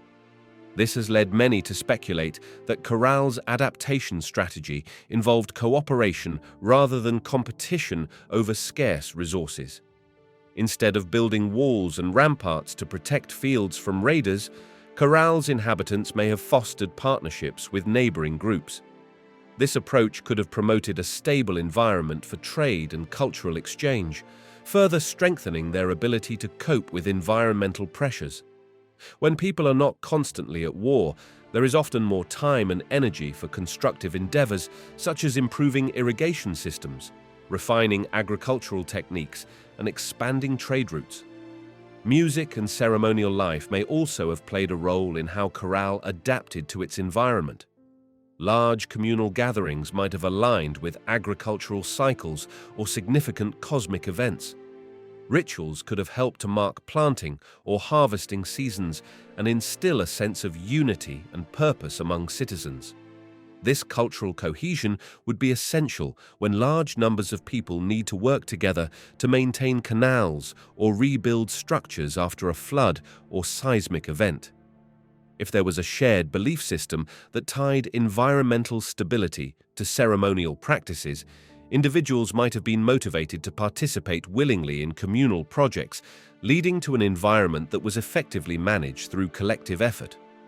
Over time, Caral did eventually decline, and changing environmental conditions might have been one reason. Some theories suggest that shifts in climate or changes in the river's flow reduced the feasibility of large-scale agriculture in the area. If the river channel moved, or if silt built up in irrigation canals, the cost of maintaining the infrastructure could have become too high. Alternatively, population pressure might have put a strain on resources, leading to a gradual migration out of the city. Even the most successful adaptations can eventually run their course when environmental stresses continue to evolve over generations.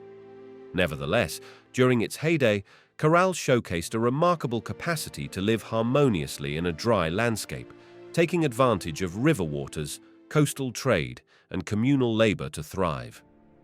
When experts look back at Caral's remains, the emphasis is often on the awe-inspiring pyramids and plazas. Yet behind these monumental achievements lies a detailed story of how people learned to manage a delicate environment. Irrigation, crop selection, trade networks, and construction techniques combined to create a stable society that existed for centuries without evident large-scale conflict. This accomplishment is worth recognizing as an impressive example of environmental adaptation. It underscores that the success of an ancient civilization is not solely about building the biggest monuments. It also involves creating sustainable ways to feed a population, safeguard them from climatic extremes, and foster unity. Caral's resilience in a demanding environment provides valuable insights into the broader narrative of how humans throughout history have coped with and sometimes flourished in places that might initially appear inhospitable.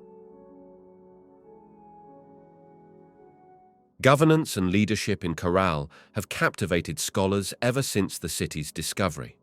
The people who built and sustained Caral managed an urban center with large platform mounds, plazas, and residential areas for centuries without leaving behind obvious signs of warfare. This raises important questions about how power was exercised and how decisions were made.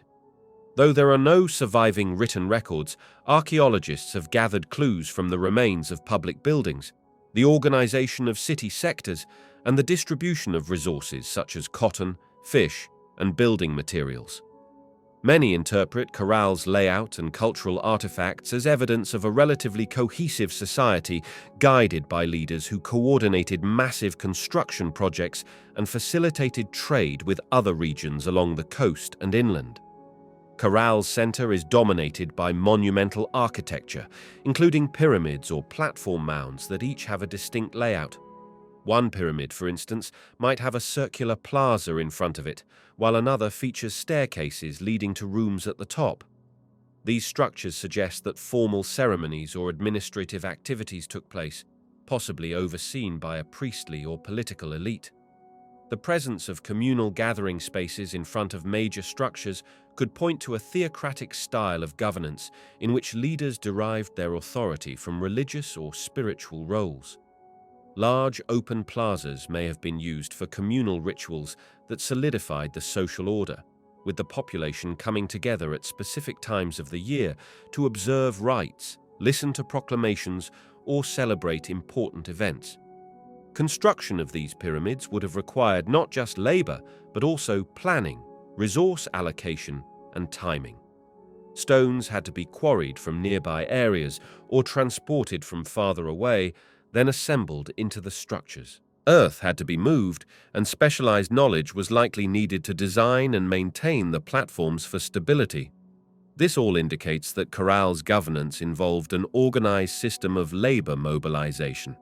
There must have been people in charge of recruiting workers, overseeing the storage of materials, and coordinating tasks to ensure that the project advanced in stages. Such endeavors are typically beyond the scope of a loosely organized group. They require a leadership class capable of directing communal energy and establishing shared objectives. Despite the indications of social stratification, there is little evidence of violence or harsh oppression at Caral, at least based on the limited artifacts found. Scholars sometimes interpret this to mean that Caral's leadership maintained power through ideology or cooperation rather than force. The society might have placed a high value on communal harmony, with religious beliefs playing a significant role. Leaders might have been seen as mediators between the people and the deities, guiding rituals to ensure favorable conditions for agriculture and fishing. If the people believed that these ceremonies were essential for the city's prosperity, they might have willingly contributed labor and resources. Evidence of musical instruments such as flutes and cornets found at Caral is another interesting piece of the puzzle. Music often accompanies religious or state ceremonies, serving as a way to unify participants and strengthen social bonds. The elaborate events where these instruments were played could have been part of the governance process, a means for leaders to communicate messages or maintain loyalty. In many ancient societies, spectacle and ceremony were tools of governance. Leaders or priests could use public events to emphasize social cohesion and remind the population of the city's spiritual foundations. These gatherings may have occurred in the plazas, where large groups could congregate. One question researchers ask is whether there was a single ruler or a council of leaders. The archaeological record cannot provide a direct answer, but parallels with later Andean civilizations suggest that a combination of priestly figures and administrative officials may have existed. In some cases, one paramount leader served both religious and political functions, though it is also possible that a small group of elite families shared power. The repeated remodeling of certain pyramids could mean that successive leaders each wanted to leave their mark, adding or modifying ceremonial spaces as part of their legacy. Over the centuries, the city evolved, reflecting changes in leadership styles or beliefs. Another clue about governance is how resources were distributed. Caral had access to fish from the coast, produce grown in irrigated fields, and cotton used to craft textiles and nets. The process of gathering, storing, and redistributing these resources might have been a key function of the ruling class. If leaders were responsible for organizing trade with nearby coastal villages, they could have maintained their power by controlling the flow of goods and ensuring that communal projects were well supplied.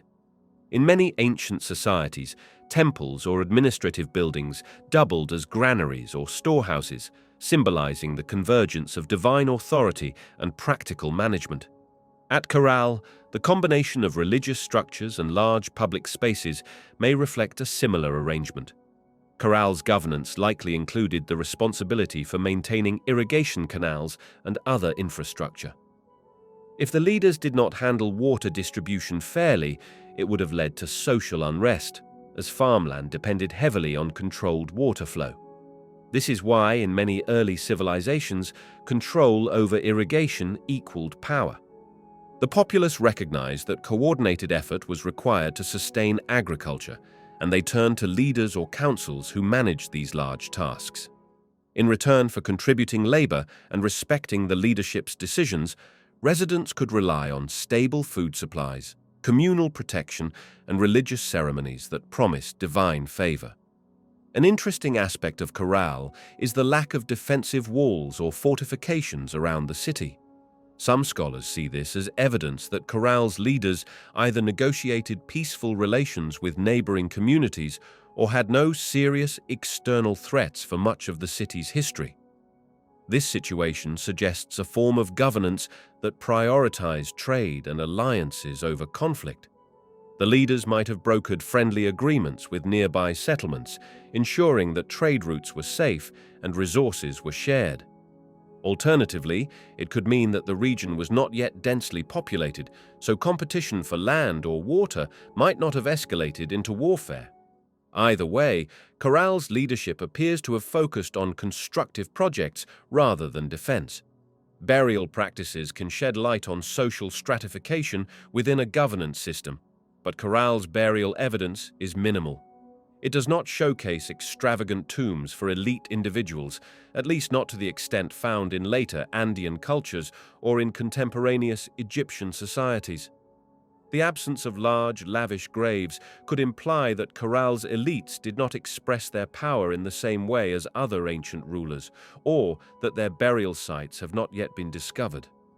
It could also reflect a tradition where high-status individuals were buried in a manner that did not involve monumental tombs. If so, that might indicate a different kind of governance, one less focused on personal aggrandizement and more on communal achievements like the pyramids and plazas, which served everyone. Leadership in Caral could have included roles beyond religious or administrative tasks. There might have been skilled artisans who oversaw construction, planners who worked out the logistics of material procurement, and agricultural experts who monitored water distribution. The entire leadership structure may have formed a network of roles that, together, governed the city's growth. People with specialized skills could have held significant authority in certain aspects of life, even if they did not hold top religious or political positions. This possibility points to a flexible system where multiple types of expertise were valued and integrated into the decision-making process. Ritual feasts or communal meals could have played an important part in Caral's governance. Leaders might have organized large gatherings where food was shared. In many ancient societies, these events served political purposes, allowing elites to display wealth or generosity while reinforcing social bonds. The consumption of special foods, sometimes reserved for ceremonial occasions, could have symbolized unity and trust in leadership. If Caral followed a similar pattern, these feasts might have taken place in the plazas or at the base of the pyramids, coinciding with important religious festivals. One of the big mysteries is how Caral sustained large-scale projects for such a long period without an apparent written system. It could be that knowledge passed orally and through generational apprenticeship. Skilled workers would train their children or apprentices, who would then take on leadership roles in construction as they matured. Religious and social customs could also have been passed down orally, with each generation adding its own refinements. This process would require stable leadership structures that preserve traditions. Even though it is hard to imagine such complexity without writing, many pre-literate societies found sophisticated ways to record or remember architectural plans, genealogies, and rituals. The strong emphasis on music, geometry and architectural design, and communal participation might hint at a leadership style that used cultural elements to maintain unity. By engaging the population in building projects and ceremonial gatherings, Caral's leaders ensured that people felt invested in the city's well-being. If the communal spirit was strong enough, disagreements about leadership or resource allocation might have been resolved through dialogue or smaller-scale conflicts that left little trace in the archaeological record. This does not necessarily mean that everything was perfectly peaceful. It is possible that internal tensions existed, but they did not escalate into widespread violence that altered the city's landscape. As Caral grew, leaders may have needed to manage contact with other Norte Chico sites. There were multiple urban centers developing in the region, each with its own leadership structures. Caral's position as possibly one of the largest and most influential sites could have meant that leaders there had a certain prestige. They might have hosted envoys from other communities, negotiating trade agreements or arranging ceremonial events that included participants from several cities. If Caral was recognized for its grand pyramids and cultural achievements, other settlements might have looked to Caral's leaders for guidance or sought alliances with them. Such relationships would require diplomatic skills, further suggesting that Caral's governance involved more than just local administration. In the later stages of Caral's history, environmental or social changes may have begun to strain this governance model. Shifts in river flow, climate changes, or population pressures could have forced leaders to adapt new policies or attempt new construction projects. If those policies failed, or if natural events overwhelmed their ability to manage, the city's appeal might have diminished.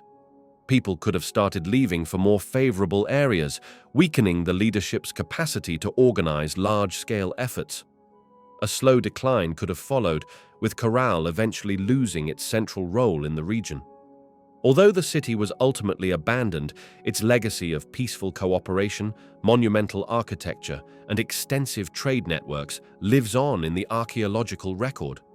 Caral's governance remains a compelling subject because it offers a glimpse of what seems to be a successful early civilization that thrived without obvious signs of conquest or subjugation. The city's leadership appears to have emphasized communal projects, religious ceremonies, and strategic resource management. While no single interpretation of Caral's governance is definitive, the evidence points to a system where power was integrated with spiritual beliefs, large-scale infrastructure, and social cohesion. The inhabitants contributed labor and resources, possibly encouraged by a sense of collective identity and trust in the leadership's ability to ensure prosperity.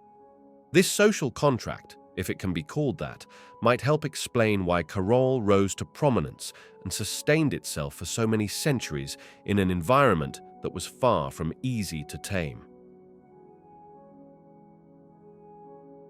Caral emerged in the Supe Valley of Peru thousands of years before many people ever imagined a major city could exist in the Americas. Its age, which has been dated to around 5,000 years ago using radiocarbon techniques, means it is older than many well-known civilizations around the world. The sophistication of Caral's design, along with the complexity of its social and economic systems, makes it clear that it did not develop in isolation from future cultures in the region. Although direct and unbroken lines of evidence can be difficult to trace, there is a strong possibility that Caral served as a foundation or at least a partial model for later Andean civilizations. Scholars have debated the extent of this influence for decades, and each new discovery in the Supe Valley sheds more light on how Caral might have shaped the social, religious, and architectural practices of groups that came after it. Researchers note that Caral did not exist in a vacuum, and the knowledge, traditions, and innovations born there likely radiated outward, impacting neighboring areas and, over time, some of the most famous Andean cultures in history.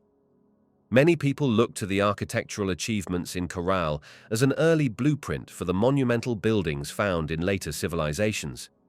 At Caral, archaeologists have found large pyramidal structures, sunken plazas, and amphitheater-like spaces that served ceremonial and possibly civic functions.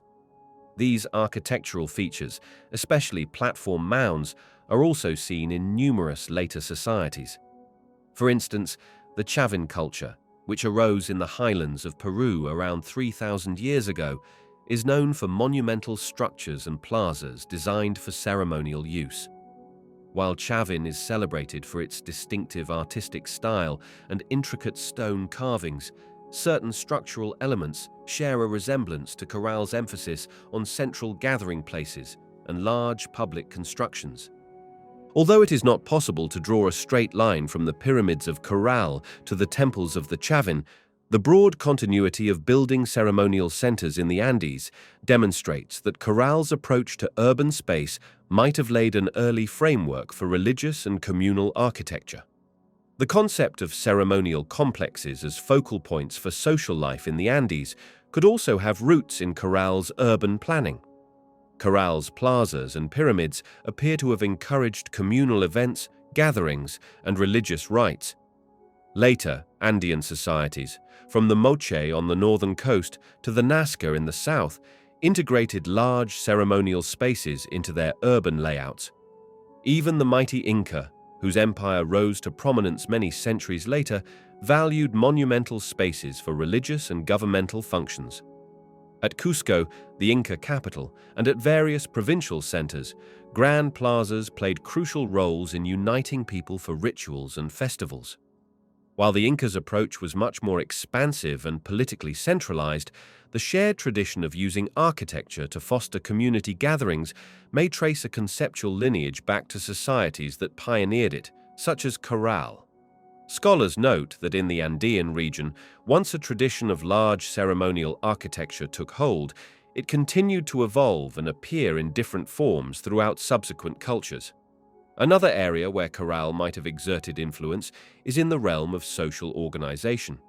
Caral shows evidence of a relatively peaceful society oriented around trade, communal construction projects, and shared religious ceremonies. Archaeologists have found minimal signs of warfare or conflict, which suggests that Caral's social model could have emphasized cooperation and communal resource management. Although later civilizations like the Moche did leave behind abundant representations of warfare and sacrifice, there are still Andean cultural traditions that emphasize collective labor and the communal management of resources. The Inca concept of mita, which organized communal labor for state projects, may reflect the idea that large-scale enterprises such as building temples and constructing irrigation systems worked best when people collaborated under an organized framework. While the direct link between Caral's cooperative practices and the labor systems of later cultures cannot be proven conclusively, the resemblance in communal organization across Andean civilizations is sometimes seen as part of a cultural continuum that began in very early societies like Caral. There is also the matter of agricultural and economic systems that Caral may have influenced. Caral's people relied heavily on agriculture, supplemented by fishing from coastal areas. The Supe Valley is not extremely far from the Pacific Ocean, and researchers have discovered that trade networks connected inland agriculturalists with coastal communities, allowing for a variety of goods and foods to move between regions. This intricate exchange system was likely necessary to sustain Caral's population, which was quite large for its time. Later Andean civilizations, including the Lima culture, the Moche, and eventually the Inca, also developed extensive trade networks that moved food items, textiles, metals, and other valuable goods across diverse ecological zones. The well-known Andean tradition of utilizing various ecological niches, such as the coast, highlands, and jungle, to produce and exchange different goods could have very ancient roots. Caral's early demonstration that large populations could thrive by managing these resource networks foreshadows how later cultures capitalized on similar systems but on a broader scale. Religion and cosmology likely played a pivotal role in Caral's influence on future societies.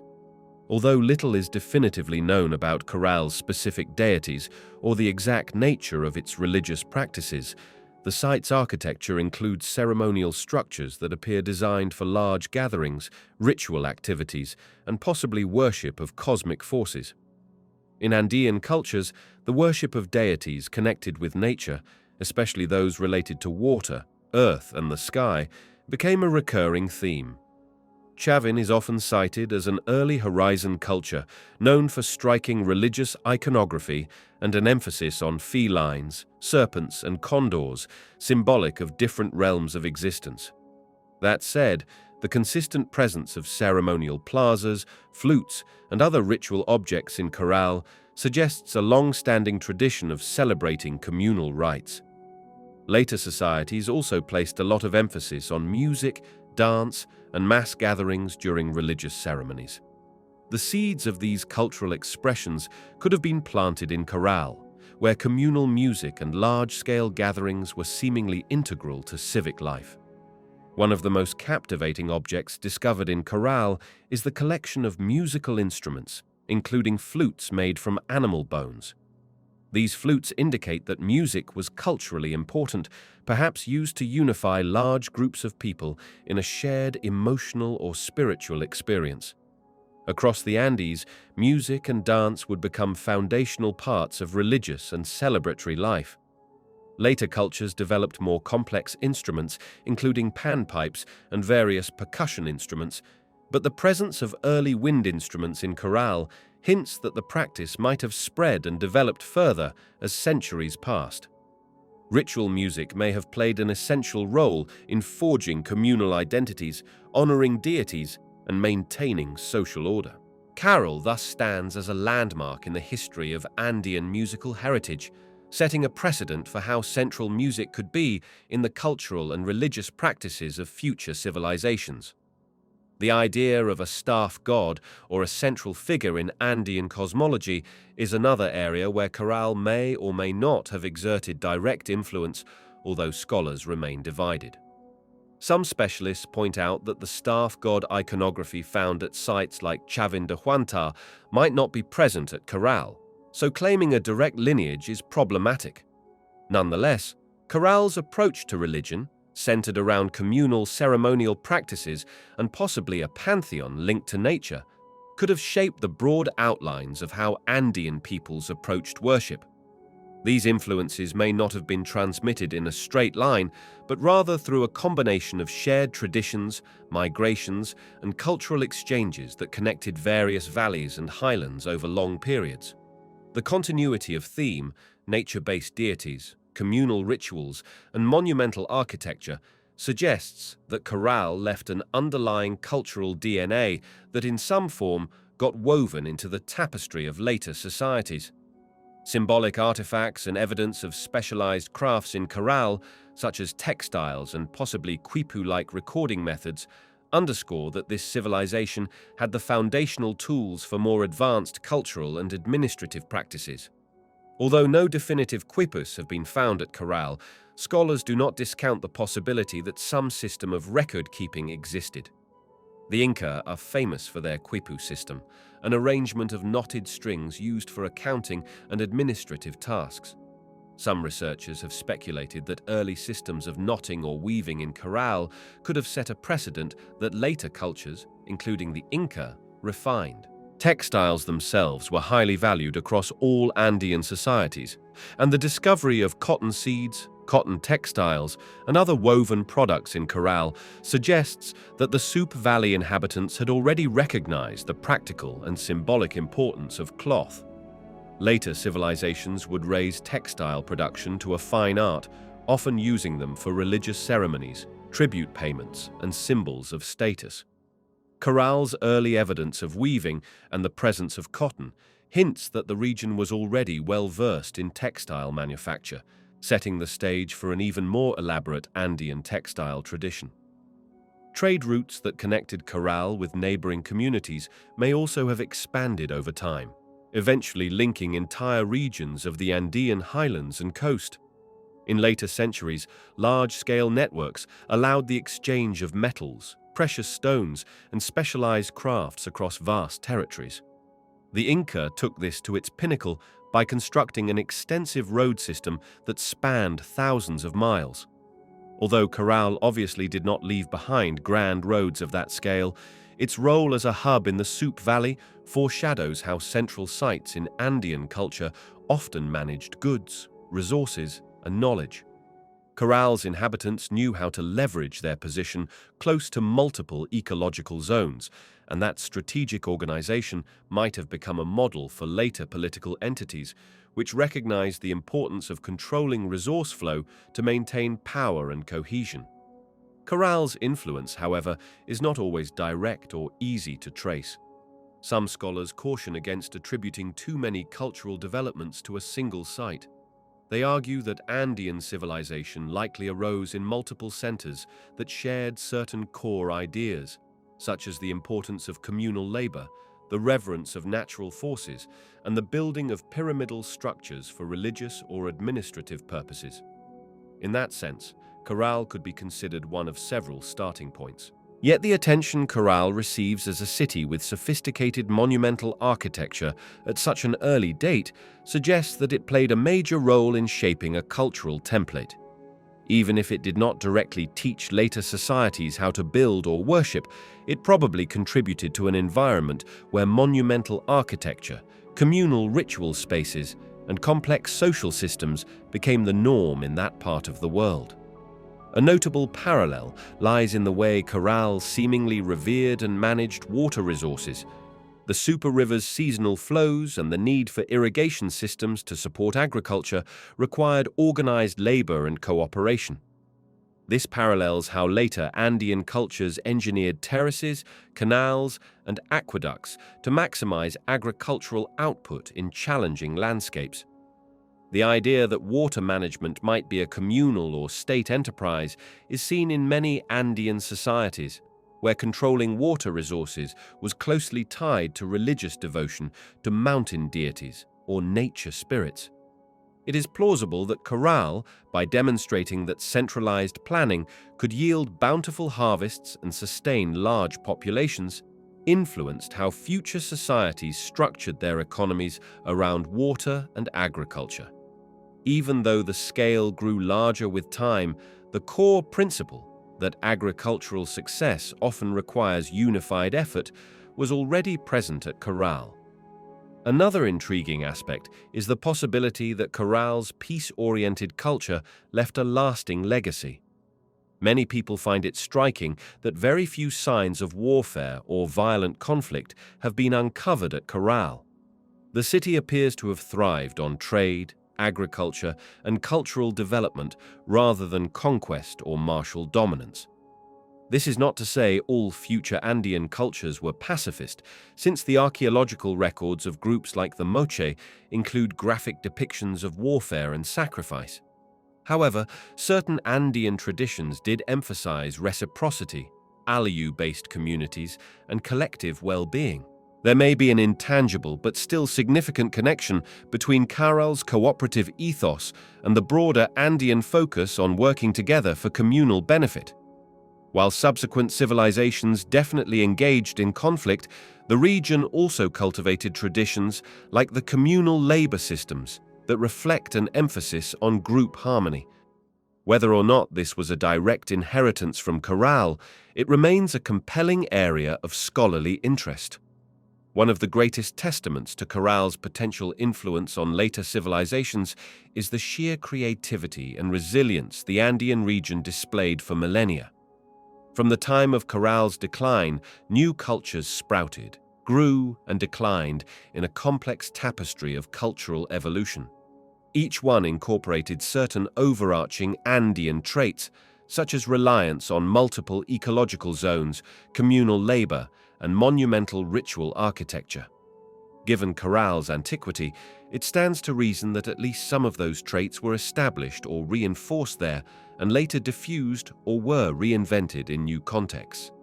Even if Caral did not spawn every practice that characterized future Andean societies, its presence as a major urban center so far back in time would have made it a key node in the network of cultural interactions that define the region's history.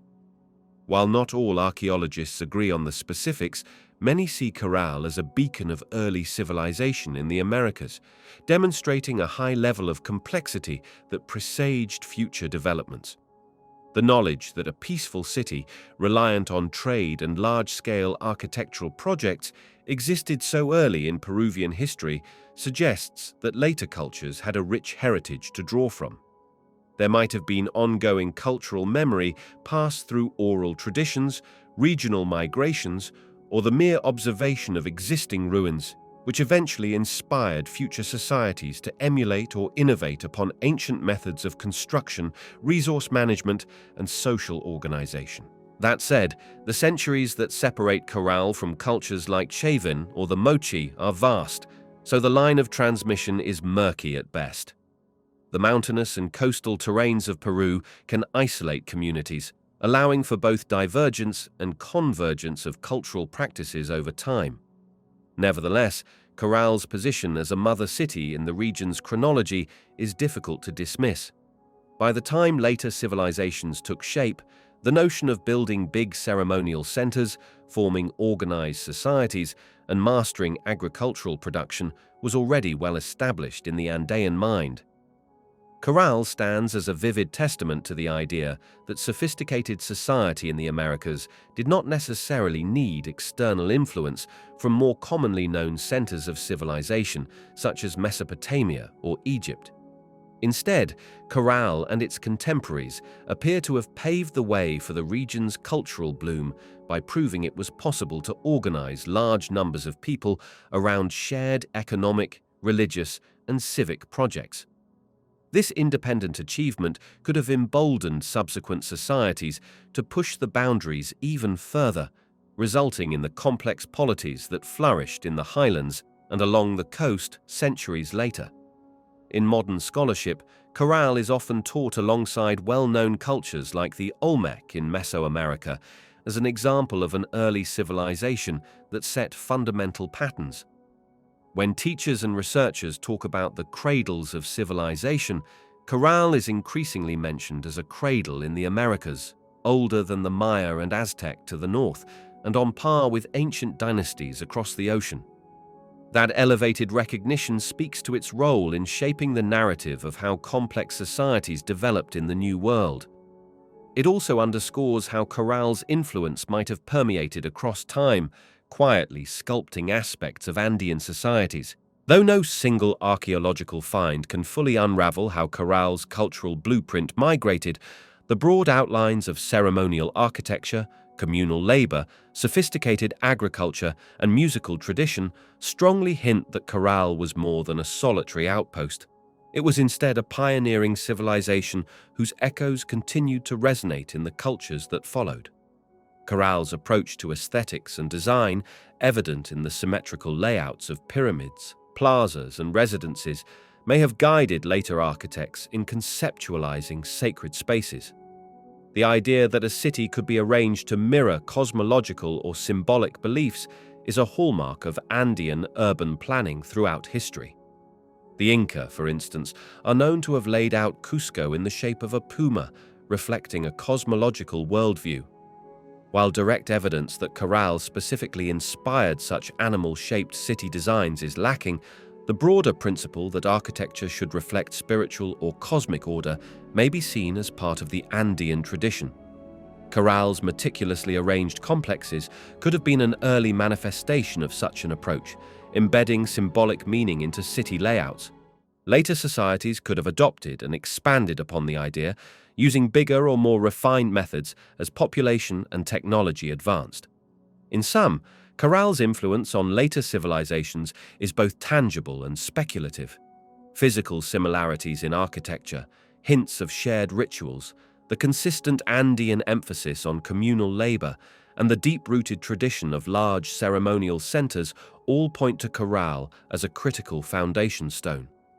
While direct lines of heritage may have been disrupted by time, geography, and cultural shifts, the conceptual framework of how to build a functioning, large-scale society in the often harsh Andean environment seems to have remained relevant. Future cultures adapted, refined, and sometimes drastically changed these ideas, but the seeds planted in Caral's heyday continued to germinate and flourish in new forms.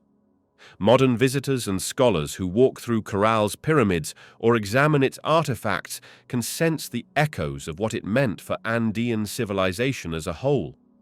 That intangible legacy, manifested in architecture, social organization, economic specialization, and communal identity, underscores why Caral holds a pivotal place in the timeline of human development in the Americas. It did not just rise and fall in isolation, it may well have served as an enduring monument to how an early civilization could flourish, influencing the arc of Andean history long after its plazas fell silent. Caral stood as one of the earliest urban centers in the Americas, having been established around 5,000 years ago in the Supe Valley of Peru. Over centuries, it developed a distinct social structure and monumental architecture that continue to impress modern archaeologists. Yet, like so many civilizations, Caral did not last forever. It experienced a decline and eventual abandonment that left the city and its culture silent for millennia. Understanding why Caral declined requires sifting through limited archaeological clues, examining environmental data, and piecing together what might have happened as centuries of prosperity gave way to a less stable existence. Because Caral left no written records, any story of its downfall is by necessity partial and subject to revision as new evidence emerges. Still, historians and archaeologists have sketched a plausible narrative of how environmental shifts, changing trade patterns, social transformations, or a combination of factors could have led to the disappearance of this once thriving civilization. One of the most popular theories focuses on environmental changes, particularly those related to water availability. Caral depended heavily on the Supe River and seasonal rains to sustain its agricultural fields. Evidence from soil samples and sediment deposits suggests that natural climate variations could have altered rainfall patterns or the river's flow. In regions like the central coast of Peru, fluctuations in temperature and currents in the Pacific Ocean can bring extended droughts or severe flooding due to phenomena similar to what is now known as El Niño Southern Oscillation events. If Caral experienced multiple years of reduced water flow, the fields that had once supported large populations could have dried out, undermining the city's agricultural base. Even a well-organized society might struggle to adapt if the climate changes abruptly or persistently, especially without an advanced irrigation system that could buffer against severe drought. Over time, if harvests failed and famine loomed, people may have abandoned the once bustling pyramids and plazas in search of more hospitable areas with a reliable water supply. Another environmental aspect that sometimes comes up in discussions of Caral's decline is the possibility of seismic activity. The Andean region is tectonically active, and while direct proof of catastrophic earthquakes impacting Caral specifically is hard to confirm, the general risk has always existed. An earthquake powerful enough to collapse buildings or redirect water channels could be devastating. Although Caral's structures were sturdy and built with shikra bags, woven bags of stones, they were not immune to significant seismic shocks. Even minor structural damage, if repeated over time, could degrade living conditions or push the population to relocate. Some archaeologists have suggested that earthquake damage might be one factor among many that contributed to the city's decline, although it is rarely posited as the sole reason. Still, the potential for earthquakes stands as part of the broader environmental threats facing early Andean civilizations. A second major angle for explaining Caral's downfall is economic and social change. Caral thrived in part because of its role as a regional center that coordinated agricultural production, fishing, and trade networks. Cotton and other goods were exchanged with communities closer to the coast, fueling both the economy and the city's cultural development. Over time, these trade networks could have shifted to other emerging centers or coastal communities, leaving Caral at a disadvantage. Perhaps new, more efficient trade routes bypassed the Supe Valley, or rival settlements began to offer more attractive exchanges of goods and resources. If Caral lost its economic clout, it would struggle to fund the monumental construction projects and maintain the social cohesion that had defined its earlier centuries. People often migrate toward prosperity, so a diminishing economy could have sparked an exodus to more promising areas. Social stratification or internal conflicts could also have escalated, although Caral shows minimal evidence of warfare or large-scale violence.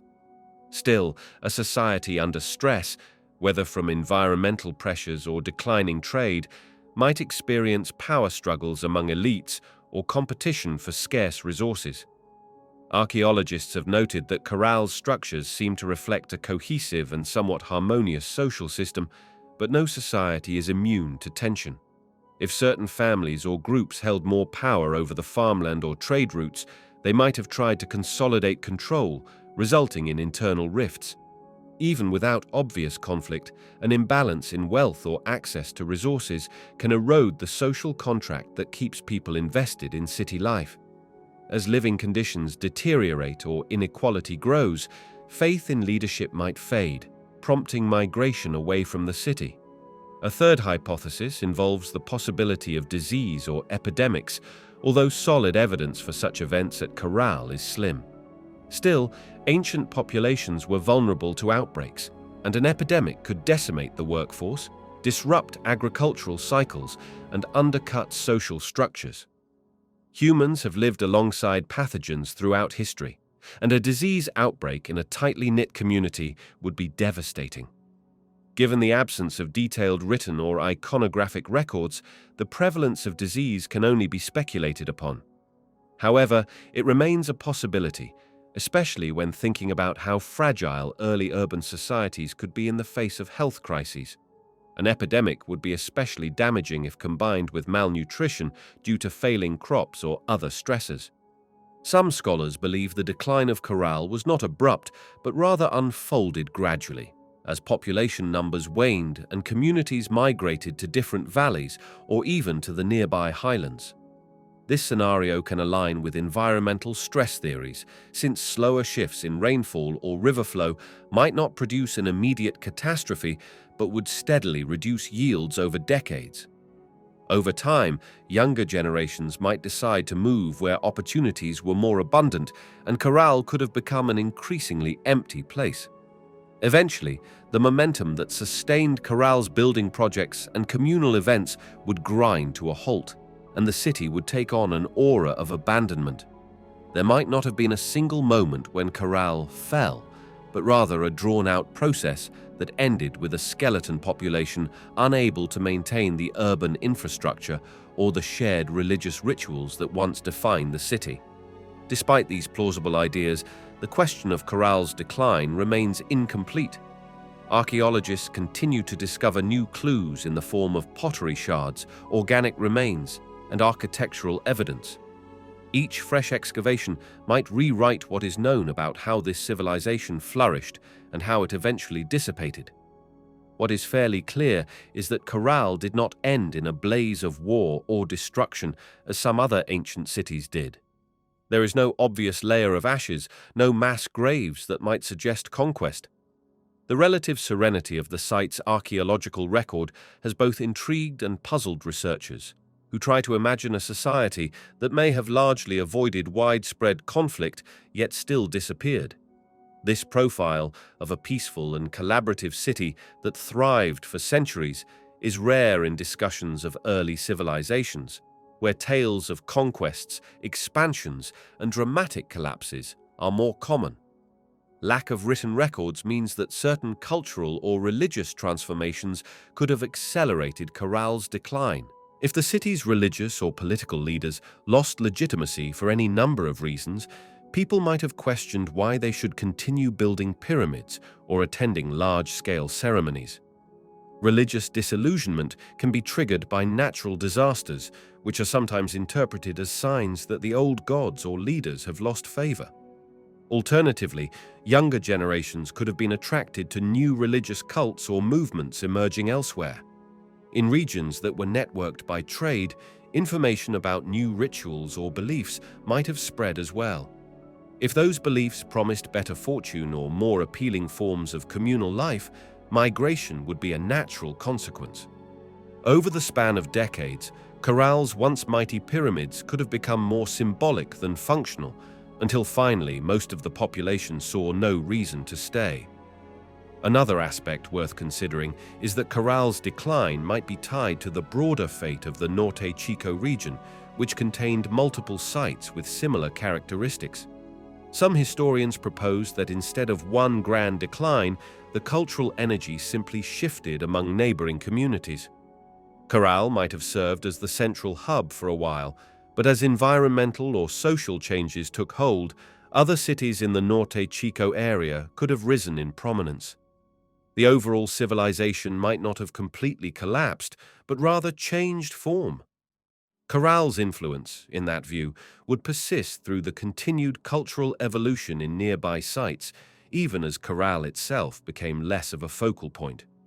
This scenario would mean Caral's architecture and social knowledge did not vanish, but instead found new expressions in other local centers for a time, until the entire Norte Chico tradition eventually gave way to other cultures such as Chavin. It is also possible to see Caral's decline as part of a natural life cycle of ancient cities. Many archaeological sites show that city populations ebb and flow with changing economic fortunes, political alliances, and natural resource availability. In a region as diverse as the Andes, where microclimates can vary significantly from one valley to the next, societies sometimes relocated in response to subtle environmental shifts. Caral may be a textbook example of a city that blossomed during a period of favorable conditions and robust regional interactions, only to wane when those conditions changed. In this cyclical framework, there is nothing particularly catastrophic about Caral's decline. It is simply one stage of a long continuum in which urban centers rise to power and then recede, overshadowed by new centers that seize economic or geographical advantages.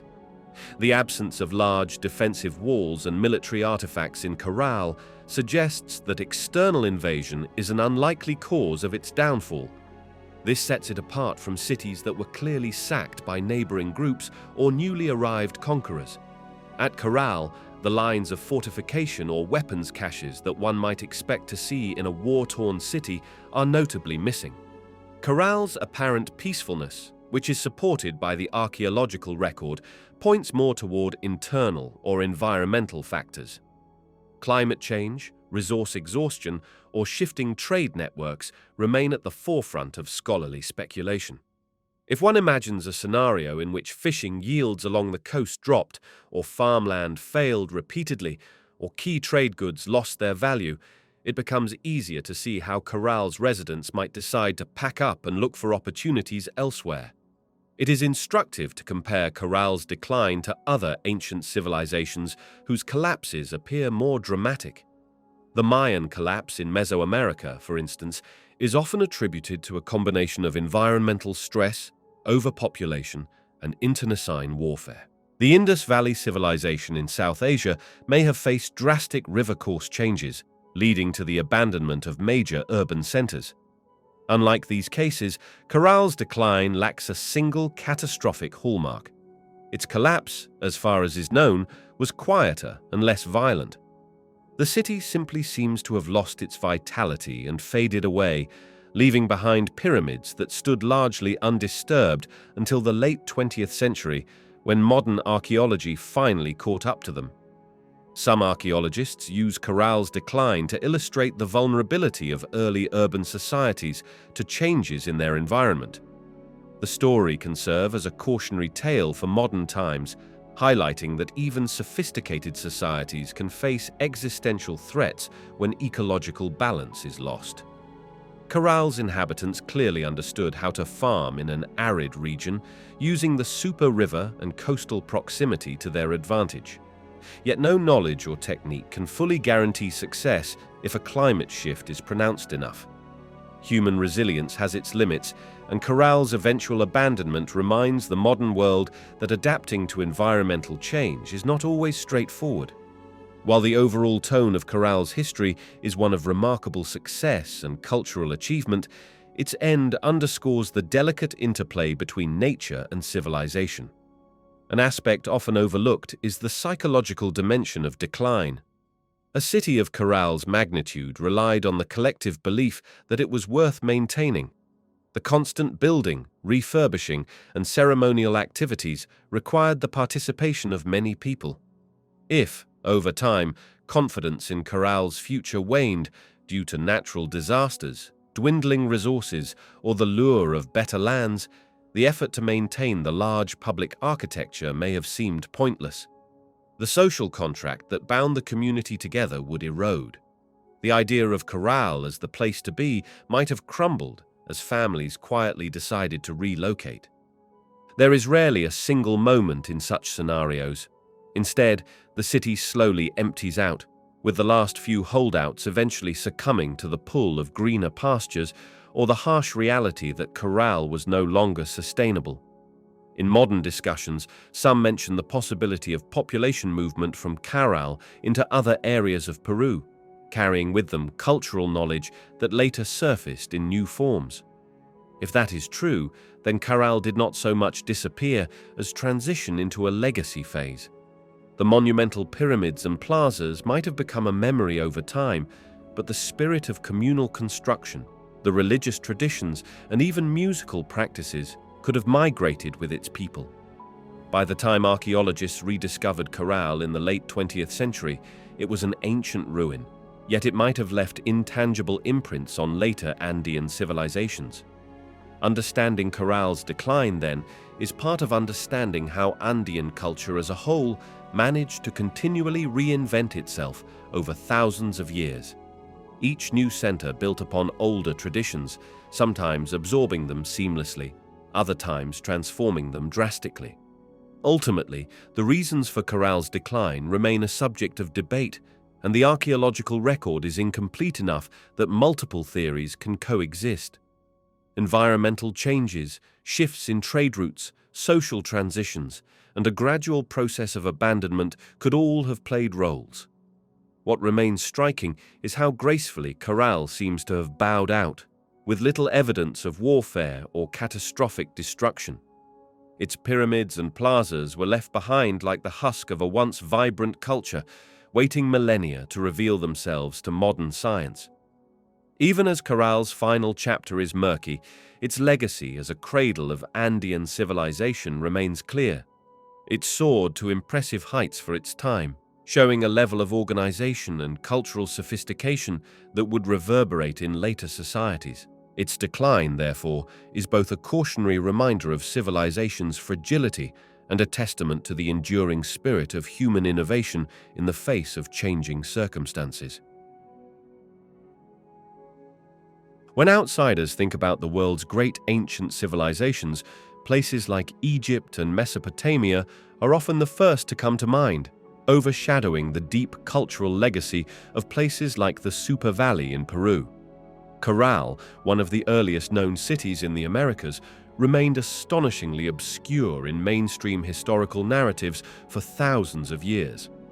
This extended obscurity can be termed the silence in history.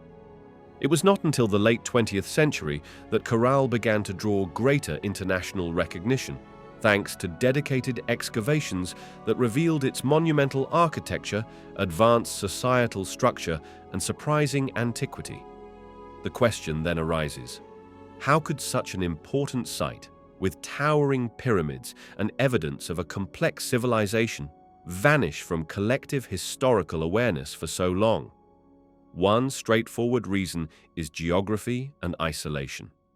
The Supe Valley, located a short distance inland from the Peruvian coast, is not the easiest place to access. For centuries, travelers, explorers, and even local populations had little reason to venture into this valley in search of lost cities. Caral itself is not perched on a grand mountain like Machu Picchu, nor is it as visually dramatic from a distance. Its structures, made from earth, stone, and shikra bags, do not gleam in the sun like Egypt's stone pyramids or remain as intact as some of Mesoamerica's pyramids. Over time, natural processes like erosion and the accumulation of sand likely obscured parts of Caral, blending it into the landscape in a way that made it less obviously a grand archaeological site to passers-by. Another reason Caral remains silent in the annals of history is the relative lack of written or even pictographic records that could have signaled its existence. Unlike civilizations that left behind detailed inscriptions, Caral's people had no known writing system. If they did keep records, they were likely made from perishable materials that have long since disintegrated. Without monumental engravings or a tradition of writing carved into stone, Caral's story was vulnerable to being erased by time. Oral traditions might have preserved some knowledge, but the long centuries that passed between Caral's abandonment and the modern era could have caused such stories to become fragmented or lost. Future cultures that rose and fell in the region may not have maintained an active memory of Caral. Even the Inca, who formed a powerful empire centuries later, did not leave explicit references to a great city in the Supe Valley, at least not in any surviving records or accounts. European colonization further buried Caral's legacy. When Spanish conquistadors arrived in the 16th century, their primary focus was on locating wealth, establishing control, and converting local populations. Their chronicles often described the Inca Empire, which was in power at the time. Although they came across many pre-Inca ruins, their interest in systematically documenting those sites varied. Early colonial records might mention scattered ruins, but they rarely recognized or understood their immense antiquity. Moreover, the prevailing Eurocentric viewpoint overshadowed indigenous histories, and many local traditions were either suppressed or left unrecorded. In this climate, Caral had little chance to emerge as a major point of interest. Its pyramids were not as visually striking as the massive stone temples or fortress complexes that sometimes drew Spanish or later explorers' attention.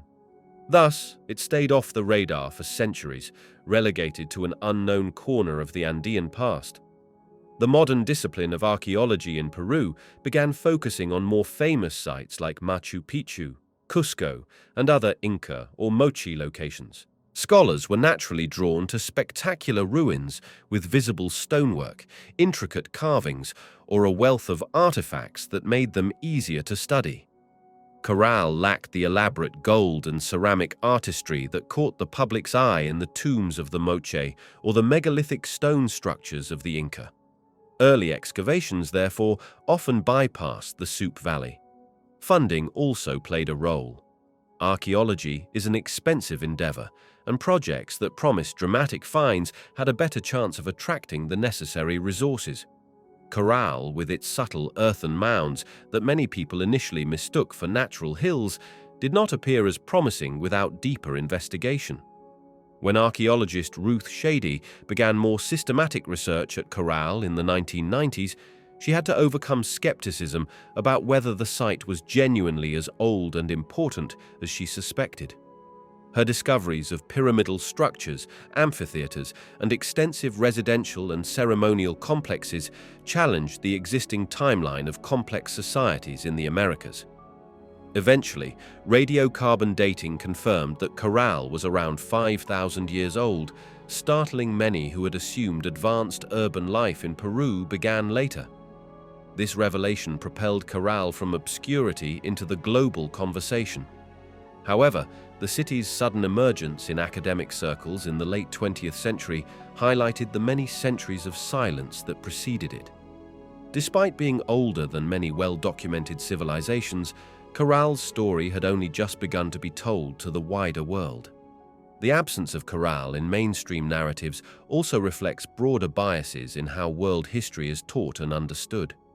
Much of the traditional focus in Old World history classes revolves around the so-called cradle civilizations of Mesopotamia, Egypt, the Indus Valley, and later the classical civilizations of Greece and Rome. The story of civilization in the Americas tends to start prominently with the Maya and the Aztec in Mesoamerica, or the Inca in South America, because evidence of these cultures was more apparent and dramatic by the time European observers began documenting them. Caral, belonging to a much earlier period and discovered in detail only recently, did not figure in older historical narratives that shaped textbooks and public perception. It is only in the last few decades that scholars have begun to emphasize the existence of multiple cradles of civilization around the globe, with Caral featured as a key example in the Americas. Some might wonder why the local communities living near Caral over the centuries did not publicize its existence more widely or maintain a connection to it. In many parts of the Andes, ruins from ancient cultures were often considered sacred or taboo, avoided due to superstitions about spirits or curses. Local farmers might have known about earthen mounds or partially buried structures, but they might not have realized their true age or significance. Nor would they have had the means to conduct formal archaeological explorations. Additionally, political and social upheavals, including the colonial era and the more recent internal conflicts within Peru, meant that attention was often elsewhere. Land near Caral may have been used for agriculture or left unused rather than developed as a heritage site. Thus, the city quietly waited underground, its story muted by centuries of historical and cultural shifts that prevented a deeper investigation. It is also important to note that Caral's physical appearance contributes to its anonymity. Unlike the massive stone pyramids in places like Giza, Caral's pyramids are constructed from smaller stones and adobe materials encased in woven shikra bags. Over time, these materials can degrade and blend with the natural environment, especially with sand accumulation. The site does not immediately present the same visual grandeur that tourists or explorers might associate with an ancient metropolis. One must traverse the area, inspecting subtle elevations and stone alignments to appreciate the scale of Caral's pyramids and plazas. Until its rediscovery, these subtle clues often passed unnoticed or were dismissed as mere hillocks or natural formations. The modern rise of Caral's profile also demonstrates how one person or a small team, in this case Ruth Shady and her collaborators, can break centuries of silence by applying thorough investigative techniques and securing funding to test new theories. Once carbon dating placed Caral's monuments in the realm of 4,500 to 5,000 years old, global interest surged. This shift shows how scientific methodology can sometimes rewrite entire chapters of human history. The new data forced a re-evaluation of the chronology of civilization in the Americas, shining a spotlight on the fact that advanced societies existed in the New World nearly as early as some of the better-known cradles of the Old World. Caral's silence in the historical record was not because it was unimportant, but rather because it was hidden by geographical, cultural, and academic biases. Despite the new academic interest, Caral remains less famous among the general public than many other ancient sites. It lacks the tourist infrastructure and iconic status of places like Machu Picchu. While it has started to attract more visitors, it is still relatively remote and does not yet boast the same global recognition. In some ways, the centuries of silence continue in the sense that Caral's story has not fully penetrated popular culture or the international tourism market. This situation might gradually change, given ongoing preservation efforts and the Peruvian government's desire to highlight the country's pre-Inca heritage. Scholars predict that as the narrative of Caral becomes more widely disseminated, it might alter common perceptions about the development of civilization in the Americas. From a broader perspective, Caral's silence reminds historians and archaeologists that many other ancient sites around the world could still be waiting to be rediscovered or reinterpreted. The assumption that ancient civilization only flourished in a handful of well-known regions oversimplifies human history. Caral's example shows that large, urbanized societies may have existed in unexpected places, overshadowed by more famous civilizations or written off by early scholars who lacked the technology or methods to accurately date them. Even well-documented areas can harbor surprises that force a rethinking of timelines and the diffusion of cultural innovations. Caral effectively proves that the known record of humanity's journey from small-scale communities to complex urban centers is still incomplete. Another factor that perpetuated Caral's silence was the limited dissemination of early findings in academic journals that did not always reach a wide audience. Research in Peruvian archaeology, particularly in lesser-studied regions, can be locked behind language barriers or specialized publications. Without a massive breakthrough or a sensational find that captures the public imagination, sites like Caral remain niche topics in scholarly circles. Global awareness of Caral picked up only after headlines proclaimed it older than Egypt's pyramids, a phrase that, while a bit simplistic, helped drive home the significance of the site. That catchphrase finally nudged Caral into wider public consciousness, breaking the silence that had cloaked it for so long. In contemporary discussions, Caral's story is sometimes used to illustrate the ephemeral nature of historical memory. Societies can rise to impressive heights, yet if their contributions are not continually preserved through written records, oral traditions, or a continuous cultural lineage, they risk vanishing into oblivion. Caral existed for many centuries, built monumental structures that would have required enormous collaborative effort, and then disappeared from human memory almost entirely. That can serve as a humbling reminder that even the greatest achievements can be lost if not carefully documented. It also underscores the extraordinary role archaeologists and historians play in rediscovering and reconstructing the past. Each trowel in the sand and each analysis in a lab can help reverse historical silence, bringing to light the grandeur of civilizations once thought impossible at that early period in the Americas. Finally, the silence in history that shrouded Caral for so long highlights the potential fragility of archaeological sites. When a site goes unrecognized or unprotected, it is vulnerable to looting, erosion, and unplanned development that can destroy irreplaceable cultural treasures. Without recognition, there is no impetus to conserve. Caral might have been lost forever or severely damaged if not for the dedicated work of those who recognized its importance. Even now, continued excavation and preservation require resources and political support. Ensuring Caral's future visibility and integrating its legacy into broader understandings of ancient civilizations depends on this ongoing commitment. If people cease to value Caral, it risks falling back into obscurity, overtaken by the same forces of nature and neglect that kept it silent for millennia. Thus, the silence in history that enveloped Caral is the result of many intertwined factors: geographic isolation, lack of a written record, overshadowing by colonial and modern historical focuses, and the subtlety of its earth-based architectural style. In that silence, Caral waited until persistent research efforts and modern technology finally brought it to the attention of the world. The revelations about its age, complexity, and peaceful sophistication not only gave Caral a voice, but reshaped the global conversation on where and how early civilizations could emerge. By appreciating how Caral slipped through the cracks of historical memory, modern scholars and visitors can better grasp the challenges of preserving the human past and the importance of continuously questioning inherited narratives.